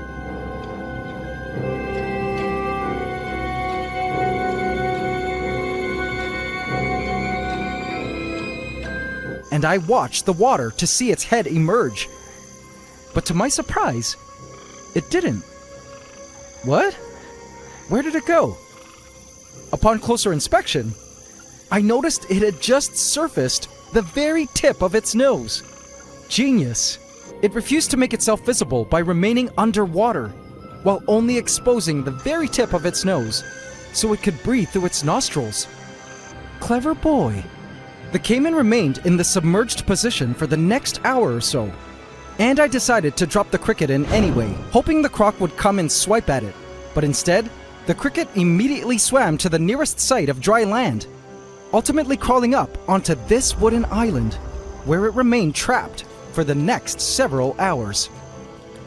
I anticipated that perhaps with it being daytime, the caiman wasn't exactly hungry, as these animals are active at night.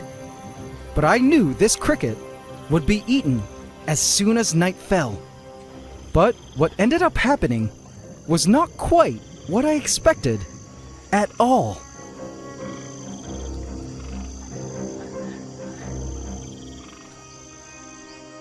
Night fell in Pandora, and the mists had emerged to blanket the lands.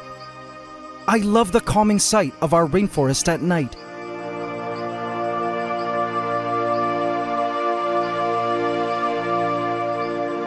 You know, sometimes there are moments in Pandora when things get real intense, but those times get balanced when the rainforest spirit brings about a peace and a beauty I can't really put into words, most apparent in the night. It's in these moments I feel grateful for having created Pandora.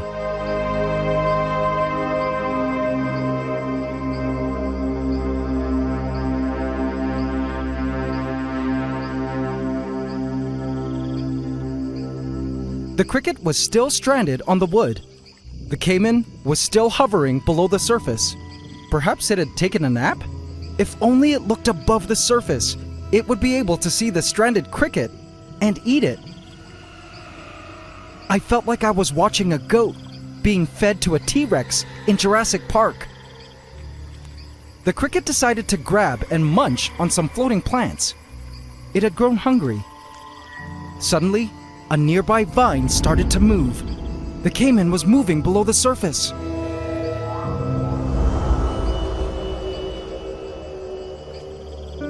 And I spotted the caiman's nose subtly emerge and float closer to the island. It was watching the cricket.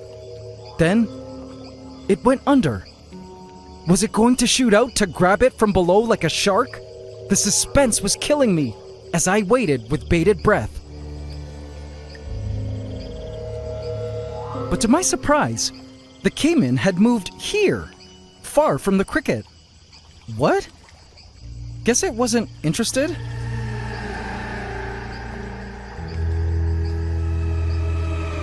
It surfaced and waited there. I was concerned that our caiman wasn't eating, but he had just moved in and was probably still acclimating to his new surroundings. At least from this spot, he could snatch insects crawling in from the bank. Various insects were always falling in, and so this was a pretty good spot for him to catch food. Caimans are ambush predators and have all the patience in the world to just sit there and wait for the perfect prey item to come walking by. It was then that I noticed the cricket on the island had disappeared. Guess it jumped or swam to safety? Later that night, I noticed a roach had fallen in and swam directly to the branch right in front of the caiman. It climbed the branch, just a jaw shot away from the caiman. Oh man, it had to eat now. It was so close. The roach climbed, and then suddenly, The caiman looked at it. Oh, would it chomp?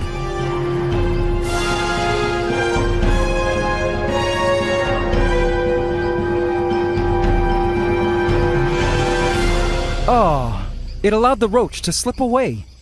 I guess it truly wasn't willing to eat right now. Poor Croc. I felt it was perhaps scared and unsure about its new surroundings. Failure to eat could also mean he was sick and needed to be checked out by a vet. I didn't know it yet, but I would soon get the answers I was looking for, but not quite in a way I expected. This reluctance to feed continued the next day. This juvenile cricket was on the mesh, and when it fell in, it swam around a bit, then climbed its way out of the water via the vines. Now where was this caiman today? It took me a while to spot him, but I finally did. He was nestled in the shadows under the rock shelf. I spotted his devilish reptilian eye peering from within the darkness. I so wished I could read his mind. Was he stressed? Was the water not suitable? Was he feeling sick? I didn't know. But later that evening, I decided to try one more time and place a small roach on the surface of the water. It lay motionless, floating along the frog bit. Of course, the caiman did not bite. But later that night, I was in for quite the surprise and an answer to all my concerns.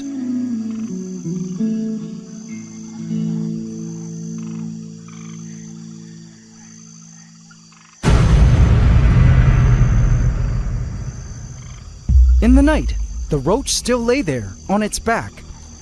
"Now where am I?" said the roach as it waved its antennae around, smelling the swampy air. It was dark, and it couldn't see anywhere it could properly grip to help flip it over. Wait a sec. Couldn't see. Then it suddenly occurred to me. Maybe the caiman wasn't eating because it could clearly see me hovering around like a helicopter parent at kindergarten. Perhaps he was too shy to eat in my presence. I then made the executive decision to just allow my camera to roll and step away from the vivarium. And after 3 minutes of my absence, this is what happened the moment the roach decided to move.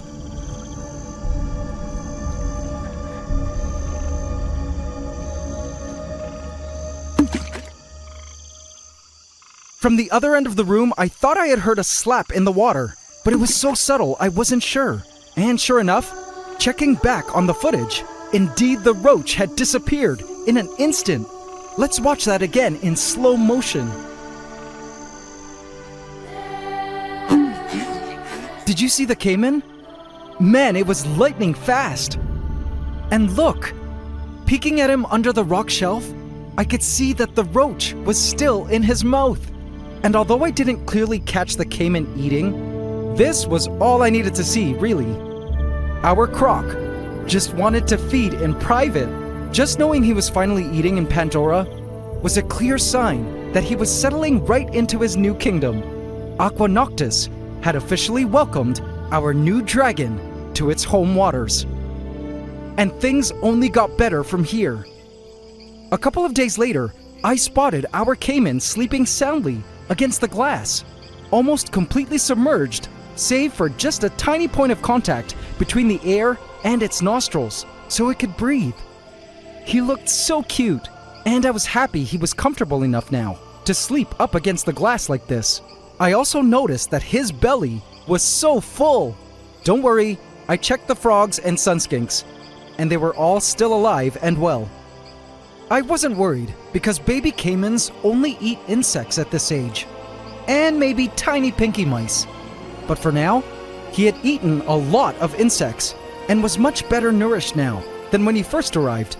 And as I watched him sleep, completely at peace with his place and aquatic companion sharing the vivarium, I realized that he was not the savage monster I initially thought he was.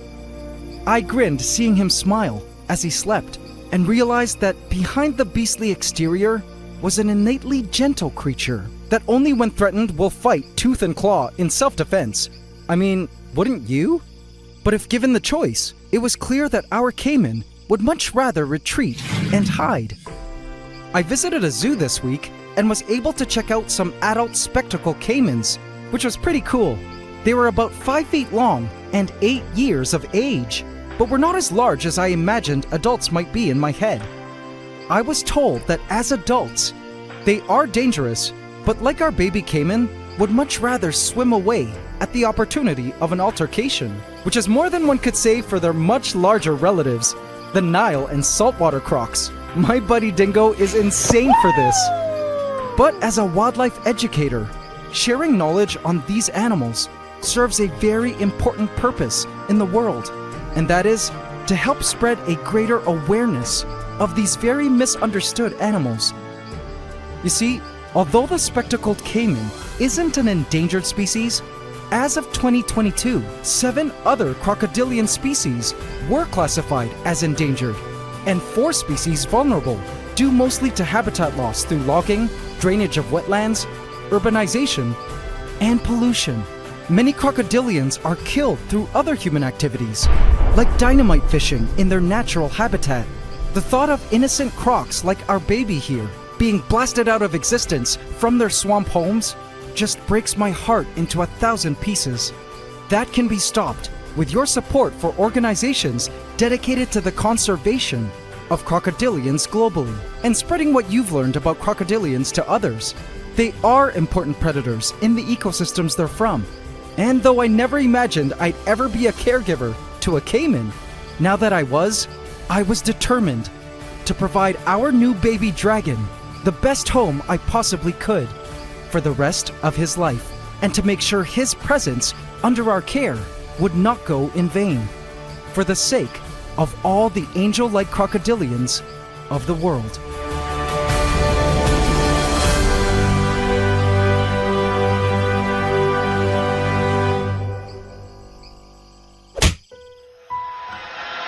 On the windowsill lay the holding container of a retired emperor, Emperor Silverio, who, having passed his greatest life test and fulfilled his purpose by breeding with an empress, was now spending the rest of his happy days eating crickets and watching the traffic roll by.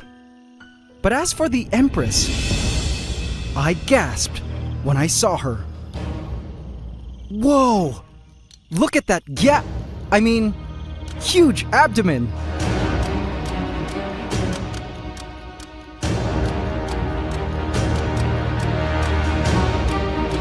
Looks like she's about to blow. Vote in my community tab to affect this story. This is my 1,000-gallon cloud rainforest vivarium I call Pandora, a biological project of mine for the study of an ecosystem with numerous creatures, plants, and fungi living within it.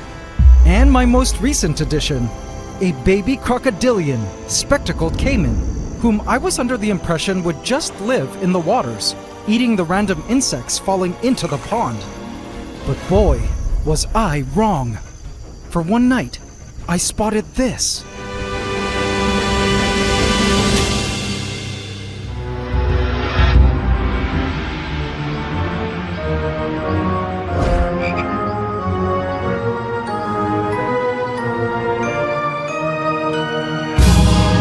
Oh man, our croc had discovered life on land, as well as the multitude of living creatures sharing his domain.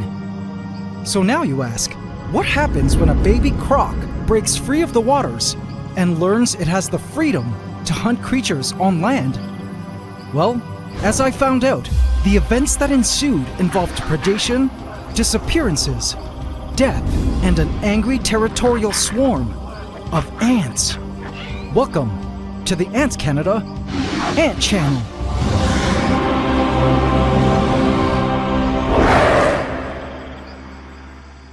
Please subscribe to my channel and hit the bell icon. Welcome to the AC fam. Enjoy.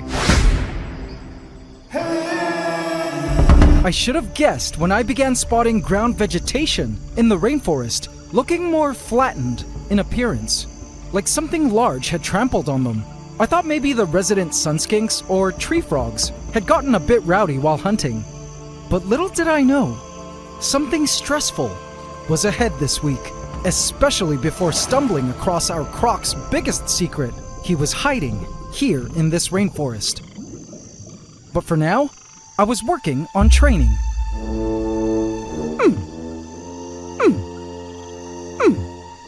I dropped the roach in and began to make the simulated baby croc sound.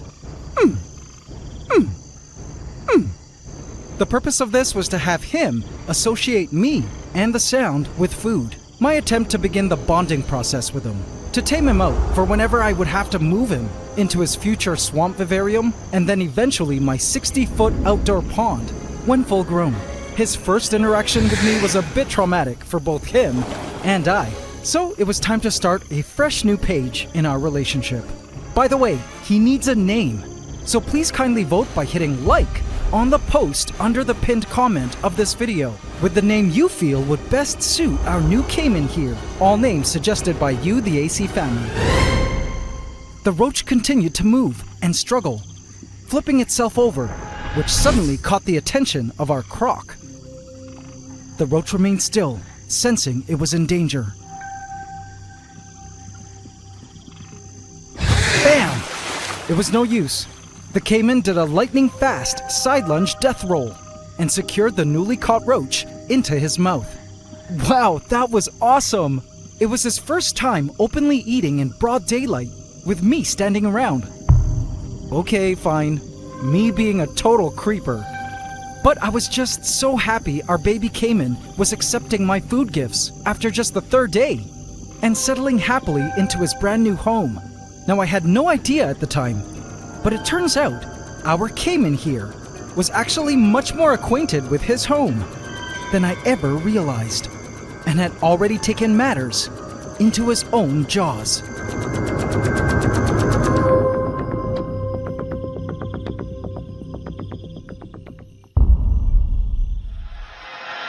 But as exciting as having a new baby croc in our rainforest was, I had some bad news to share. No! Our new weaver ant queen, who was tending to a batch of eggs, had completely disappeared. Guess something ate her. How sad. I was looking forward to having an active colony of weaver ants living in our rainforest, especially to inhabit the trees of Pandora's newest expansion attachment, our new canopy vivarium, which was still under construction. It was such a tragic loss. But then, a sudden movement of green caught my eye off to the side. Hey, what's that? No way! A green weaver ant queen was crawling on the glass, on the outside of the vivarium, wanting to get in. I swear, this had to be some divine intervention by the ant gods or something. How amazing! And guess what? That's not all. I spotted another on the glass, and another one on my window. I began to realize that perhaps now would be a great time to go looking outside for more queens, as their nuptial flight was clearly happening.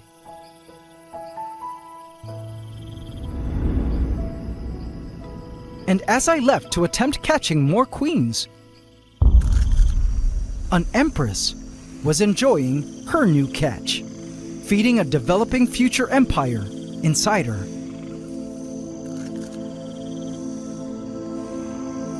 Empress Emeralda, a female marbled mantis, devoured her third roach in the past 24 hours. Truly a hungry, pregnant mama. She had not too long ago mated with her emperor, Emperor Silverio, who was now enjoying retirement on my windowsill, spending his remaining days eating crickets and watching the traffic go by. One thing I find amazing is how she eats the exoskeleton of the roach. It would be like us eating the meat and the shell of a lobster. Watching our empress masterfully handle the roach with her specialized spiny arms reminded me how supremely designed praying mantises were for predation. So well designed that mantises date back to at least 145.5 million years ago, older than when T-Rex roamed the earth. I made sure to keep feeding her as much as she was willing to accept, so she had enough nourishment to produce as many egg sacs, or more technically known as oothicas, as possible, so the mantis babies would one day inhabit Pandora and the new canopy Vivarium as one of the ecosystem's top predators in our rainforest. But speaking of top predators in the rainforest, a whole other ancient play of predators and prey replays every night. And this night at first appeared to be like any ordinary Pandoran night. But, as I soon discovered, it wasn't. The cloud mists danced upon the thick vegetation, blanketing the lands in life-bringing humidity. And then something surprising caught my eye. Hey, one of the geckos had emerged. But there was something new and very exciting about this particular gecko. It was a juvenile, smaller than the adults I had placed in many months ago. Like this adult gecko, feeding on a cricket. Turns out, this younger gecko was a Pandoran-born native. Yay! The geckos were finally successfully breeding in our vivarium. And I guess the youngsters are just really good at hiding from me. That was awesome. But AC family, there were more secrets to discover on this night. Let's move on.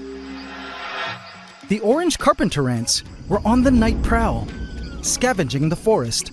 I've been spotting foragers from this colony more and more, which to me meant they were doing quite well at finding the necessary food they needed within our forest. It was awesome to know Pandora was the perfect environment for them to thrive. Their nest was somewhere deep in the driftwood. Their colonies can get quite big, so I was excited to see them continue to do well in our rainforest. I then spotted a baby huntsman. Wow, these spiderlings are quite big now, just under an inch in leg span. They were born from Lady Deathstrike, our adult huntsman, who was also running around somewhere. In a few months, this spider, if it survives, will have a leg span of 5 or 6 inches. A coconut rhino beetle had emerged into the humid night air. One thing I learned from one of you beetle enthusiasts is that the rhino beetles I placed in here were all female. In this rhino beetle species, even the females have horns, just smaller horns. It looked like this female might be releasing pheromones to attract a male. I'll keep my eyes peeled for one. Other beetle species had also emerged to feed on vegetation. But the most prominent insects to emerge at night were the prey creatures. Crickets were out, like this female, who was busy laying her eggs into the soils, and this cricket, busy eating up some sunskink poop. And of course, the most abundant prey creatures of our forest, the roaches. These forest roaches were members of nature's cleanup crew, consuming dead and decaying vegetation, helping to return vital nutrients to the soils. They had a special affinity for the asparagus ferns. But as I was scanning the asparagus ferns, my jaw dropped when I spotted the craziest surprise, completely out of left field, or should I say, right pond. A tail. No way. You've got to be kidding me. The caiman had wandered onto the land.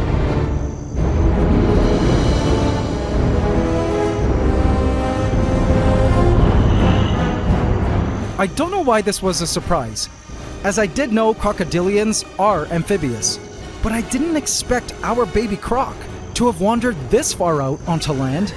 I mean, check out how far it had to crawl to get here. It crawled from here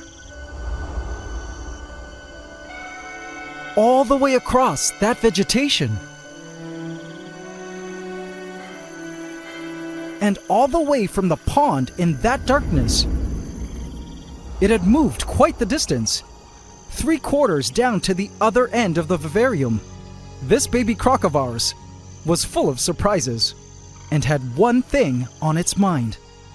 It had come here to hunt. It seemed to instinctively know that this toxic millipede was not edible. Our caiman was after something larger, and quite conveniently, it was moving just above him and getting quite close. Up high in the canopy, the resident tree frogs had emerged to catch their night's worth of insects. There were 5 tree frogs in our rainforest, including 2 which have names. Kermit, a male whom I always spot in Spider-Man pose hanging from the vines, and his longtime love, Miss Piggy, who is now so fat, probably developing eggs inside her for mating. You see, I know it's their breeding season right now, because when all the lights are off, I hear the males croaking. Listen.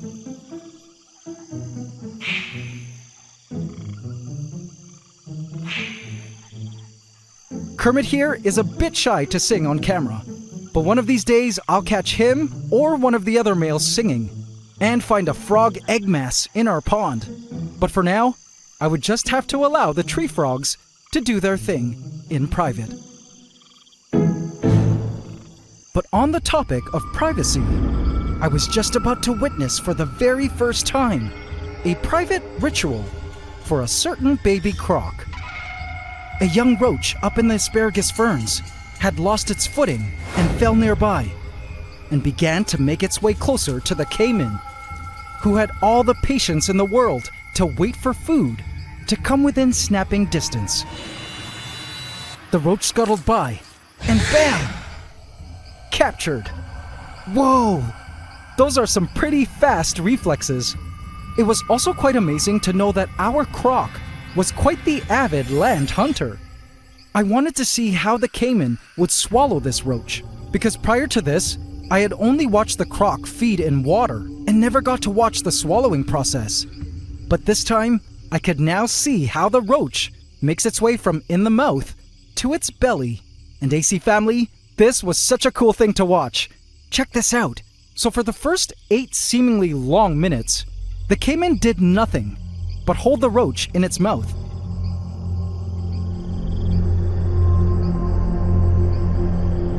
Soil creatures attracted by the smell of the dying roach were scurrying all around it, as you can see in this time lapse. Then suddenly, it began to slowly move back and began working with the roach in its mouth. It looked like the caiman was crushing the roach further, just to make sure it was dead and softer for the swallowing process.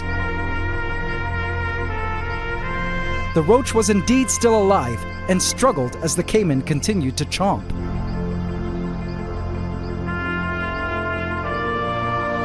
Then to my surprise, the caiman totally threw the roach. What? It lay on the ground, completely motionless. When the caiman decided the roach was indeed dead, it picked up the roach and began to swallow, which surprisingly caused the roach, which was still alive, to struggle some more. So the caiman kept chomping until finally it began to swallow the roach down.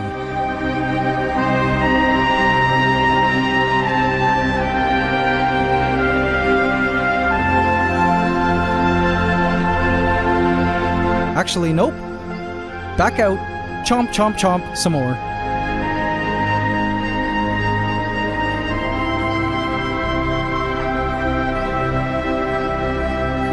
And then, finally, it opened its throat up and scarfed the whole piece down. Wow, how cool! The caiman lay there using its throat muscles to move the large prey down its esophagus. Unlike in snakes and lizards, it looked like our caiman didn't twist and curl to assist in moving the food down. It just focused on pushing the food straight down into its belly. And then surprisingly, it did this. It pointed its nose to the ground and began biting the earth? Or cleaning its jaws on the ground? Any crocodilian experts care to shed some light on what it's doing here?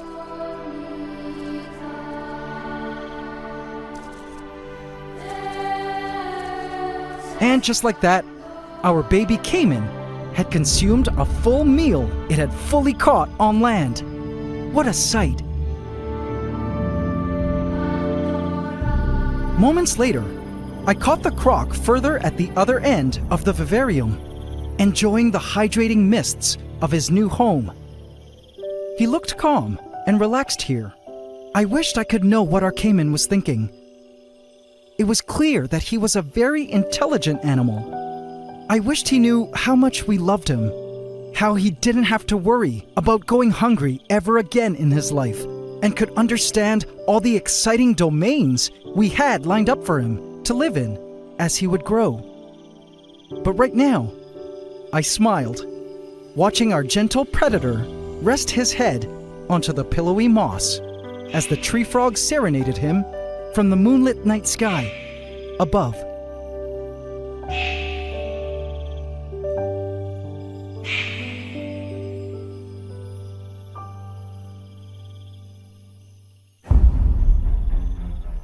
Then out of nowhere, something began to tickle him. It was moving on his face. The smell of the eaten roach began to attract a visitor that crawled into his mouth.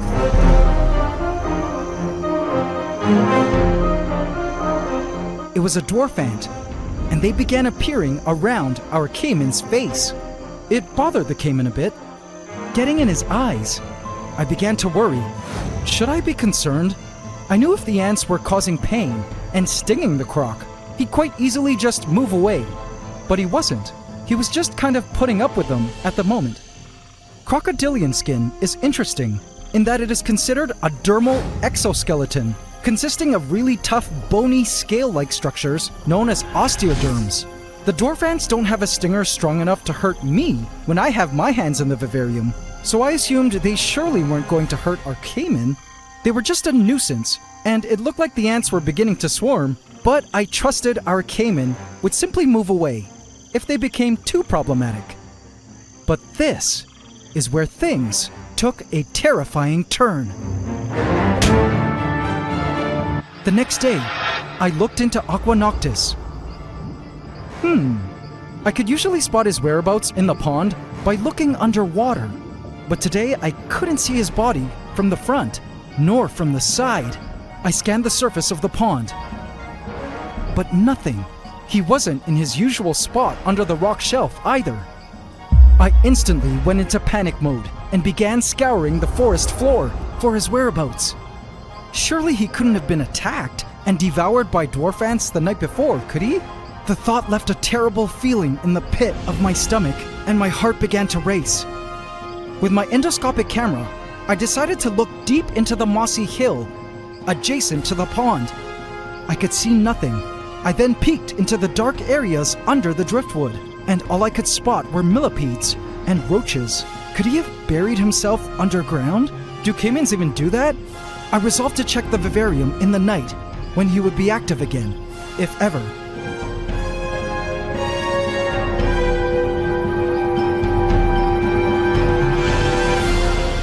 The instant the sun began to set, I approached Aqua Noctis and looked inside, fearful of whom I might not see in the waters.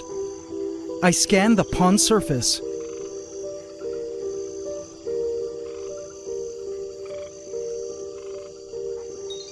Oh, thank God! There he was, safe and chilling in the pond. Ah, why must this be so stressful? He looked at me, probably wondering why I was looking so freaked out, or maybe expecting some food. But all I was wondering now was, where on earth had he gone all day? Now, AC family, you guys won't believe this. Later that night, I watched the caiman hanging out by the rock bank. I expected to see him hunt for food again on land. When he was ready, he eventually crawled up the rock bank, and it was then that I decided, hey, why not try another bonding feeding, this time on land?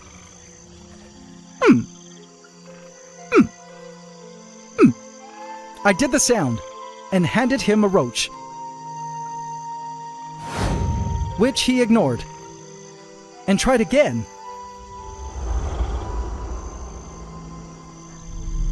But nope, he was still not comfortable feeding from my tweezers on land. Okay, no problem, my guy.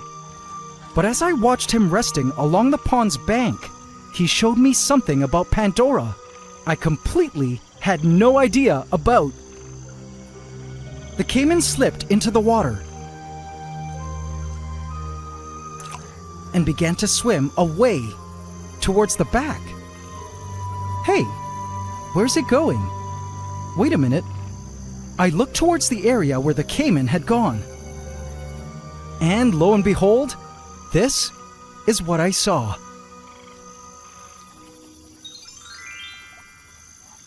OMG! No way! There was a whole secret lagoon back here. And there our caiman was, chilling in what I guessed was now his official bedroom. How cool! It looked pretty cozy back there. And upon further inspection, there was an even larger entrance into the secret lagoon bedroom underwater. He could swim through here, or choose to crawl along the top of the rock shelving. I completely didn't know such a space existed. I just assumed this backspace was totally filled up with rock shelving or something. But it was cool to see that our croc had a private place to hang out and sleep during the day. A few nights later, I smiled when I caught the caiman sleeping against the glass with a super full tummy. Look at that resting, smiling face.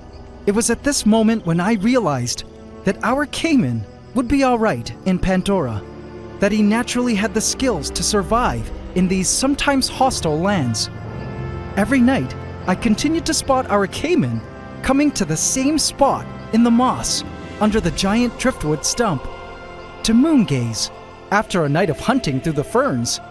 It made me feel a deep sense of gratitude that I had the opportunity to witness such beautiful scenes that happen out in nature all the time, in secret, away from human eyes.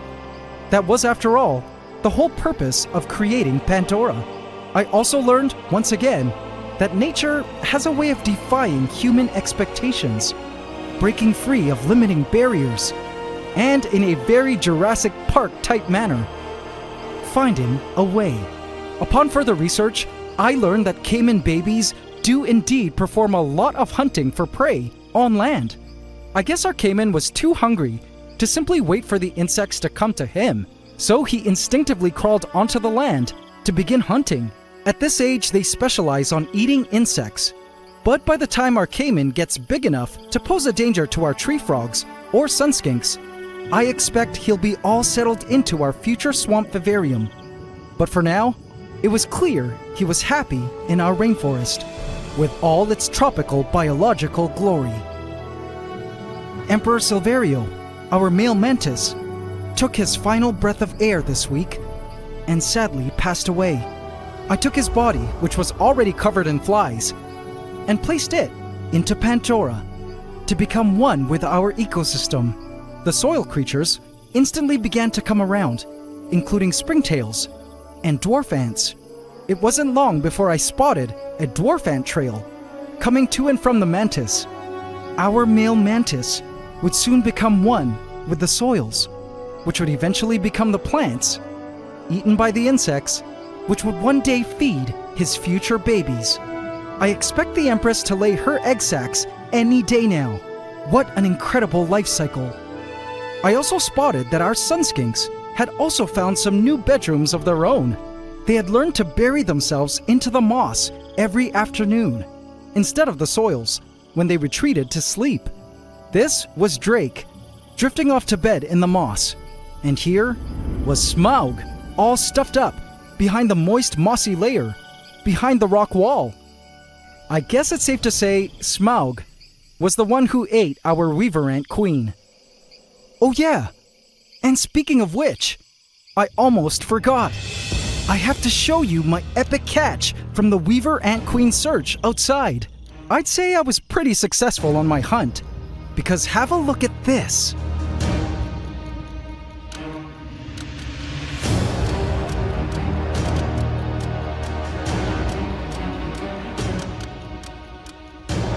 AC family, behold, our new epic weaver ant queen sorority and their collective new brood. Vote in my community tab to affect this story. This is my 1,000-gallon cloud rainforest vivarium. I call Pandora, and its aim is to study the epic lives of the vast array of creatures, like this new baby croc of ours in the pond, various plants and fungi living together in a giant food web, all within glass. But this biologically intense rainforest ecosystem world is about to get a whole lot bigger.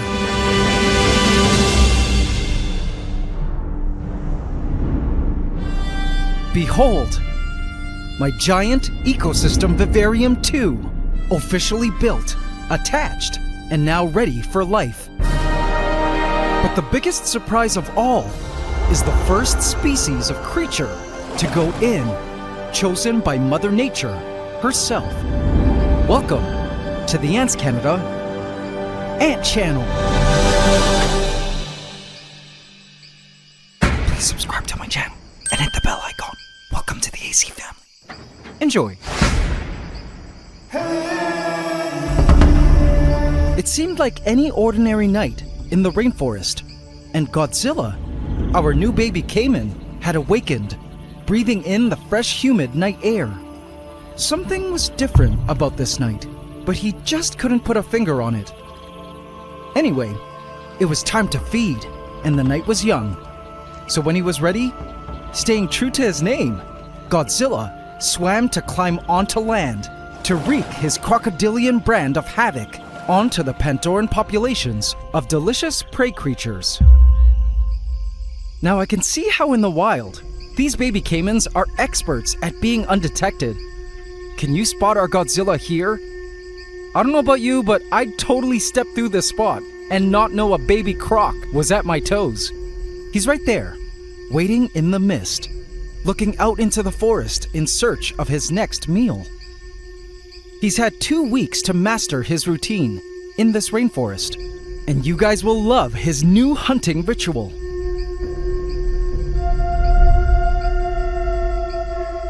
It seems our caiman has spotted something. Caimans possess Muller glial cells in their eyes that contribute to excellent night vision.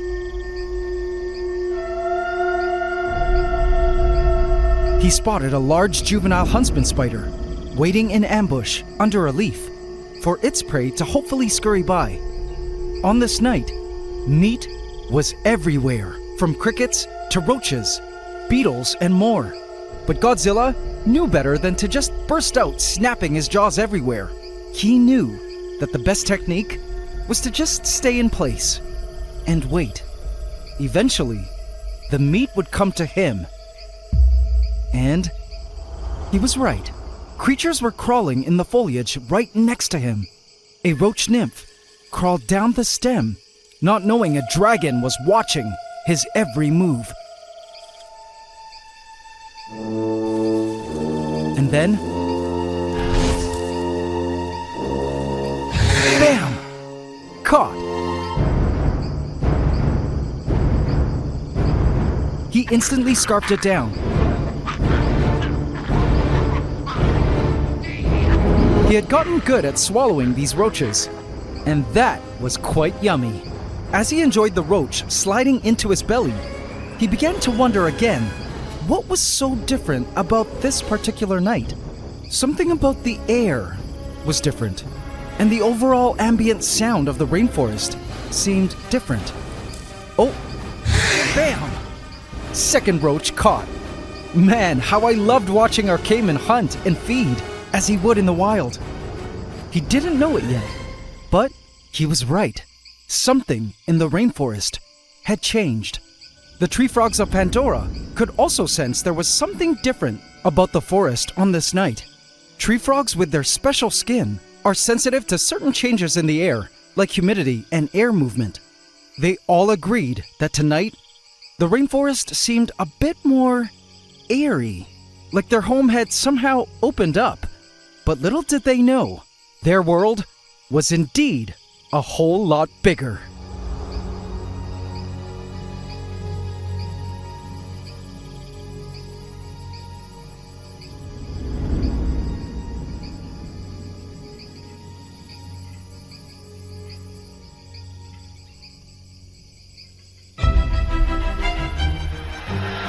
It was the big day. The huge glass panel for our brand new Vivarium 2 had arrived. We'd been waiting weeks to finish off our construction of the next giant ecosystem vivarium, and I couldn't believe the moment had come. Getting the huge glass piece up the stairs and into the ant room was such a mission.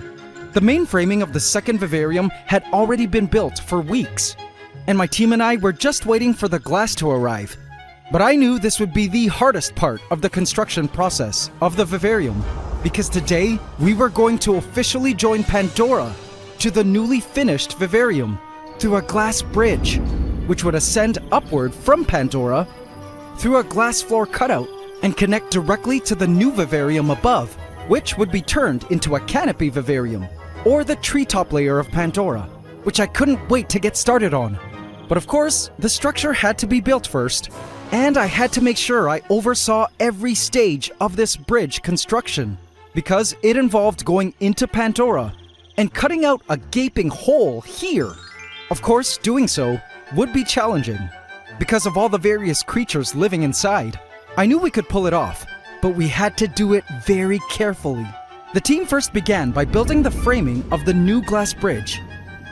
Then we proceeded to remove the slated panels of the top housing. 2 panels would be removed for the bridge.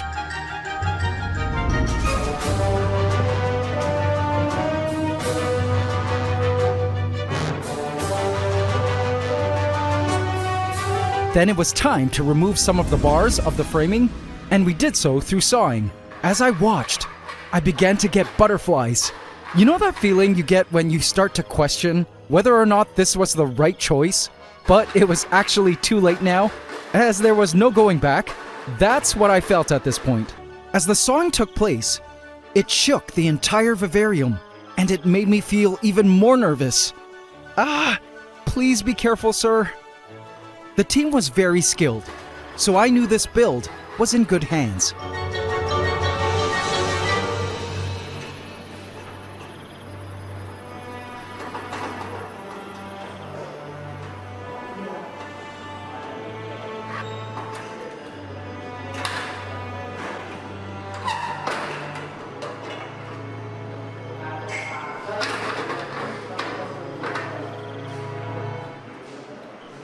Connective joint structures were put in place, the lighting had to be rearranged a bit, and then came the big operation. We had to study the best place to cut. When Pandora was first constructed, we never anticipated we'd ever be creating a connection to an upper vivarium. So in this case, there needed to be some pretty crazy modifications. And then, after warning our foreman that he had to be careful, and that there were giant huntsmen, lizards, ants, and even a baby croc in the vivarium, he bravely, but carefully, stepped into our rainforest. I held my breath and could hear my heart beating in my ears the whole time. First, he needed to secure brackets that would sandwich the edges of our glass bridge to the mesh. Then we went in to attach it securely to the framing of the glass bridge via rivets. It was imperative that no space would be left between the mesh and the framing of the bridge to ensure ants and the littlest of creatures don't escape.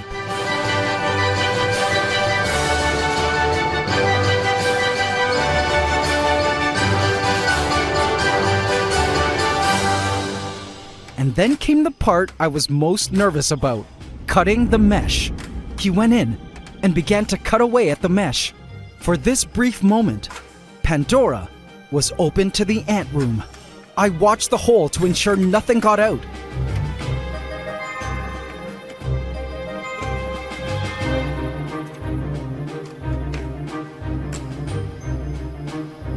Next, we needed to silicone to ensure complete sealing of the brackets, mesh, and framing of the glass bridge.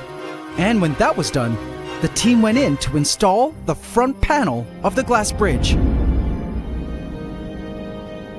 When that was in, the team went in to silicone the glass in place, and before we knew it, just like that, our glass bridge connecting Pandora below to the new world above was officially complete, and we were so close now to the launch of Giant Vivarium 2.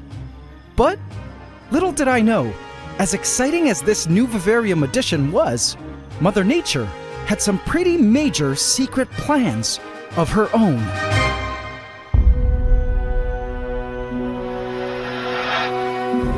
On a nearby island, fire ants were busy with an operation.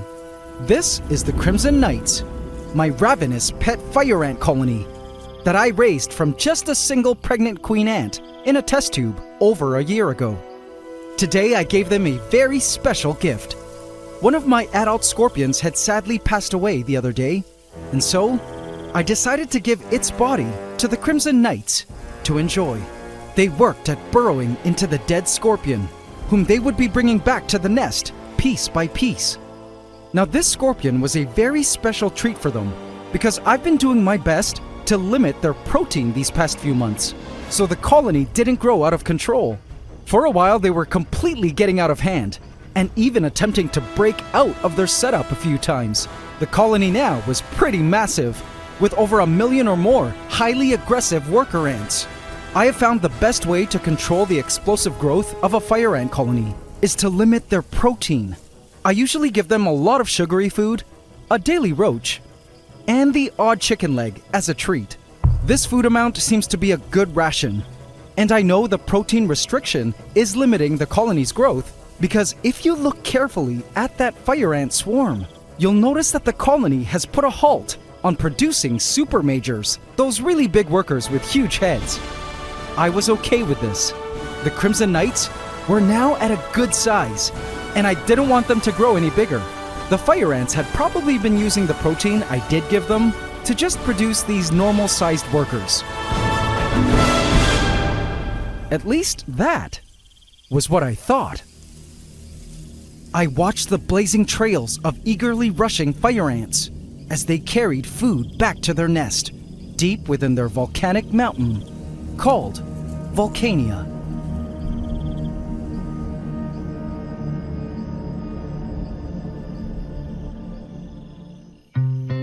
As the team continued to finish off the tank of our giant Vivarium 2, I couldn't help but reflect on what an incredible and fulfilling journey it's been. To think that what started as a crazy idea back 6 months ago to attempt a dream tank as a way to celebrate reaching 5 million subs on this channel eventually led us to building a second extension now, as we the AC family get closer to the 6 million subs mark. It's all truly mind-blowing. Thank you guys. I couldn't help but go back to all the amazing memories we experienced together, watching Pandora evolve over time. I remember first building Pandora, the ant war that happened between our late marauder ants and the random fire ants, which have thankfully disappeared from the rainforest due to not having a queen. I remember the joys of adding creatures to populate our vivarium, the time we first added our sun skink, Smaug, who was a lot smaller when he first came to us. With a smile, I remembered when we stuck an endoscopic camera into the Hallelujah tree stump to spy on some invasive black crazy ants, the Dark Horde, who we also tried to battle with pitcher plants. I remembered our Green Reaper and the time we caught her molting at 5 a.m. in the morning and how we attempted to mate her, but instead she ate the male. I'll never forget releasing the hundreds of babies of our huntsman mama, Lady Deathstrike, and the whole open door fiasco. Man, never gonna let that happen again. In just the 6 months that we've been caring for Pandora, we've learned so much together, experienced the rise and fall of empires, followed the lives of some of our most favorite characters, and watched the most beautiful of scenes unfold. Pandora has so far been the most mind-blowing peek at the true lives of living things, and it's been such a wild ride. And I knew, in my heart, that the fun and discovery had only just begun, especially now that we had Giant Vivarium 2. The tree frogs had emerged early, curious about all the commotion happening outside. The new glass floor cutout was installed, and the final step now was the installation of the front glass. And finally, after a crazy several weeks of waiting, our plans, which started out as a crazy idea on paper, were now manifested in the ant room as a reality. When the team was done, this was the final result of all the hard work.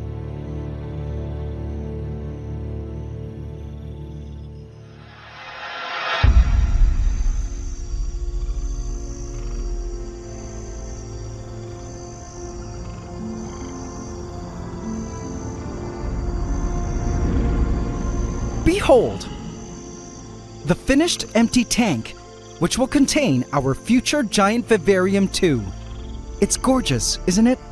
It's about a foot taller than Pandora, but lengthwise and thickness-wise, it's the same. And just like Pandora, it opens from the back, so the front can be an unobstructed view. But instead of only 2 doors, for this design, I made sure the tank had all 4 back panels open up to make working inside the tank easier. Of course, the top of the Vivarium is mesh, and so is the side, which is also a door, for ultimate ventilation. But the best was this opening, which leads down to the glass bridge. One side of the bridge is a mesh door, again for ventilation, but also for easy access to the bridge if needed.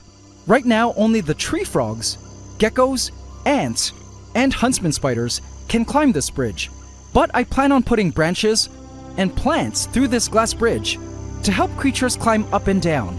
The cool part about having the bridge pass through the glass floor is that if you look up from Pandora, it literally is like looking up to the canopy of the forest. Looking down, it gives the illusion that we're up in the trees, gazing at the understory below.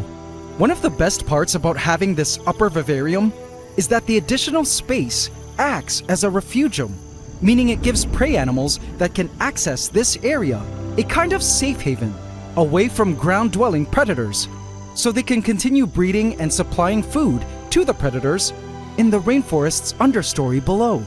I do plan on creating a lot of hiding spots for the creatures up here as well. With the added space, creatures would be able to spread out a lot more, with less restrictions when establishing territories. And with it being a canopy vivarium, arboreal creatures like tree frogs and the upcoming weaver ant super colony I'm working on that prefer the upper levels of a rainforest would have much more area now to do their thing. You see, in Pandora, the canopy area is limited to just the top 2 feet of the tank. Now, the arboreal creatures had over 7 feet of living space in which to play.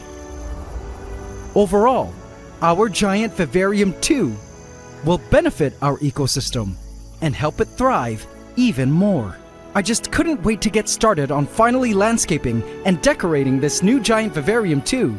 But before all of that craziness, there was one thing I really needed to do first.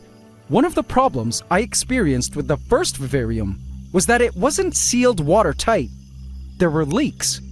So, this time, I made sure to do a water test and filled the lower portion with water to check for leaks just in case. It's been water testing for the past 2 hours, and so far so good. No leaks.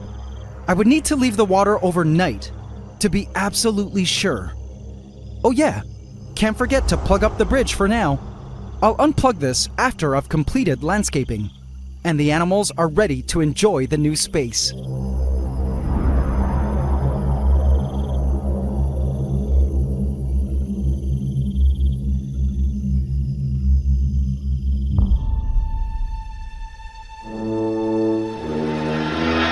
Downstairs, I noticed the frogs were still out early, despite the workers having been gone for hours. That's funny. I wonder what's gotten into the frogs. I then spotted this. Hey, that's a male ant on the glass. Guessed it must have broken into the ant room from outside. And then I spotted this. A queen elate? A fire ant queen elate. What a coincidence. Hang on. Another male. More males. And that's when I began to realize what was actually happening here.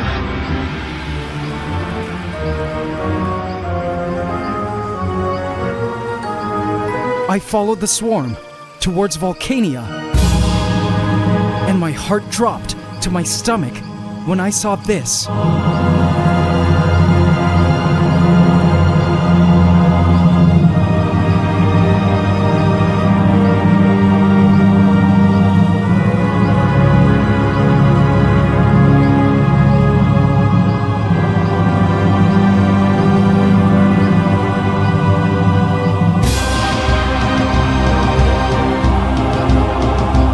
Lord, the Crimson Knights were having a nuptial flight.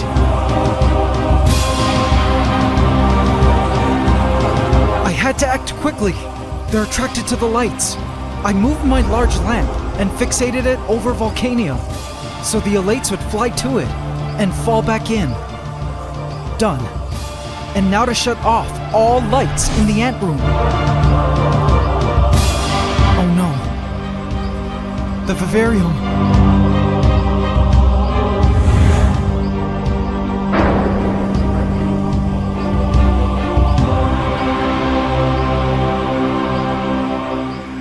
How long have they been flying?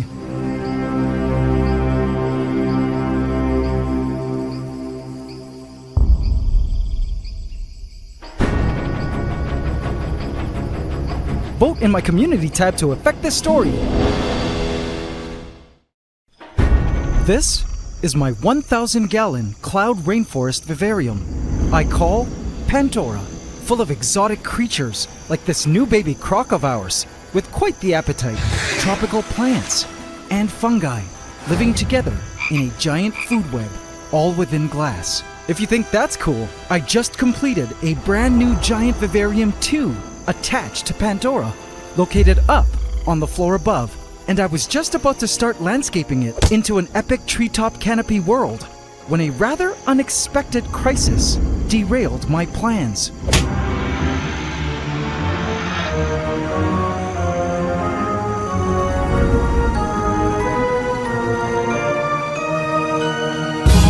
Oh Lord, my pet fire ants, the Crimson Knights, living on their open concept volcanic island, were having a mating nuptial flight. Flying fire ant queens were everywhere. This was bad, and the start of the craziest story of how I dealt with an outbreak of winged queen fire ants in my home. Welcome to the AntsCanada Ant Channel.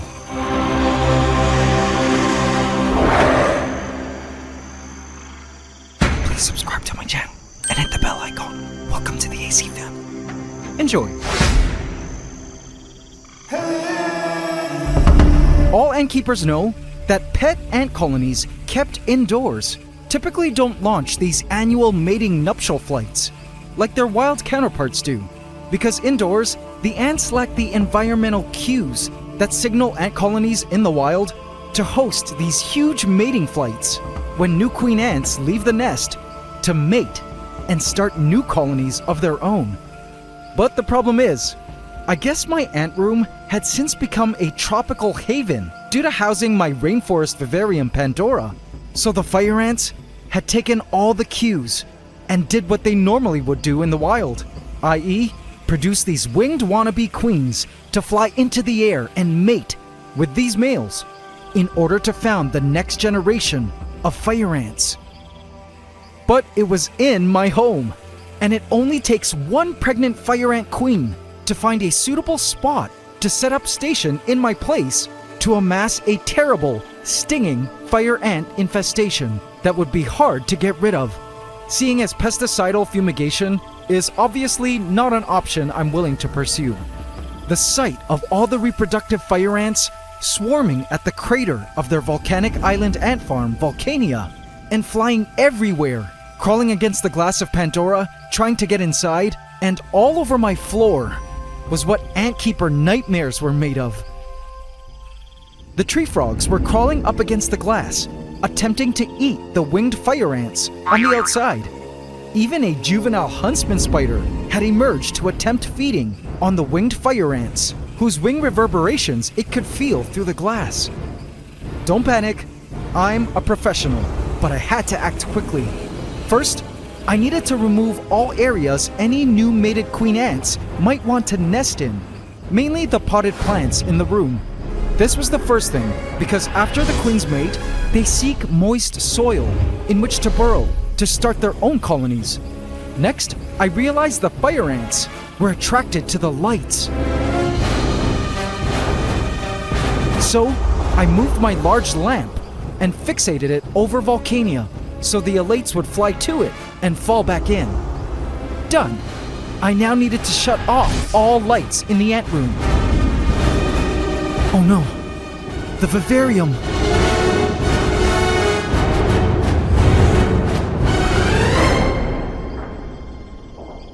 I had plugged up the bridge with foam earlier, but I had to replay the prior events of that night in my head to figure out if there was a window of time in which fire ant queens could have gotten in. It was time for some serious damage assessment, and the only form of damage control I could think of.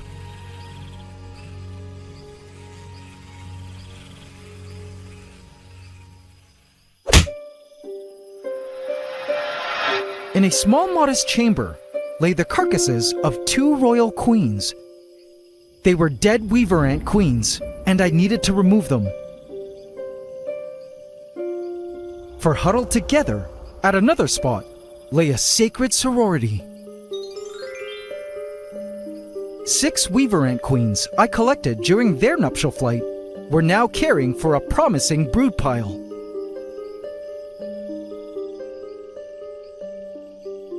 This is their collective pile of eggs, which they lick clean and care for with love. By the end of this video, you will watch these eggs mature and then perform one of the most important and coolest tasks of all weaver ant life.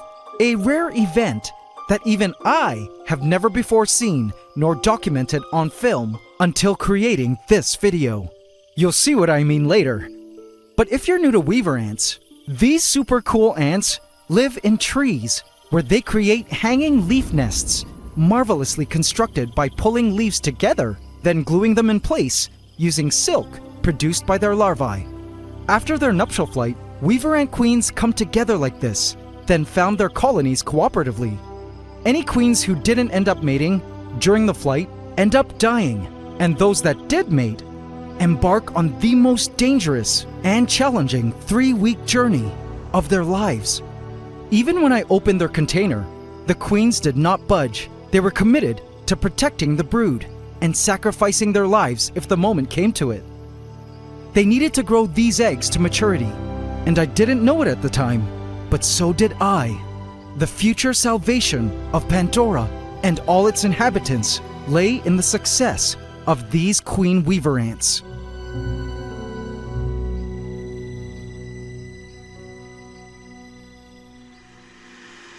As I vacuumed up the remaining fire ant alates, I kept replaying the events of that evening through my mind to assess how bad the situation truly was. The plan to lure the majority of the flying fire ants to the big spotlight and fall back onto their island seemed to be working so far.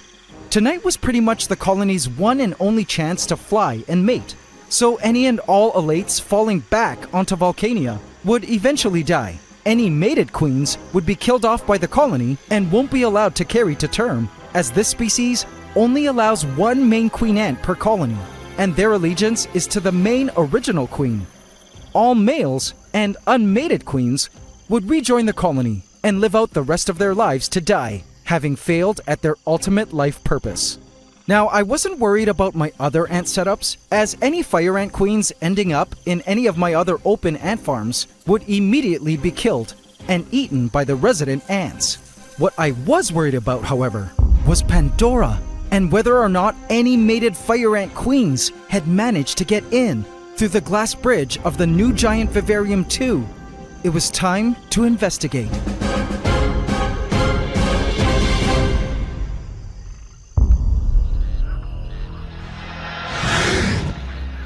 Godzilla, our resident baby croc, was scarfing down his 3rd roach of the night.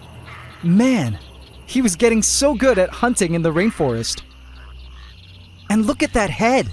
I am totally convinced that the designers of Jurassic Park's Velociraptor were inspired by the look of baby crocodilians.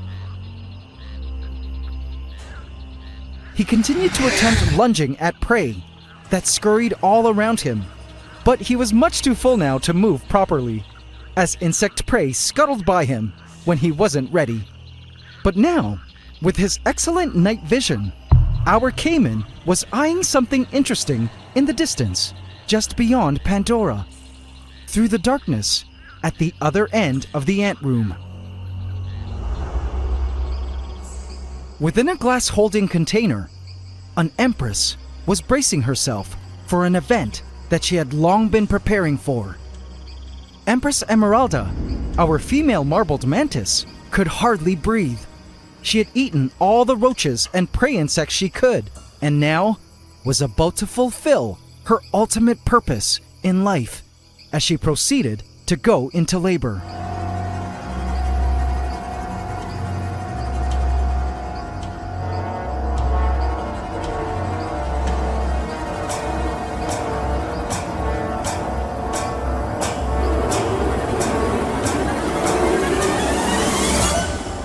As I looked into our giant Vivarium 2, I assessed the damage. So fire ants always fly in the night, immediately after the sun sets. Now, although I plugged up the bridge opening with foam, I only did this much later in the night. It was already evening when the workers who built this Vivarium 2 finished off the glass bridge, and completely nighttime the moment the front glass panel was put in place.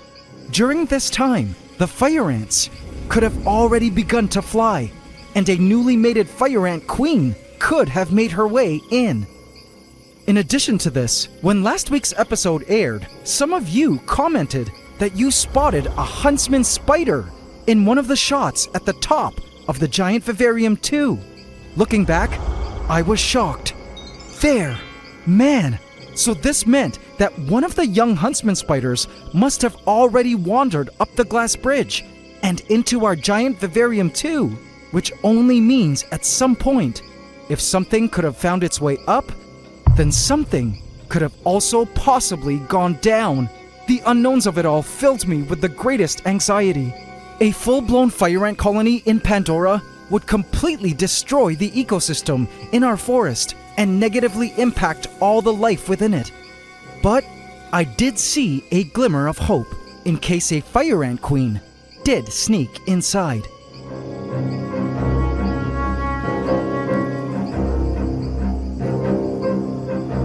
A few days later, I peeked into the holding container of our sorority. Sadly, it looks like another queen had lost her life. I guess she was also unfertilized, and she either died or the other queens killed her. Having an extra mouth to feed that wasn't contributing viable eggs to the brood pile would be a great disadvantage to the survival of the sorority and success of their future colony. So death to this dud queen it was. I removed the dead queen. The egg pile was bigger now. Now let's fast forward through the development of these eggs so we can witness the grand, rarely seen weaver ant event I mentioned earlier. A few days later, the eggs hatched into larvae. See them? The yellow areas within their bodies are what I call ant milk, which is the self-made nutritious soup that the queens have been feeding them, manufactured from liquefied muscle tissue in their thorax, muscles that used to power their wings during their nuptial flight that they no longer need. The stakes were high right now. The last time any of these queens ate was when they left their birth nest over a week ago for their nuptial flight. The queens must continue to fast during this initial colony founding stage, as they're 100% dedicated to caring for this brood. No time to go out hunting, and during this period, we'll use up these wing muscle stores to feed the larvae the ant milk until they mature to adulthood. They don't have an unlimited supply of this ant milk, only having just enough to rear this first generation of ants into adulthood. These queens will not get to enjoy a proper meal until their first adult ants bring home their first real food. But before the larvae mature into adult ants, there is something else all weaver ants must do. the most important work of their lives, and you guys will witness it right now. A few days later, my heart leaped into my throat when I spotted this. Several of the larvae were in their final stage of development and were just about to turn into pupae. But before that, they needed to make a valuable contribution. See those fibers? That is not part of the cotton ball in their setup. That is silk. You see, for 2 whole weeks, had these queens been in the wild, they would have had to sit on an open leaf, rearing their brood like they have, all exposed to the elements like rain and wind, as well as predators. But now that the larvae were of the right age, the queens could finally create protection. In all the years I've been ant keeping, I gasped when I saw this for the very first time in my life. One of the queens held a larva in her mandibles, and soon she began to spin a silk wall using the larva as her silk glue gun. Now, I've seen worker weaver ants do this, but this was the first time I've ever witnessed a founding queen to do it. This was such a rare sight, and my heart was full watching the process. She gently dabbed the larva from place to place as her baby knew to release the essential invisible line of silk, which would make up the silk tent that would provide her and the rest of the colony a protective shelter. This was what true ant teamwork was all about, and it didn't matter that she was a queen. In the ant world, all individuals are equals and collaborate. And then suddenly, I noticed another queen picking up a larva. Was she going to start web spinning too? Yup. To help her fellow queen sister, she began to add on to the silk wall using her larva glue gun. Watching these 2 queens spinning their protective silk wall was one of the most beautiful sights I'd ever seen, and made me feel so grateful to be an ant keeper. Once these queens have worker ants, they will never do this again, as this web spinning process will be handled by the workers. This is the only time a queen performs this iconic web spinning ritual.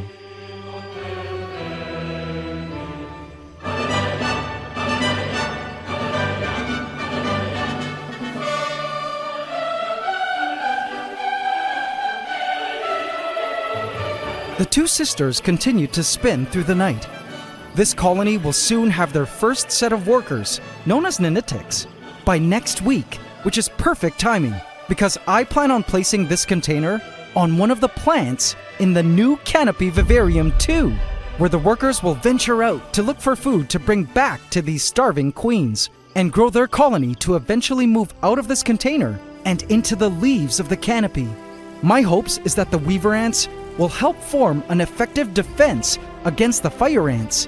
You see, weaver ants are one of the few ants in my area that actually eat fire ants. So if a pregnant queen fire ant did manage to slip into Pandora, having an active weaver ant colony in the rainforest will help control fire ant numbers. I couldn't wait for adult weaver ant workers to emerge into our rainforest. I also couldn't wait to place something else into our canopy vivarium. Within the Empress's holding chamber, my heart leaped when I spotted this special package.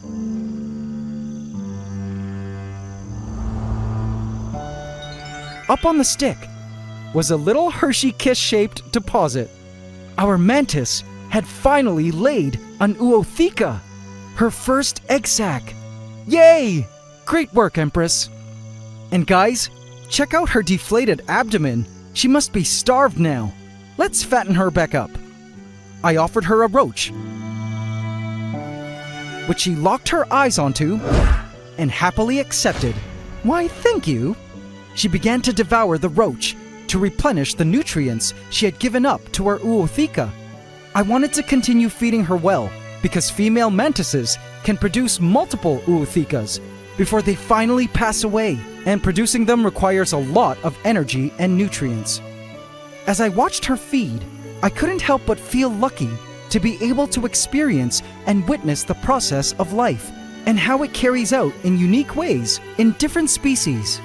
Every creature, plant, and fungus had its own unique process of beginning its life journey, growth into maturity, reproduction, and eventually death.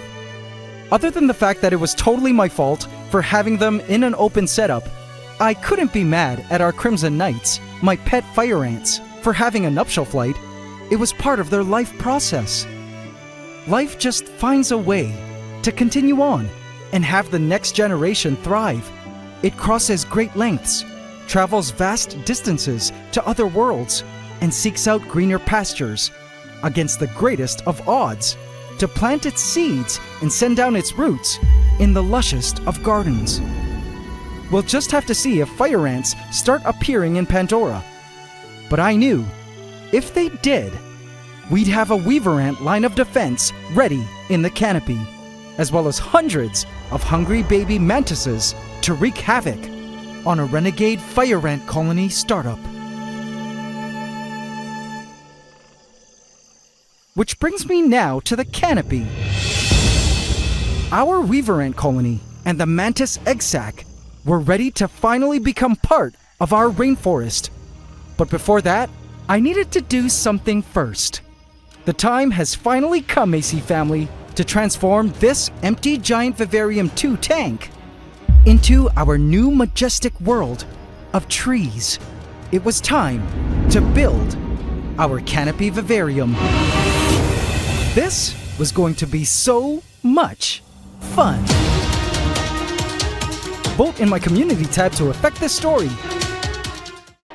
This is my 1,000-gallon cloud rainforest vivarium. I call Pandora, a tropical rainforest ecosystem of exotic creatures, great and small, all living within glass.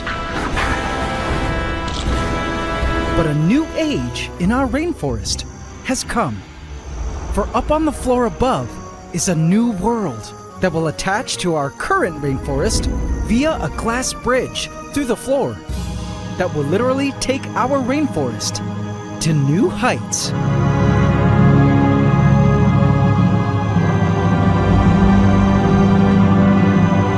Behold, my newly constructed giant canopy vivarium, the official upper tree layer of our rainforest. And this is the insane story of how I created it and what new creatures happen to already be living inside. Welcome to the AntsCanada Ant Channel.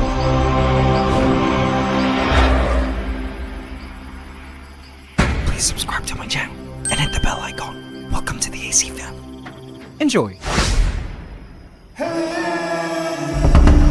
It was nighttime in Pandora, and the inhabitants of our rainforest had no idea a major change was about to take place in their world. The carpenter ants were out foraging, isopods were busy feeding, geckos and tree frogs had emerged for the hunt. And in the pond, so did a particular beast. It was Godzilla, our resident caiman. He was hungry and was staring at the tiny baby crickets and other such diminutive creatures on a branch. They were much too small for him though, but he knew he'd be eating these babies when they were older. And indeed, the prey insects of our rainforest were about to receive the craziest paradise any insect could wish for, in which to grow and thrive. As I looked into the empty tank of our canopy vivarium to be, I imagined the finished vivarium as I saw it in my mind. I began to trace the general shape and form of the vivarium as I envisioned it once done. It looks a bit silly, I know, but oddly enough, after decades of terrarium landscaping these naturalistic spaces for my animals, this visualization phase has become a big part of my process. Especially for the hardest of terrariumscapes, like this one I was about to attempt. This was the first time I ever tried building an arboreal world of trees, and to be honest, I wasn't even sure if it would be possible. But I knew that if I could somehow pull it off, a canopy vivarium would be one of the greatest and coolest biological worlds I'd ever constructed in my life. And so, 2 weeks ago, before attempting to start building our canopy, I hopped on a plane and flew somewhere super cool first for some well-needed inspo.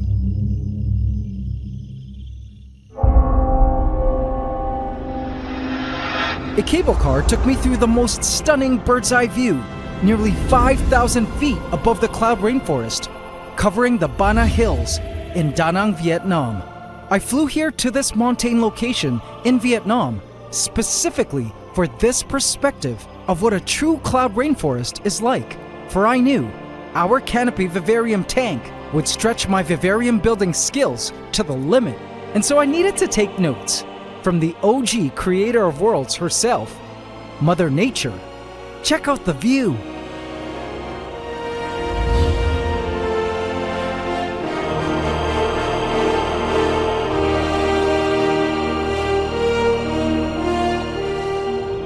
The trees looked stunning from above, like a dense carpet of green, blanketing the mountain, a living roof over networks of rivers and waterfalls, cool rock formations, and plenty of vegetative growth.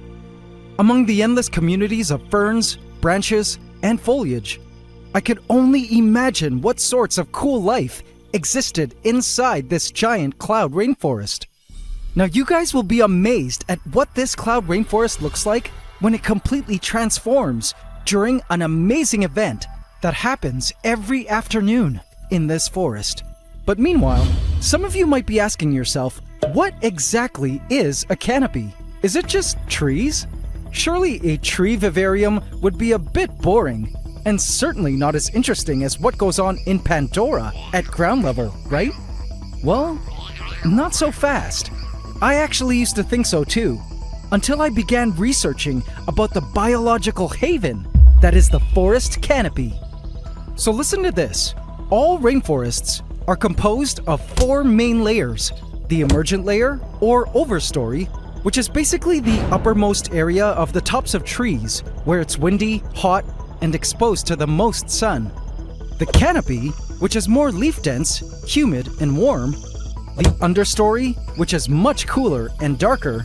And the forest floor, covered in leaf litter and ground plants, and where the soil begins. Our vivarium Pandora is basically a rainforest floor and a bit of the understory layer of the rainforest. Now, one would think that the majority of life in a rainforest is found on the forest floor and understory, right? But it turns out the greatest concentration and biodiversity of rainforest life isn't on the rainforest floor, nor the understory.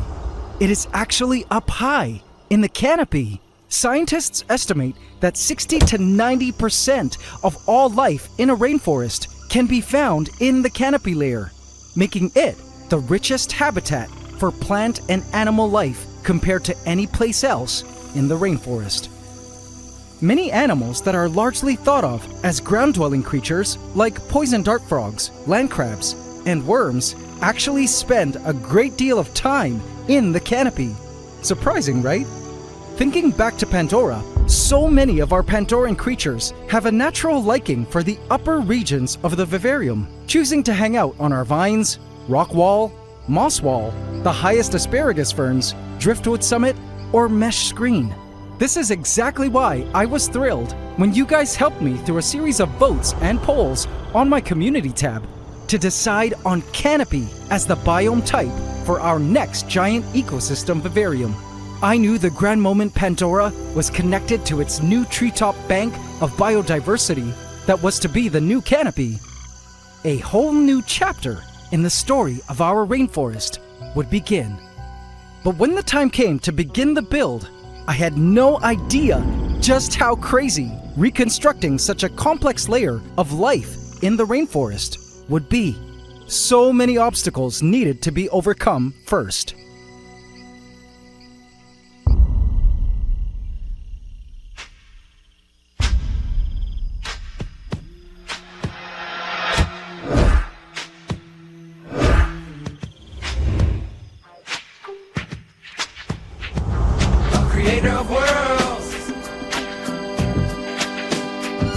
gonna rock your world. I had my full arsenal of plants ready for me to select and choose from while constructing. Each of these plant species were selected specifically for this canopy vivarium build as the best candidates for plants that would thrive in the environment I was hoping to build. I wouldn't be using all of them, but when I build terrariums, I usually get a good variety of plant life and spread them all out nicely so I can choose as needed, like an artist's various paints on a palette. I already had a rough idea of what the vivarium might look like in my head, but there was no telling whether or not the final outcome would turn out as expected. The first step was to create the main and largest component of the canopy, the trees. When building terrariums, I would usually start with the soil layer first, like I did with Pandora. But in this case, there would be no such soil layer, since this world was up in the trees. But there was just one problem, and it was a big one. How to grow trees in a vivarium? Short answer is, you can't really. Well, you can, but it would require a ton of space, a ton of soil, a ton of water, and a ton of light. A failure to provide an insufficient amount of any of these things would kill the tree. So my idea was to improvise our trees by fixing dead tree trunks into the vivarium. And for that, I chose dead coffee tree wood, native to the tropics, and the plan was to add a plethora of rich foliage to them later. Now, as some of you may recall with the construction of Pandora, when I landscape tanks, one of my styling secrets is to choose one feature item to be the star of the tank, so to speak, around which all decor would revolve and tie the entire landscape together. It could be a special plant, a cool-looking rock, or piece of driftwood, like in Pandora, where the feature piece was the Hallelujah tree stump. It's the first thing most people see, and makes the tank pop. But for this canopy vivarium, the main star would be this huge branch here, which would form the main arching skeleton of our canopy vivarium.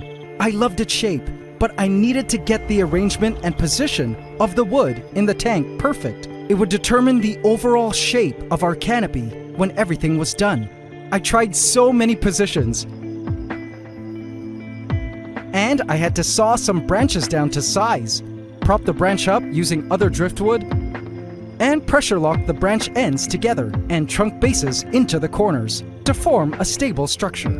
After a couple days of trying out various configurations, I was happy with the arrangement of the branches, and it was time for the next step.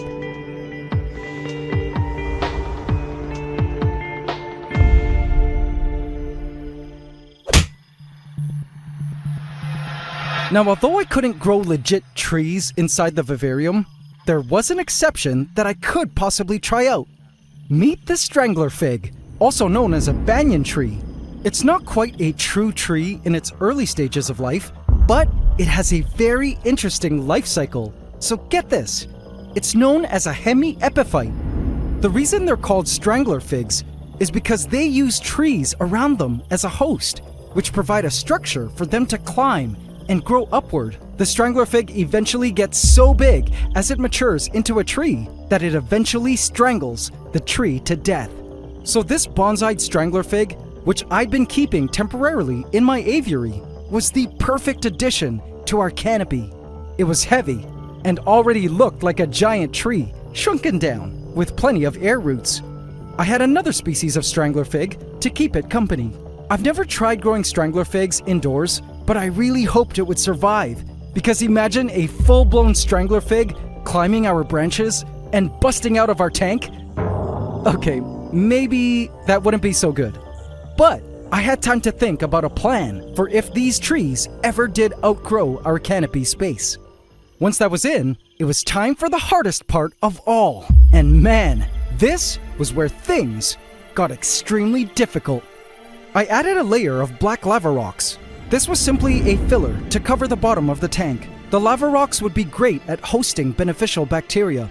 Then I added a layer of charcoal for absorbing impurities and to keep the vivarium odor-free. I specifically chose black-colored media because this bottom space was supposed to look like a void, not like a soil surface, so to give the illusion of a space high up in the trees. Now, adding plants was much more complex than the ordinary rainforest construction build I was used to, due to the lack of a legit soil layer. The plants I chose for this canopy vivarium were species specifically adapted for life up high in the canopy. The majority of the plants were epiphytes, which are plants that grow on other plants and trees.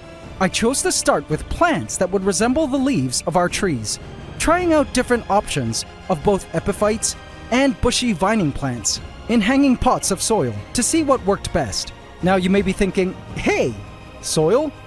I thought there wouldn't be a soil layer. Yes, true, no soil layer.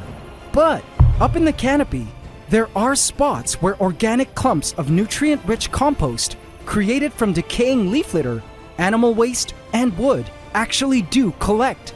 Like in the fork of trees, tree hollows, the surfaces of horizontal branches, or the natural pits in tree bark. And it's within these organic traps of compost that plants in the canopy thrive. These soil pots, from which most of our epiphytes and vining plants grow, represent these special nutrient-rich spots of growing media. Over time, more of such composty areas will naturally form as our canopy matures.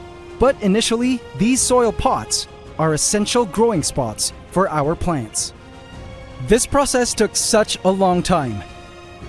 As I landscaped, it was fun to imagine what creatures in Pandora would wander up here. I'm sure the acrobat ants, dwarf ants, and carpenter ants would love this world. I also had a multi-queen weaver ant colony in the making, ready to move in. For sure the tree frogs would love it up here. Perhaps we might even see Drake, our male sun skink, who is pretty good on the vines, wandering up here. But my greatest bet were the crickets and roaches, whom I knew would love this canopy, which would actually act as a refugium for them, offering a place in which they could hide and further procreate, away from the pressures of ground-dwelling predators. In terms of predators, for sure huntsmen would make their way up here. I couldn't wait for the day I spotted Lady Deathstrike up in these trees.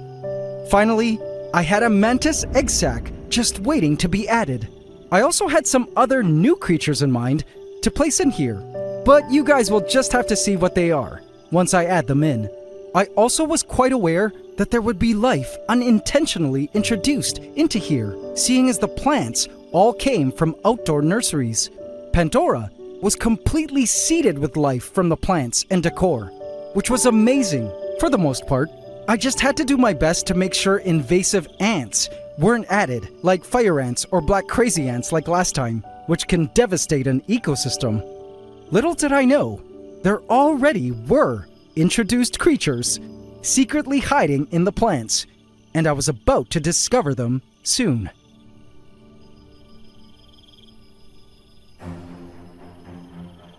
The next day, I added the vines. Also known as lianas, vines are rooted into soils of the rainforest floor throughout their lives, so they take nothing from the trees they live on, except support. I collected a series of vines from the tropical forest in my yard and strung them along the top of the tank, through the branches, and even strung them down the glass bridge. This would offer some great climbing opportunities for creatures that couldn't climb glass, so they too could reach the canopy.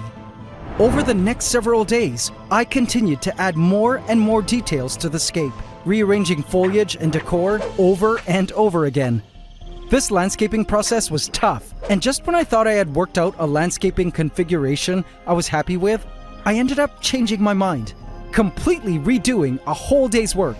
You see, the issue here was, this vivarium wasn't the ordinary terrarium build that I was used to. It needed to represent and look like a canopy. So, if there were too many ground plants, for instance, it would simply look like a rainforest floor habitat. Even the choice of plant species affected the overall look. Again, the entire build was largely experimental, and I still had my doubts it could actually be done. I spent every single waking day and night in the ant room. The mornings became evenings in a flash, as I dedicated full brain bandwidth to the build. Suffered a few scrapes and injuries, but it was nothing your creator of worlds couldn't handle. What was stumping me, however, was getting the look of the canopy right, which I very quickly realized was going to take a whole lot longer than expected. By day 6, I grew quite frustrated, due to being unable to get the look I wanted right, and I ended up missing an upload last week. The glaring problem was that there was just something missing from the design of the tank that kept it from looking like a canopy, but I couldn't quite put a finger on what it was. To me, it still looked like a rainforest floor, no matter what I did. By day 11, I was quite close to just throwing up my hands and giving up. The idea that this canopy vivarium was too ambitious was really sinking in, and I was already thinking of a whole apology post on my community tab about how I would need to change the concept of the vivarium. But suddenly, a movement at the center of the vivarium caught my eye.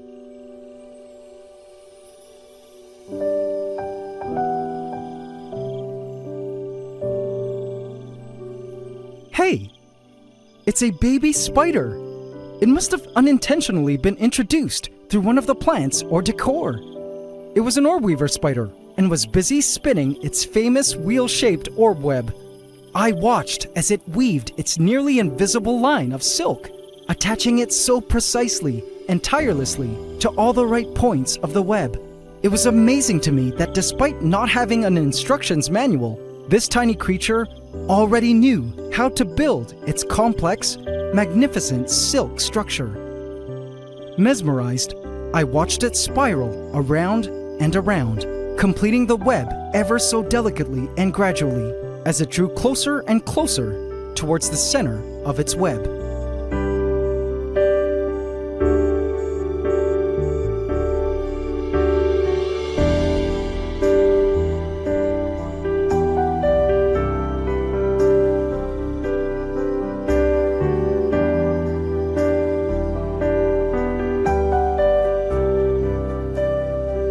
When it finally completed the construction, it rested at the center. How neat! It was quite hard to see exactly where it had attached the primary lines of silk from which the entire web branched out of.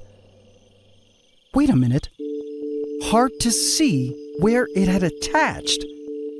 Branched out. That's it. As if the spider carried a message, like the whispering voice of our canopy to be suddenly speaking to me.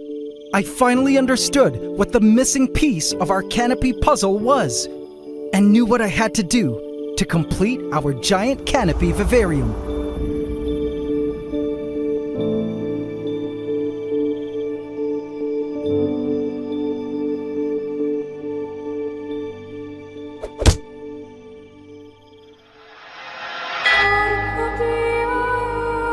Behold, our new canopy vivarium, I call Orcadia.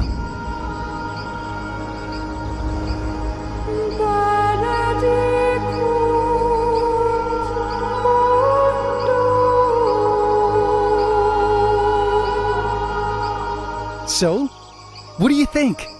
Let's have a full tour around these treetops, shall we?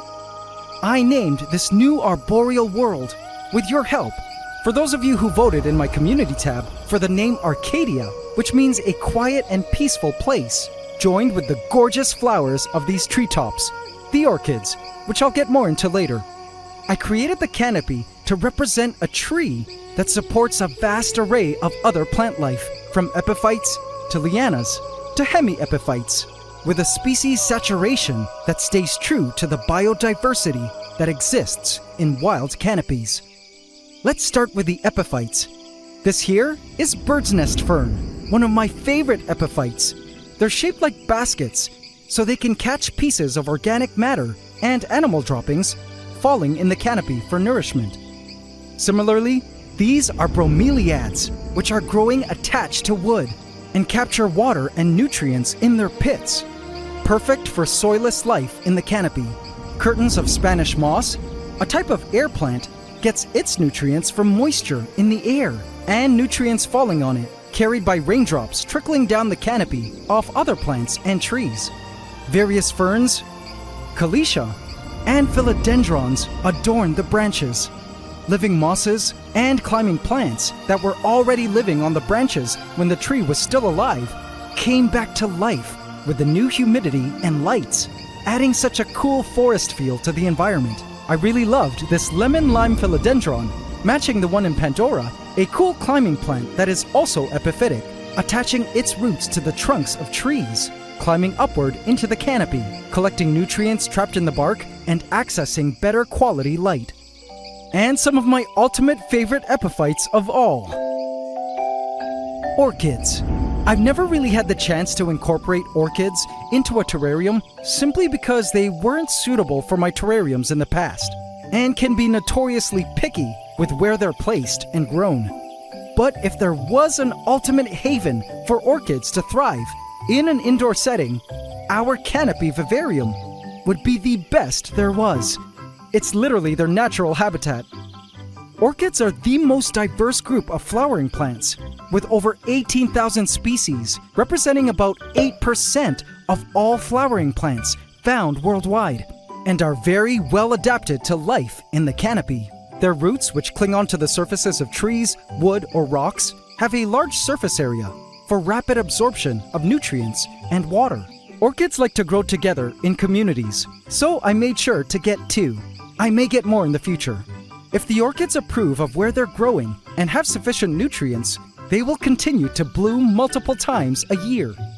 They offered some gorgeous pops of color in our canopy. Of course, our strangler figs looked great in their spots. I built the entire canopy around them, so they acted like anchors of the canopy.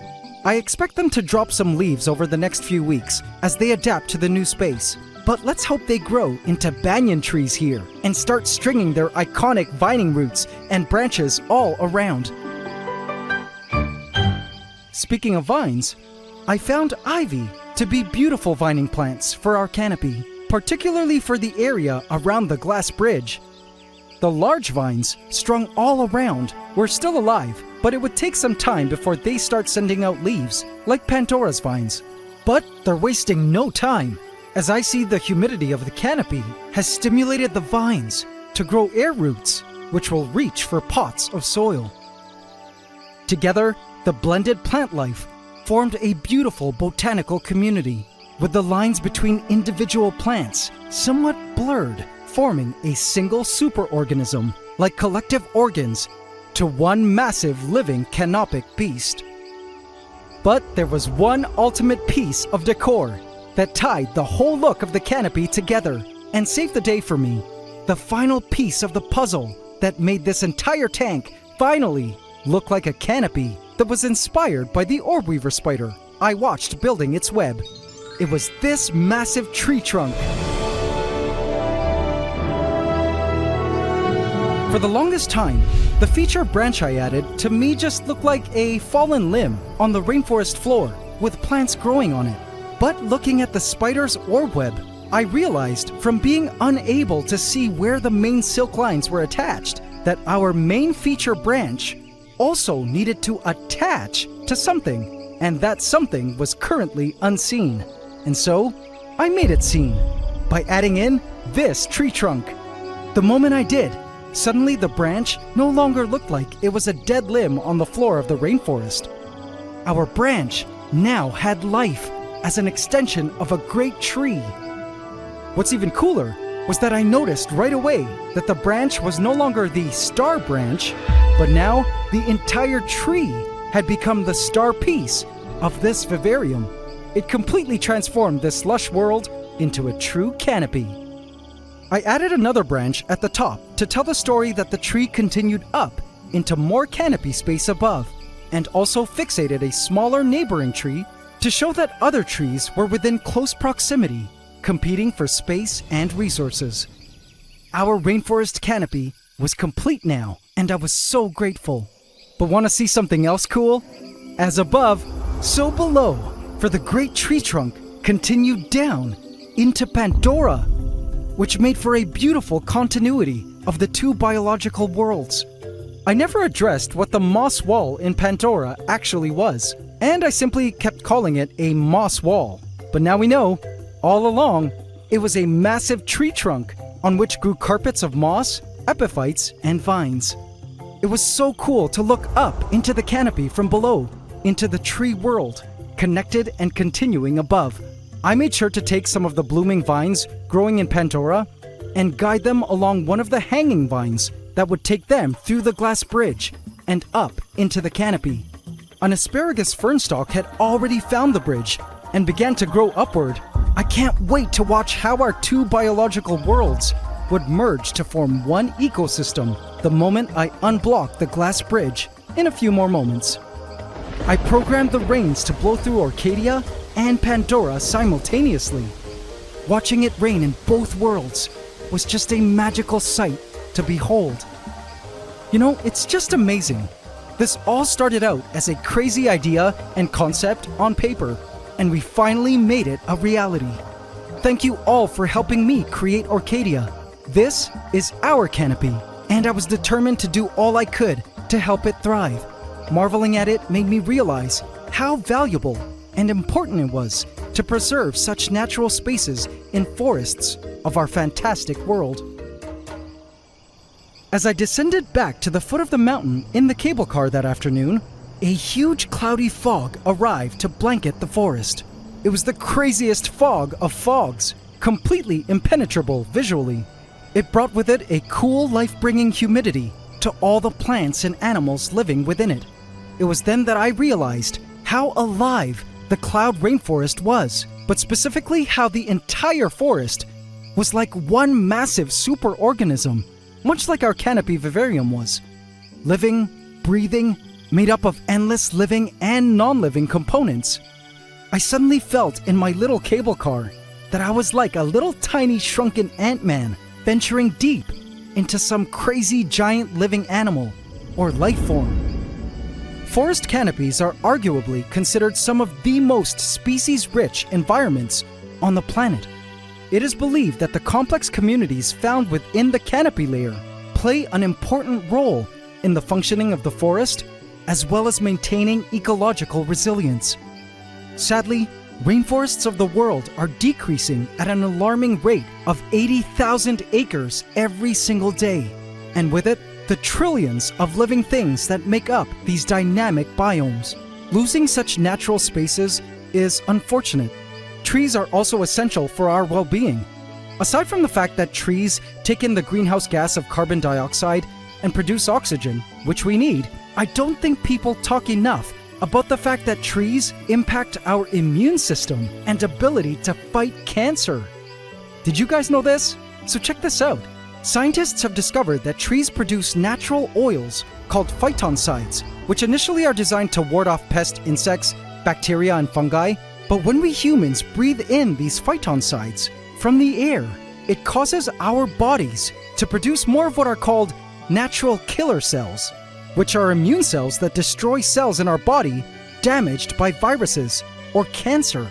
Simply being in and around forests or a lot of trees helps our bodies overcome illness. Plus, not to mention all the natural medicines waiting to be discovered in the world's forests that could be cures to some of the world's thought to be incurable diseases. It's undeniable that we humans are still in a lot of ways creatures of the forest. And my hope is that this whole biological project, observing and caring for Arcadia and Pandora, might help us understand a little bit more about our place in the bigger picture within the largest vivarium of all, planet Earth.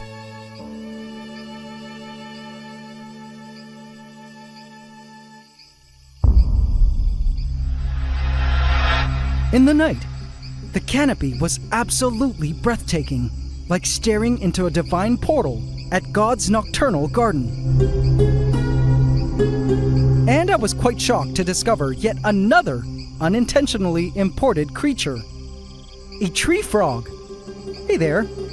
At first I thought maybe one of our tree frogs had somehow snuck up here, but the glass bridge was blocked with sponge, so this tree frog had definitely snuck in by way of the plants.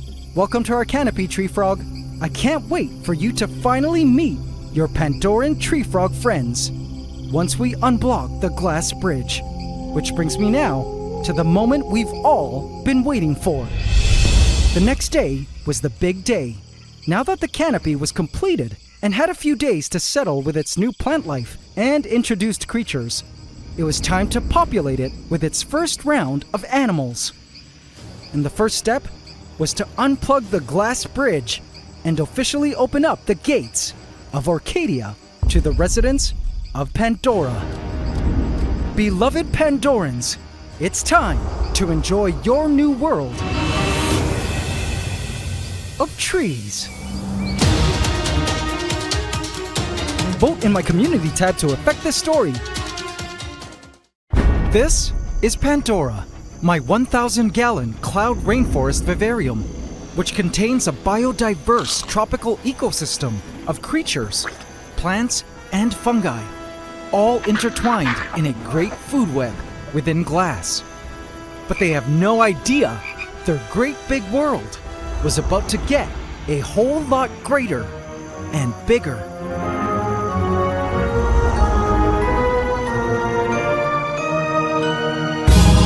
This is Arcadia, my brand new canopy vivarium on the upper floor, designed to mimic life up high in the rainforest trees. And it too actually already has some creatures living inside. But it was now time for the great connection. Behold, the glass bridge that joins these two gorgeous worlds.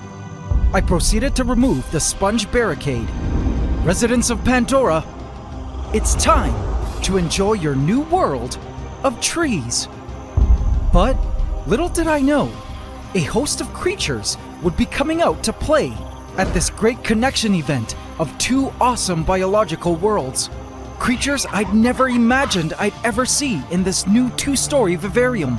Welcome to Season 2, Episode 14 of my Ecosystem Vivarium series, where I officially joined two of my giant rainforest vivariums together, only to discover that Mother Nature had a few surprises in store for me. Here, on the AntsCanada Ant Channel.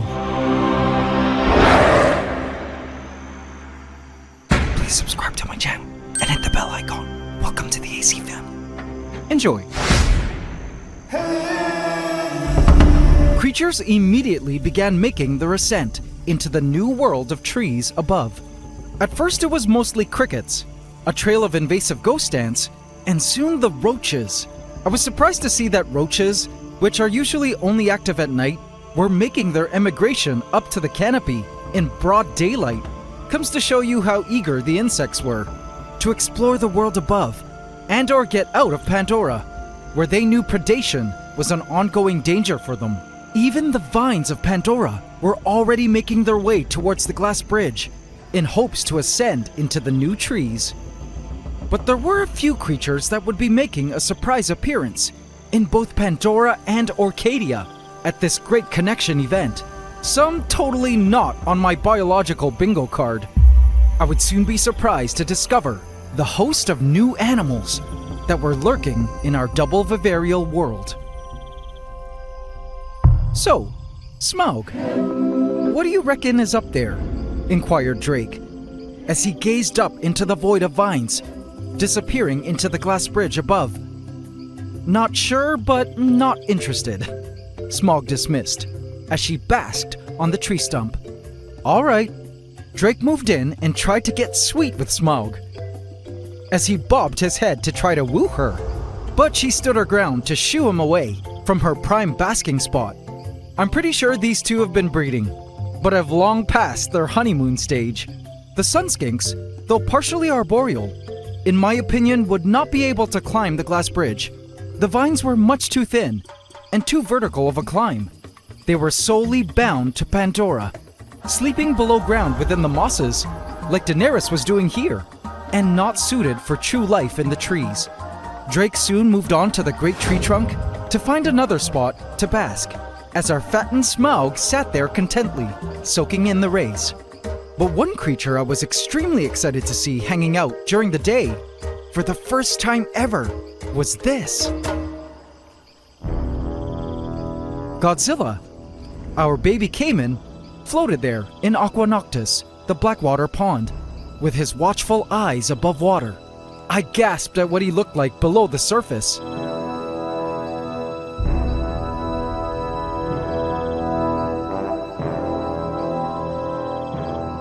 Just look at that belly. It's so full. He's perfected hunting at night for roaches and crickets. And needless to say, this is one happy and fattened crocodilian. But the reason I was excited was because he'd officially reached the stage in life where he was emerging in broad daylight to bask, just like the sun skinks.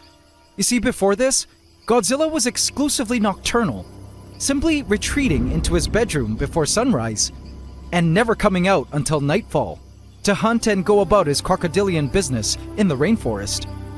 But with a belly super full of food now, he needed the sun's rays to help with digestion and for the production of vitamin D3 for his developing bones. I think for the past few weeks, Godzilla was acclimating to his new home and to my presence, but was finally comfortable enough now to come out of hiding during the day to get some needed sun. I'd been waiting for this moment forever. I just couldn't wait for the iconic sight of watching Godzilla bask on the pond's bank, just like crocodilians do in the wild. I prepared a powerful lamp and fixated it outside the mesh door. But as I put it in place, it spooked him out, and he retreated back into his bedroom. Aw, guess Godzilla needed more time to get comfortable.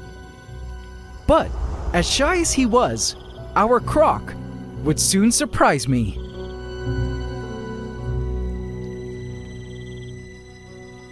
Speaking of surprises, you won't believe what I spotted in the dirt.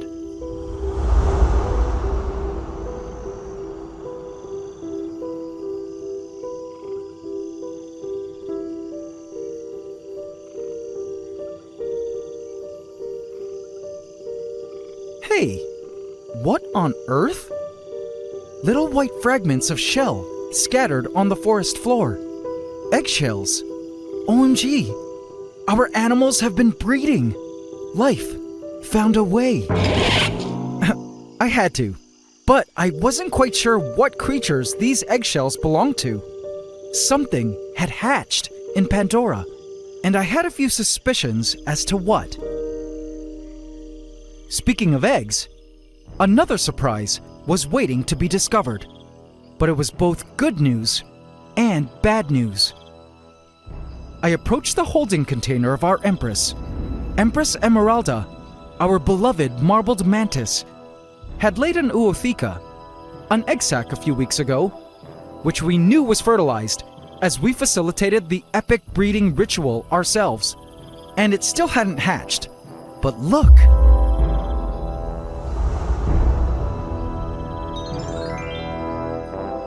She had also just laid a second. Whoa!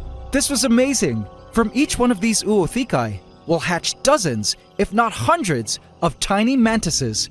And before that happens, the plan was to place this entire stick with the oothecae into our canopy Vivarium Orcadia, so our mantises could grow up hunting in our rainforest. Great job, Empress! And just like last time, her abdomen looked quite deflated and skinny. It was time to fatten her up and give her the energy she needed to bounce back. I offered her a roach. She looked at it and was quite reluctant to strike. Here you go, my Empress. Take it. I released the roach, and she finally struck at it. She held onto the roach, not moving. Usually she would be devouring it by now. Let's wiggle it a bit. That usually works at stimulating the feeding response. But just when it looked like she was about to feast, she let the entire roach go. What? It was then that I realized what was going on here, and a deep sense of worry began to creep into my chest.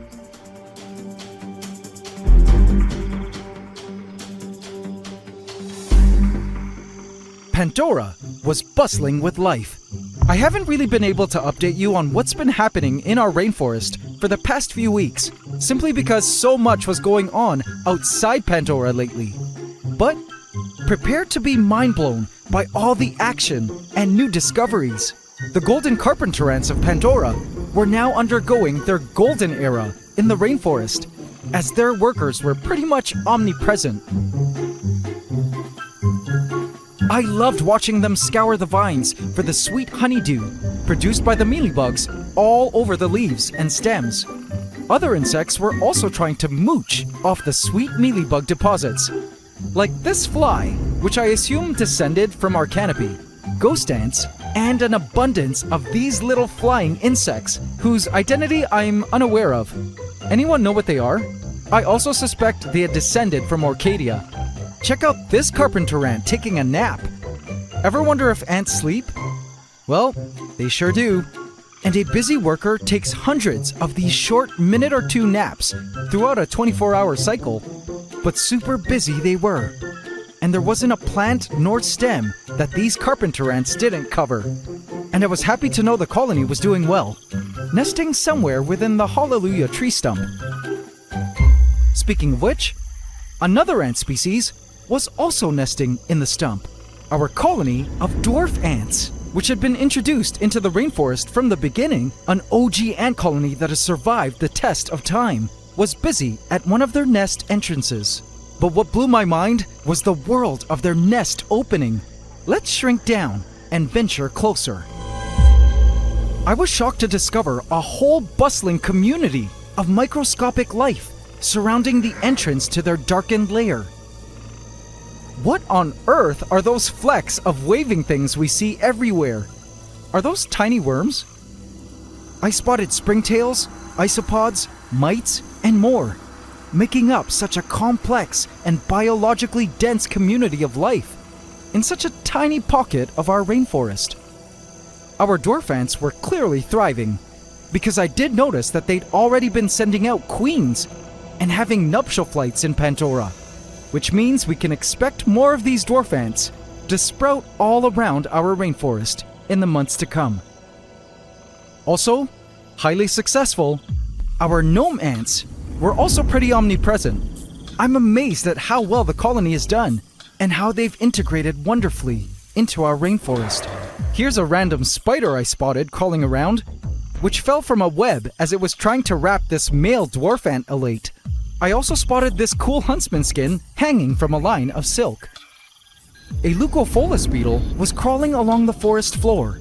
And guys, in terms of beetles, I have to show you the exciting creature I spotted in the soils. So this here is a dead coconut rhino beetle. It was surrounded by a ton of soil creatures, all breaking it down, as they naturally do. Now sadly, I believe the coconut rhino beetles I had placed in had all passed away now. But strangely enough, as I was scoping out the soils below ground, I was shocked to see this. A shiny and hairy glistening white skin against the glass caught my eye. Wow, it was a beetle grub, and it was massive.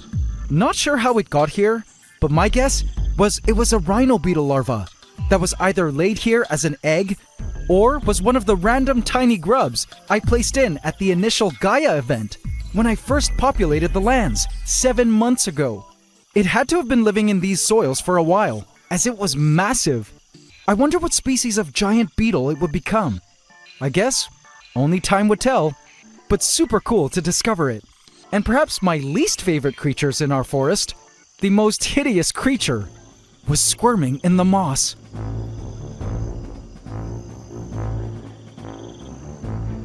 It was an earthworm moving to a new area to burrow. Ew! I'm so grossed out by worms, for some odd reason. Phobias don't make sense.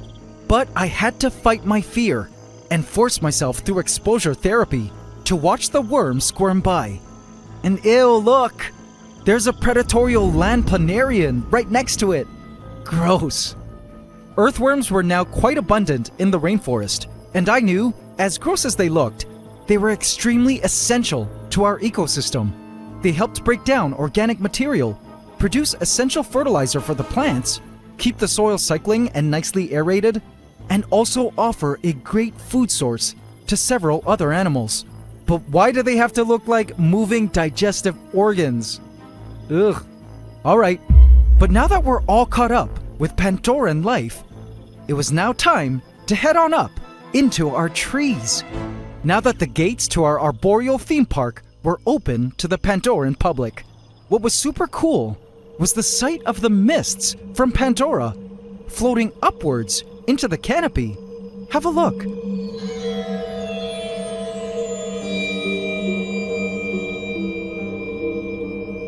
I guess with the heat lamps all around Pandora, it made the air warmer than above, which caused an interesting convection of air upward into the trees. The sight was so calming and quite gratifying to watch. I could see this upward lifting of air from the glass bridge in the fog blowing through Arcadia. Who would have thought watching air would be so fun? But it was amazing to see that a unique weather system and air movement was already developing between our two worlds. But this was not all, as the coolest weather phenomenon would be happening later. But now it's time to have a look around Arcadia.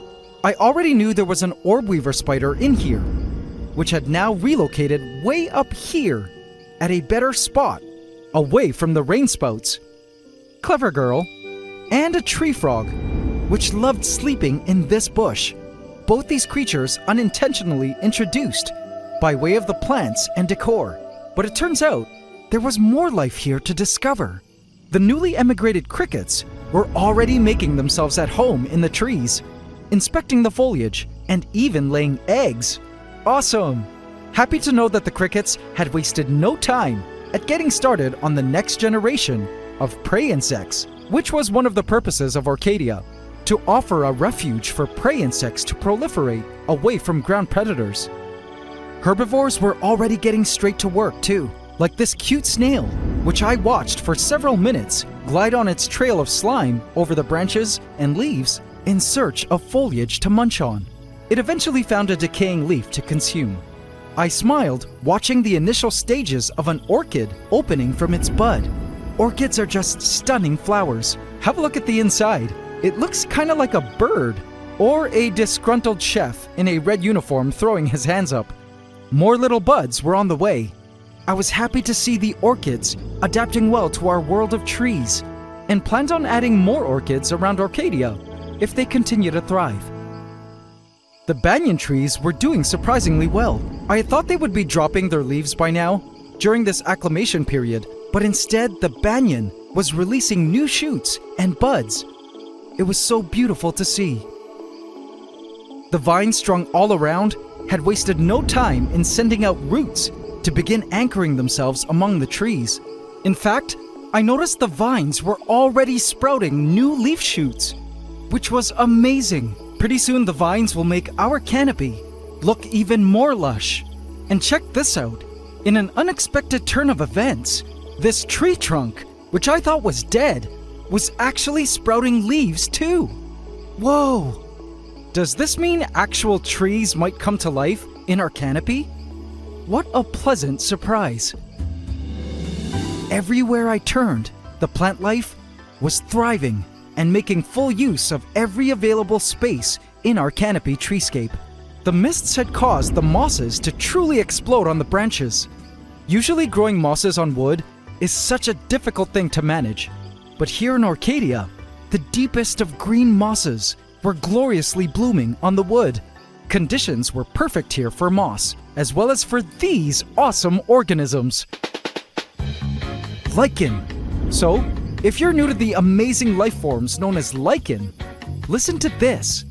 So lichen, which is this cool bluish-gray covering on the wood, is not quite a plant, nor is it a fungus. They're actually a symbiotic superorganism comprised of algae or cyanobacteria, multiple species of fungi, and a yeast embedded in the skin.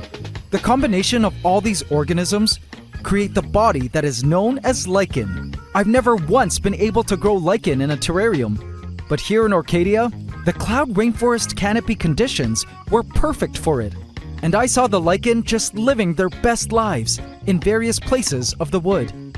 Check out that branchy lichen up there. I suspected they were loving all the humidity and decided to bloom, which was all just amazing to see, as many creatures eat lichen. But as I was admiring all the blues and greens of the canopy, a sudden flash of color caught my eye. Whoa, I see red. What was that? It flew high up into the air and landed, bobbing its abdomen up and down before taking off again. Super cool. It was a damselfly, and I watched it chase the various flying insects in our canopy. It landed, and I was then able to have a good look at it. Such a beautiful creature. Before we had a greenish-yellow damselfly in Pandora, which I assumed was eventually eaten by the sunskinks, but this red one was just as pretty. Now, I was certain this wasn't a creature introduced into Arcadia from its plants, but rather introduced via the water plants in the pond in Pandora, where the larva matured, then hatched, and found its way up here in the canopy. Great choice for it, as it was much safer up here, for now anyway. When it wasn't resting, it was super active, flying all around the top of Arcadia. Speaking of flying creatures, I then spotted yet another insect, one that is notoriously hated by humans the world over. See it? It was a mosquito, a beautiful black and white one. Now this mosquito was surely introduced by way of the plants, specifically the bromeliad on which it was perched. I knew it had just emerged from its pupal stage within the water trapped inside the bromeliad. Owners of bromeliads know to always routinely wash out these pits of water because they're perfect breeding grounds for mosquitoes who lay their eggs into the water pits where the larvae hatch and grow and eventually emerge as adult mosquitoes. Guess our rainforest now has mosquitoes, but I don't know where they're going to be getting their blood supply. I wonder if they can feed on lizard, frog, or croc blood. But perhaps the most surprising newly introduced creatures of all were these. I couldn't believe my eyes when I spotted them. I began to notice several wasps in Arcadia. They surely had emerged from somewhere. I had so many questions. Did they come from the soils of the pots? Perhaps from holes in the branches? Was there some starting wasp nest somewhere in Arcadia? Or are these solitary? Any wasp experts out there care to take a stab at their species ID? If they were from some starting colony somewhere, I was definitely not ready to house a wasp colony in our rainforest. What do they even eat? I began to spot drowned wasps in Aqua Noctis down in Pandora. They had made their way to floor level and were beginning to drown. Obviously, I saved them, but to be honest, wasps were the last creatures I ever expected in our rainforest. But guys, just when I thought I had seen it all, there was still one other critter that had not yet been spotted that would finally show itself to me by nightfall. Now, Arcadian lights are on an hour longer each day than Pandora, just to mimic the natural distribution of light in the canopy versus the rainforest floor.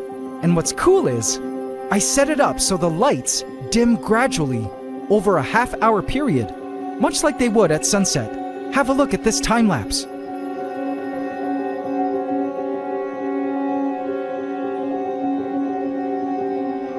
And moonlight. The sight of Arcadia at night was absolutely magical, and the views took my breath away. Have a look.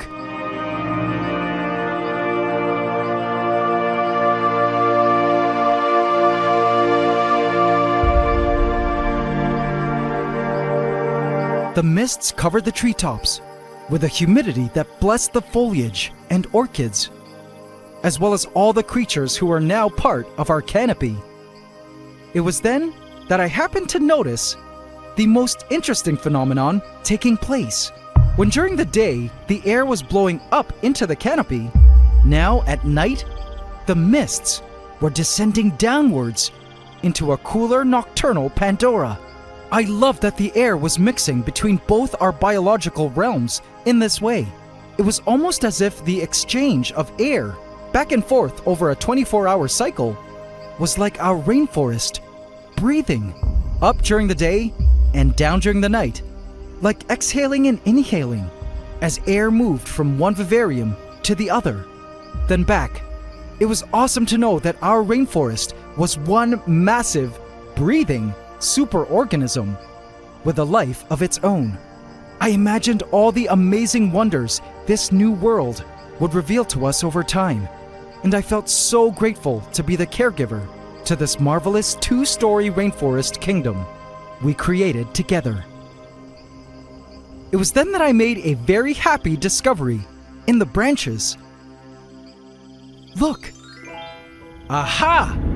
It was a baby house gecko, and the very first time I've ever spotted a baby gecko in our forest. So you're the newborn that hatched from the egg I found in Pandora. This cutie here was a Pandoran native and had cleverly made its way up to our canopy. How cute. Now geckos lay a double clutch of eggs at a time. So this little baby gecko had a twin somewhere in the canopy running around. I was delighted to get a glimpse of it, and in an instant, I blinked and the baby was gone. Good luck, little one.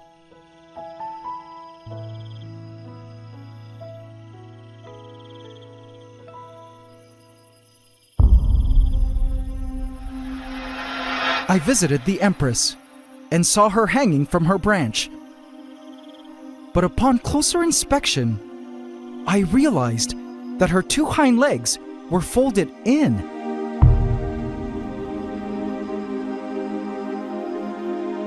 And that's when I knew what had happened. I looked at the lifeless gaze of our Empress and said a little prayer. Overnight, she had completed her life's journey and laid her head back against the glass to surrender herself back to the source energy that created her.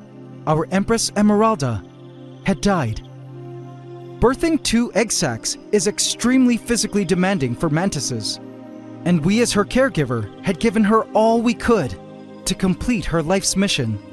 She had successfully done that now, and it was time to take her to her final resting place.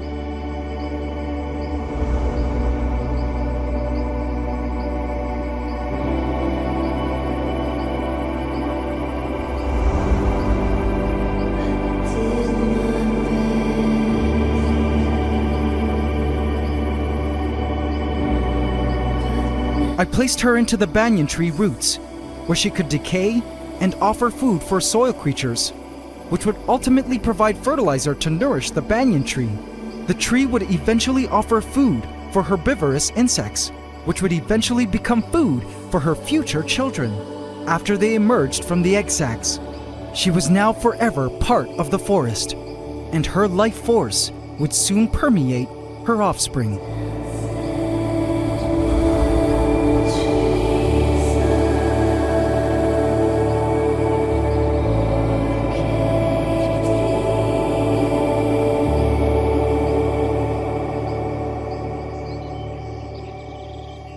I noticed the orchid had finally completed its bloom, a beautiful bouquet commemorating our Empress over her burial site.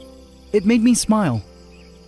You know, one thing I continue to learn from being a caregiver to a rainforest in my home is that every life form had its own timing for everything, its own rhythm. It was our Empress's time to expire, and it was actually a beautiful process. All I could do was sit back and allow life to take its natural course. Over the next few days, all the tree frogs had made their way up to the canopy, and from the looks of things, they were pretty much here to stay.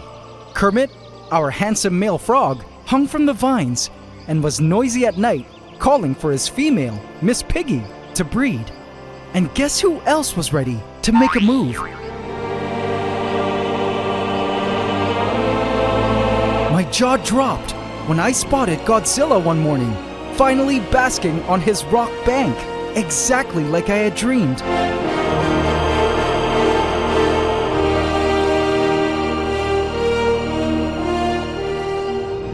He laid there happily soaking in the heat and UV rays from the sun lamp and had officially learned how to properly bask. So awesome, big boy. I'm so happy for you. Enjoy the rays. Indeed, all things on Earth had its own unique schedule. A timing to go places, a timing to thrive, a timing to bloom, a timing to grow, a timing to emerge, a timing to rise up and to descend, a timing to sleep, a timing to catch food, a timing to learn new things, a timing to be born, and a timing to die. It was the one thing most apparent to me now as I stood before our giant 2-story cloud rainforest vivarium. There was a rhythm to life and a heartbeat in our rainforest, which tied all living things on our planet together.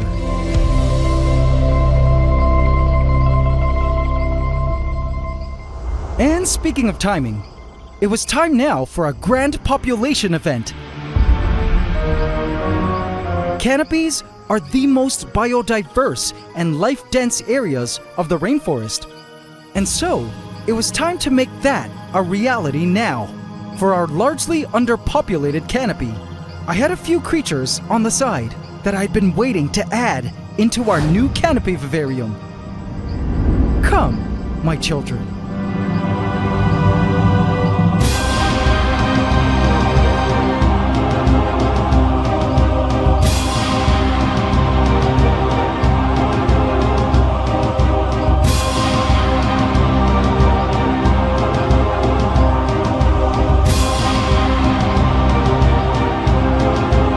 Time to enjoy your new world of trees.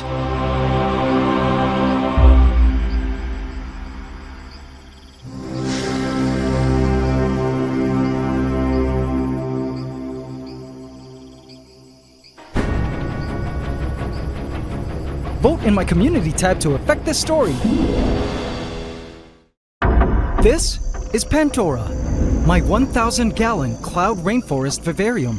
An established ecosystem of creatures, plants, and fungi, which I just recently connected to a brand new tree canopy vivarium I call Orcadia, up on the floor above. Many creatures had already migrated up the glass bridge that joins the two tanks, but still, the canopy needed more life.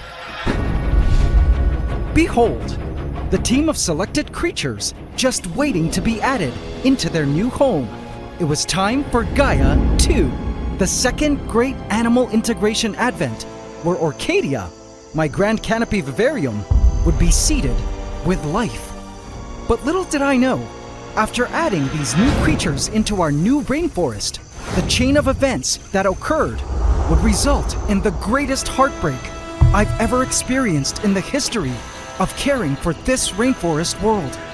This is the Season 2 finale of my Ecosystem Vivarium series, and sadly, the end of an era, here on the AntsCanada Ant Channel. Please subscribe to my channel and hit the bell icon. Welcome to the AC fam. Enjoy.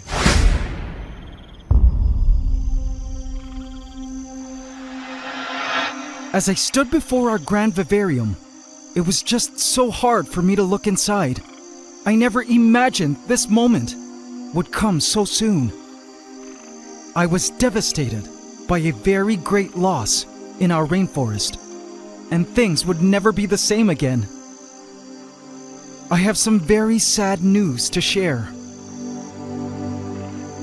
Here's what happened. Ah! I shouted loudly when I came downstairs to a massive swarm of queen and king termites buzzing around the lights inside my home. It was a huge termite nuptial flight, a yearly event that every termite species launches, where new virgin kings and queens fly into the air to pair up and seek new places for them to start their own colonies and nests. And this termite species was huge. How they got inside, I have no idea. This is awesome. While most sane people would be horrified at this sight, I, an Entomo sane person, quickly grabbed a container to begin collecting as many king and queen elates as I could. This termite species was special, and if you've been following the channel for a while, you already know why. These are Macrotermes gilvus, a fungus-growing termite species that create amazing fungus comb gardens deep within their nests, fertilized by their poop, which eventually sprout massive mushrooms that are so delicious to eat. And year after year, I've taken a stab at getting one of these termite colonies going, so I could try to be the first in the world to grow their highly sought-after Termitomyces mushrooms in an indoor setting, something scientists still haven't been able to do, despite humans eating these tasty Termitomyces mushrooms for thousands of years. Rearing the termite colonies in indoor setups, I came close to getting the termites to start creating their fungus gardens, but failed last year, as well as the year before, and the year before that. But this year was different.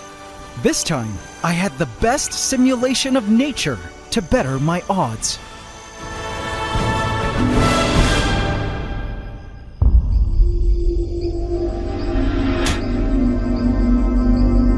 Godzilla, our resident baby croc, stared at me as I approached the vivarium. "What on earth is he holding? Is it food?" he inquired. I opened the tank and with a swift flick of the wrist, threw all the termite alates into the rainforest. What the? All the kings and queens were a bit disoriented by the sudden transport into a strange environment as they flew around in a flurry of wings and legs. But despite the jarring relocation, they each knew they had an important job to do tonight. They'd waited their entire lives for this moment.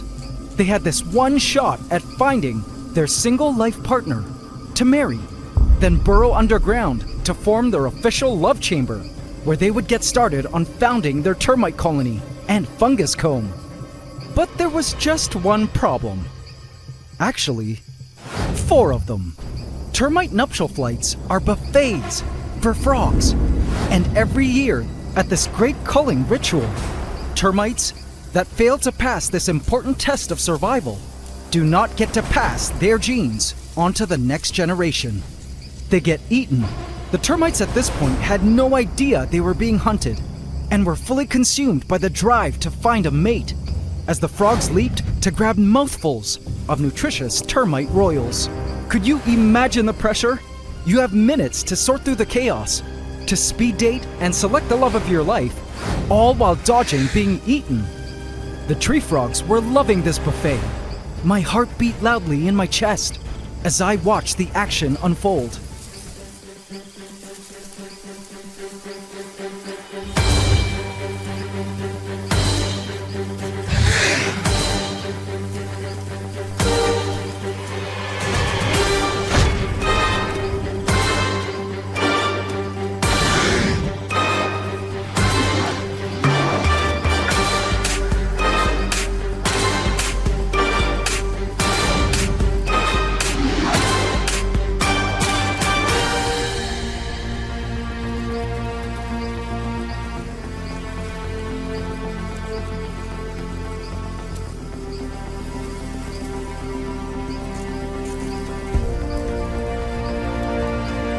Termite spotted and missed. Kermit, you gotta be faster than that. The frogs were starting to get full and were losing their coordination. But one thing was for sure, I would hate to be a termite on this night. As sad as this was, it's a reality in termite life. Not all alates make it to found a colony, and in fact most fail. But I did see some who had proceeded to the next stage, breaking off their wings. And some had even proceeded to the last stage, digging out the royal chamber. Among the crazy commotion all around, I spotted a king and queen royal that had paired up and were now digging with all their might to get underground as quickly as possible. This was the final test. Yay! Go termites, go! The king and queen were both hyper-focused on this burrow. Not all termite royals get to this stage, and they were just a few minutes away now from safety. I watched them dig. Man, Kermit was savage, with a termite in his mouth while holding another to eat next. Soon, looking back at the termites, I was shocked. 3 royals now. Okay, guess this couple was okay with becoming a throuple. How modern. I watched the 3 royals dig deeper. They were almost there. They ignored the chaos that was stirring all around them. Keep on digging, guys! An isopod came out of hiding, and as soon as it realized it was in the middle of a termite bloodbath, oh heck no! And it retreated. The next day, the termite throuple had completely concealed themselves underground, having successfully passed the survival test. Wings were everywhere on the forest floor, and I don't know how many termite royals managed to survive the bloody night and create their founding burrows, but I hoped that this would be the year we successfully rear a fungus-growing Macrotermes termite colony and grow some mushrooms. But these termites were the first new creatures to be added to our rainforest, and it was officially the start of Gaia 2.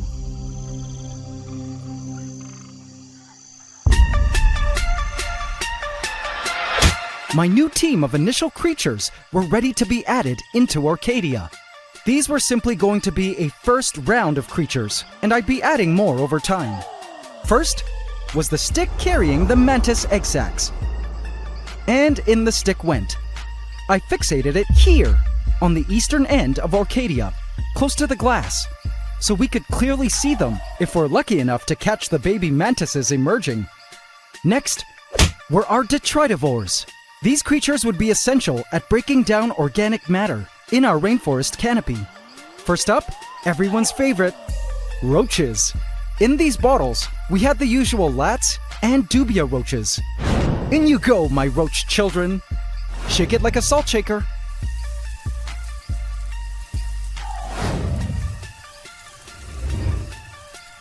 Now, I also had an interesting addition to the roach community. These are domino roaches, and sadly my last adult died a couple days ago. But as you can see by the remains, they're called domino roaches due to the fact that the adults look like dominoes. I dumped the babies inside Arcadia. Next up, you guys will love these. You all actually helped me decide to get these through votes on my community tab. Within these two containers reside a community of crabs, but not just any crabs. These crabs live both semi-aquatically, but also are completely equipped to thrive up in the canopy layer. Did you know that canopy crabs exist? I've spotted them in the wild during past excursions to Borneo, and was surprised to see these crabs climbing so high up in the trees. So our crabs were here in two groups, and one container was for Arcadia. I placed the crabs into Arcadia. These crabs might actually choose to make their way down to Pandora, or decide to completely remain up here, as there were many pools of water around, collecting every time it rained, as well as in the bromeliads in which they could soak. In nature, these crabs would seek out such trapped pools of water in tree hollows, natural pits and branches, and leaves. As for the other groups of crabs, they would be placed into Aqua Noctis, our blackwater pond in Pandora. I situated them on the bank of the pond. Good luck surviving Godzilla. These crabs were so on his menu, but I trusted they had what it took to survive. They also had fish in the waters to catch here, and a fully aquatic crab species to compete with. As I watched the crabs settling into their new home, I wondered where Godzilla was. Yesterday, I saw him basking here on the rock bank for the first time. He was currently missing out on a crab leg buffet. Now, I figured he was somewhere underwater in his bedroom, within the rocks, but turns out I was wrong. You won't believe where I spotted him. It was in a place I completely didn't expect.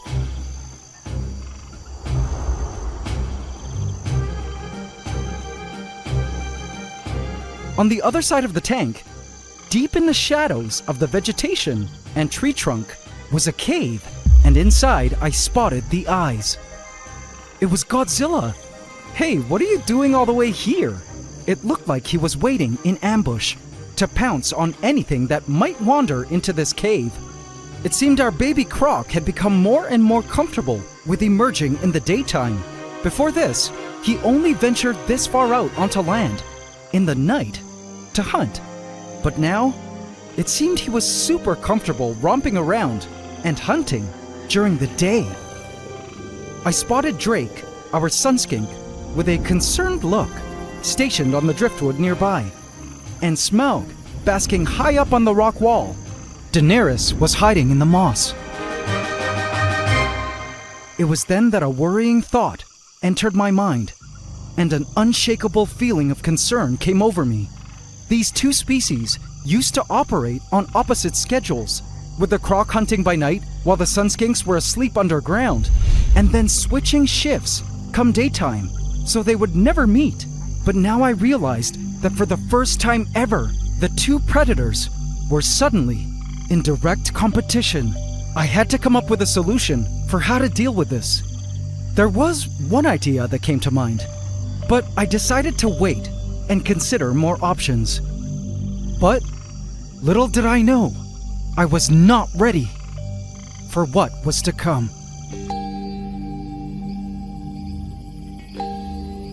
Next up were our herbivores, important for keeping plant growth under control and also being key prey creatures for predators. For sure, a new population of black forest crickets to replenish the gene pool was on the list. I placed them in with care.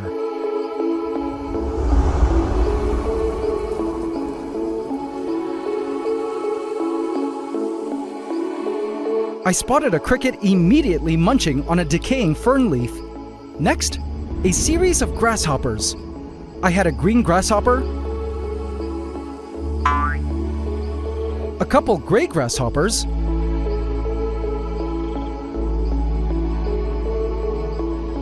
and this interesting looking grasshopper, which kinda looks like a slant-faced grasshopper, but different. Any experts out there care to ID? I placed it into Orcadia, and it hopped off. I would add more grasshoppers over time. Next up, lower tier predators. In this jar was a beautiful gecko with the most beautiful pattern, distinct from our other geckos already living in the forest. In you go, my friend. Have a look at its coloration. It's such a stunning gecko and definitely different from any of the ones living inside. It stood still for a while, mesmerized by the splendor of its new home, before beginning to crawl away. And as it did, I was shocked to see its tail. Wow! It had a pinkish red tail. Any gecko experts care to take a stab at its species? I've never seen anything like it. Gorgeous. Enjoy Orcadia, little one. And finally, my favorite additions, which are a category of their own, ants. First, let's look into this test tube. So sadly, I noticed that I no longer see acrobat ants in Pandora. I assume they were either outcompeted by invasive ghost ants, or their queen died for reasons unknown. But no worries, as I had an acrobat queen ant, caught from nuptial flight this year. And what's special is she decided to keep her wings. Usually queens break them off after mating. She was currently caring for a pile of brood, and had some nanitids, her first set of workers, to help her get the colony started. I placed the test tube into Orcadia, behind one of the orchids, and placed a smaller cotton piece at the opening of the test tube to form a large double door. The ants will hopefully find a more suitable place to nest, somewhere in the canopy, and will move out of this test tube. And finally, this here is an AC Hybrid Nest Mini plus Outworld setup, one of our several great ant farm starter kits available on my site, AntsCanada.com. And as some of you may know, when we hit 5 million subs, I moved a young black carpenter ant colony in here. Check them out now. They've since tripled in size, with an active and healthy queen, and lots of majors, brood, and busy workers. The hybrid nest is attached by way of tubes to their outworld, where they eat and dump all their garbage. As you can see, now because the golden carpenter ants have been doing so well in Pandora, and we're approaching 6 million subs soon, I wanted to give these black carpenters a shot at life in our rainforest and bring the golden carpenters a little competition. I disconnected all tubes and placed both the nest and outworld into Orcadia, removing the cover to encourage the colony to move out when ready. Now I do have a starting multi-queen weaver ant colony that will be placed into Orcadia as well, but they're not ready yet to move in. I wanted to give them the best chance by ensuring the colony has plenty of workers first, as this species is extremely hard to get started from just queens. They will be ready in a few more weeks. And just like that, Gaia 2 was complete. All the animals had been added into our canopy, and I couldn't wait to see how our rainforest had been transformed with all of this new life. I wanted to allow this team of creatures to establish for the time being, before adding in any larger animals I had in mind. But while our new animals were starting their journey with us in our rainforest, others in the rainforest were about to be ending theirs.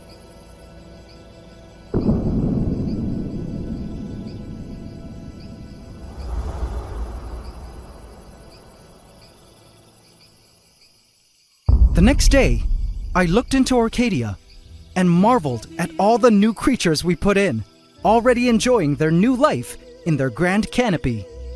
The crickets were all around, favoring the banyan leaves. Males had begun their courting rituals, singing to potential females.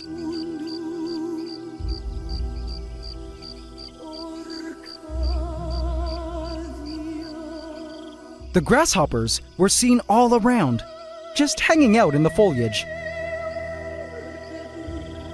Up there was a gray grasshopper, up close to the lights. I spotted a roach tucking into a moss cavern to sleep. The acrobat ants had moved out of their test tube overnight, so I removed the test tube. I hope to see acrobat ants in our rainforest in the weeks to come. The carpenters were still inside their hybrid nest, but I didn't want to rush them out. They'd be moving when they were ready. The crabs in the canopy were hiding in the shadows, waiting to emerge at night. But when I headed down to ground level to check out how the crabs were doing in the pond, I was shocked to see this.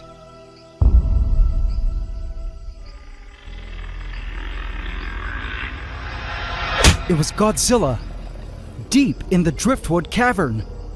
And from what I could see, he was swallowing something. He had crawled into here to feed, again in broad daylight. This scared me greatly. This driftwood cavern was Smaug's cave. But wait, Godzilla here was eating crickets, right? I looked around and could not find Smaug nor the other two sunskinks anywhere. There's no way. When Godzilla was done, he crawled out and basked on the driftwood ledge, one of Smaug's favorite basking spots. Seeing our croc taking it now, though cool, was very alarming to see. Still no sign of the sunskinks anywhere. That was it. I had to look for them. Later that day, I had a team come in to completely remove one panel of glass to convert it into a door so it could be easier for me to get into this key area of the vivarium by the moss wall, high in vegetation density where the sunskinks like to hide. The guys worked meticulously to carefully remove all framing, silicone caulking, and parts to make way for the new glass door that was to be installed. For the brief period that the glass panel had been removed, I had to make sure nothing was escaping, but it was so crazy to suddenly have full access to this area of the tank. I initially didn't design a door here because in my mind, I thought this area would be all moss and wouldn't be an area I would need to get into. But the day had come where I needed to. And when the glass door was finished, I went in to search for our missing sunskinks.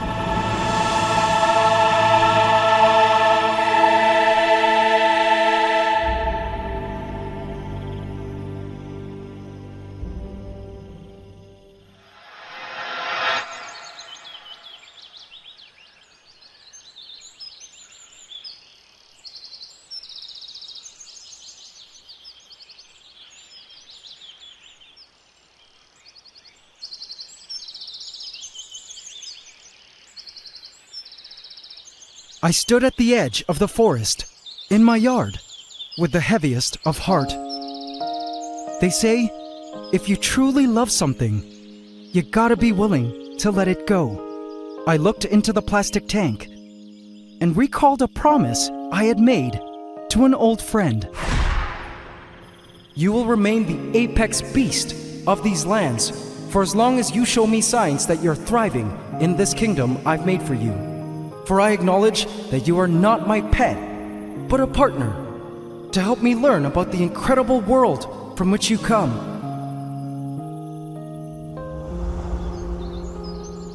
With the croc now freely frolicking and basking on Pandoran soils during the daylight hours, he would only grow more and more confident and strong as he competes with the sunskinks for the same food and basking areas. I knew it could soon lead to territorialism and possible aggression between the croc and the sunskinks. So, in light of this, I felt the time had come where I could no longer guarantee the fulfillment of my end of the partnership with Smaug and the sunskinks that they would remain the unharmed apex predators of the forest. So, I made the decision to do what was right. Thanks to the new glass door, I was able to hunt the sunskinks down in the moss and catch them.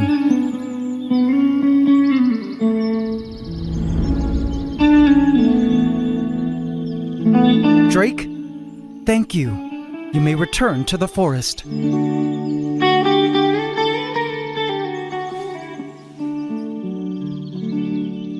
Den, so may you. Thank you, girl. And as I held Smaug in my hands, for the last time, our very first sunskink and apex predator to have blessed Pandoran soils, I felt so much pain and gratitude in my heart.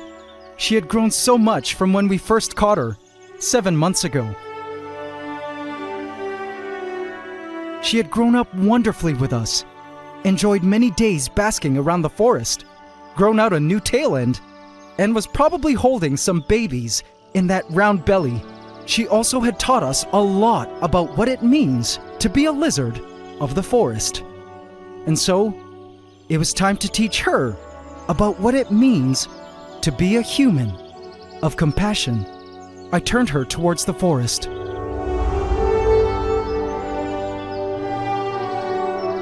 Do you remember this place, Smaug? It's time to return home, my golden dragon. I laid her down, and as soon as her body felt the old familiar soils of her birthplace, she took off. There was a quick moment when Smaug glanced back to see if I was following her. Bye, Smaug. Go ahead. I watched as our beloved sunskink disappeared into the foliage. My heart was so heavy saying goodbye, but also full of joy, knowing our sunskinks were back in the wild where they belonged. I hoped they would enjoy the rest of their lives consuming insects in the forest, and so marked the end of an era. The era of the sunskinks in Pandora.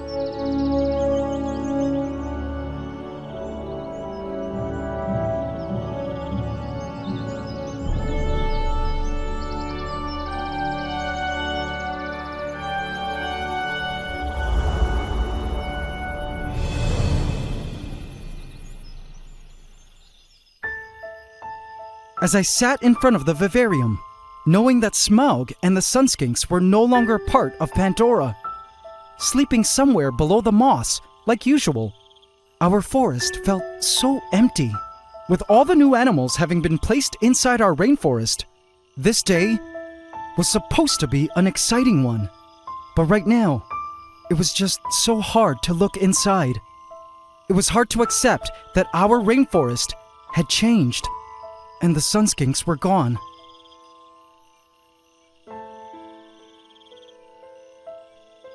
But I looked up and noticed a small movement over by the pond.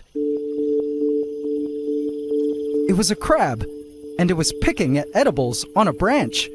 It was quite cute and made me smile a bit.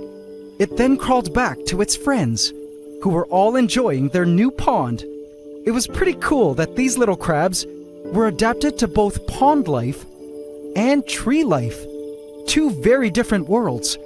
I began to wonder how these crabs evolved from just living completely in water to eventually wandering onto land and then up in the trees, realizing in each new environment that, hey, we can actually live up here too.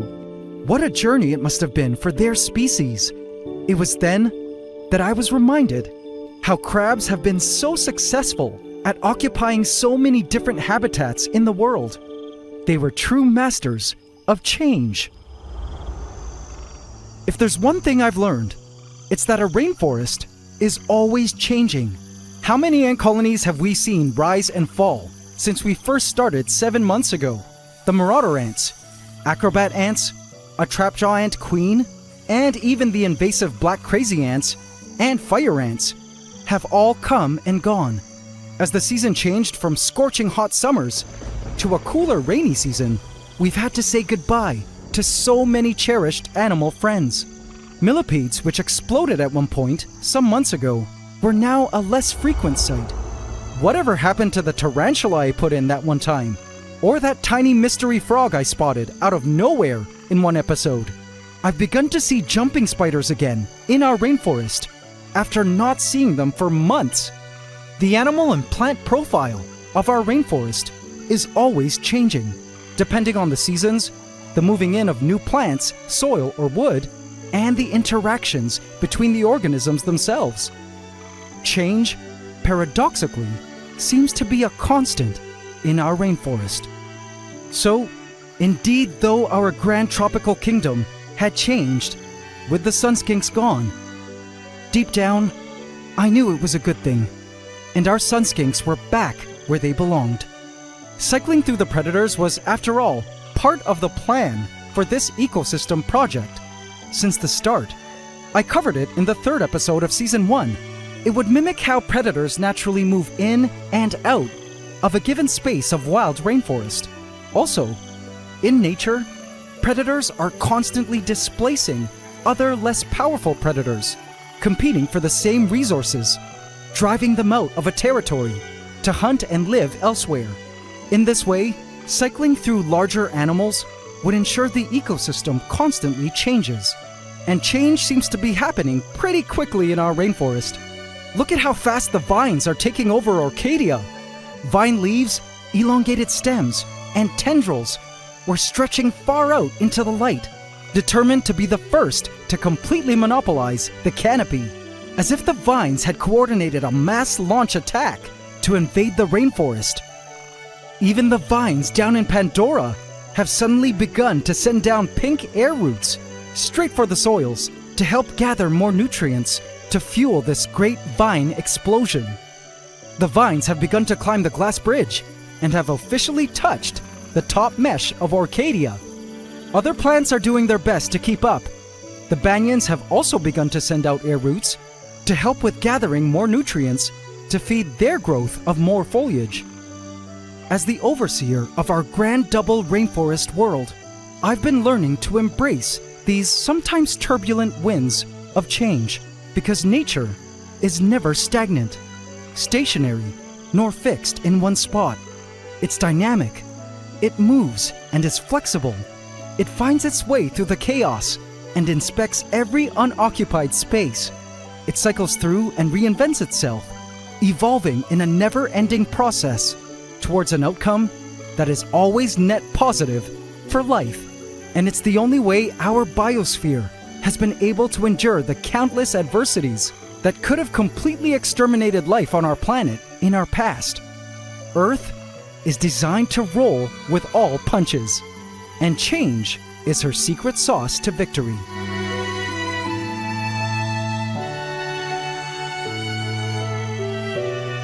Change was definitely a sign that our cloud rainforest ecosystem vivarium was truly alive.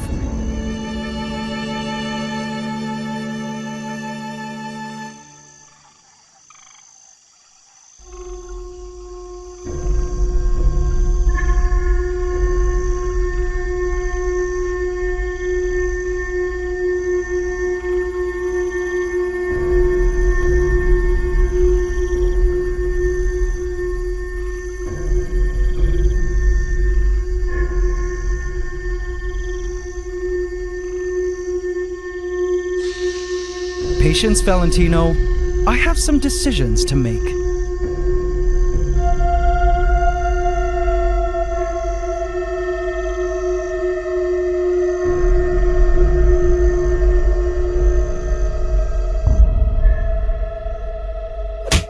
Hey!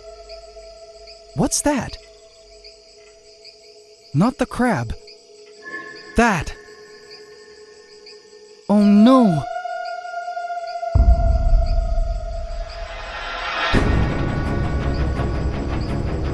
Vote in my community tab to affect this story.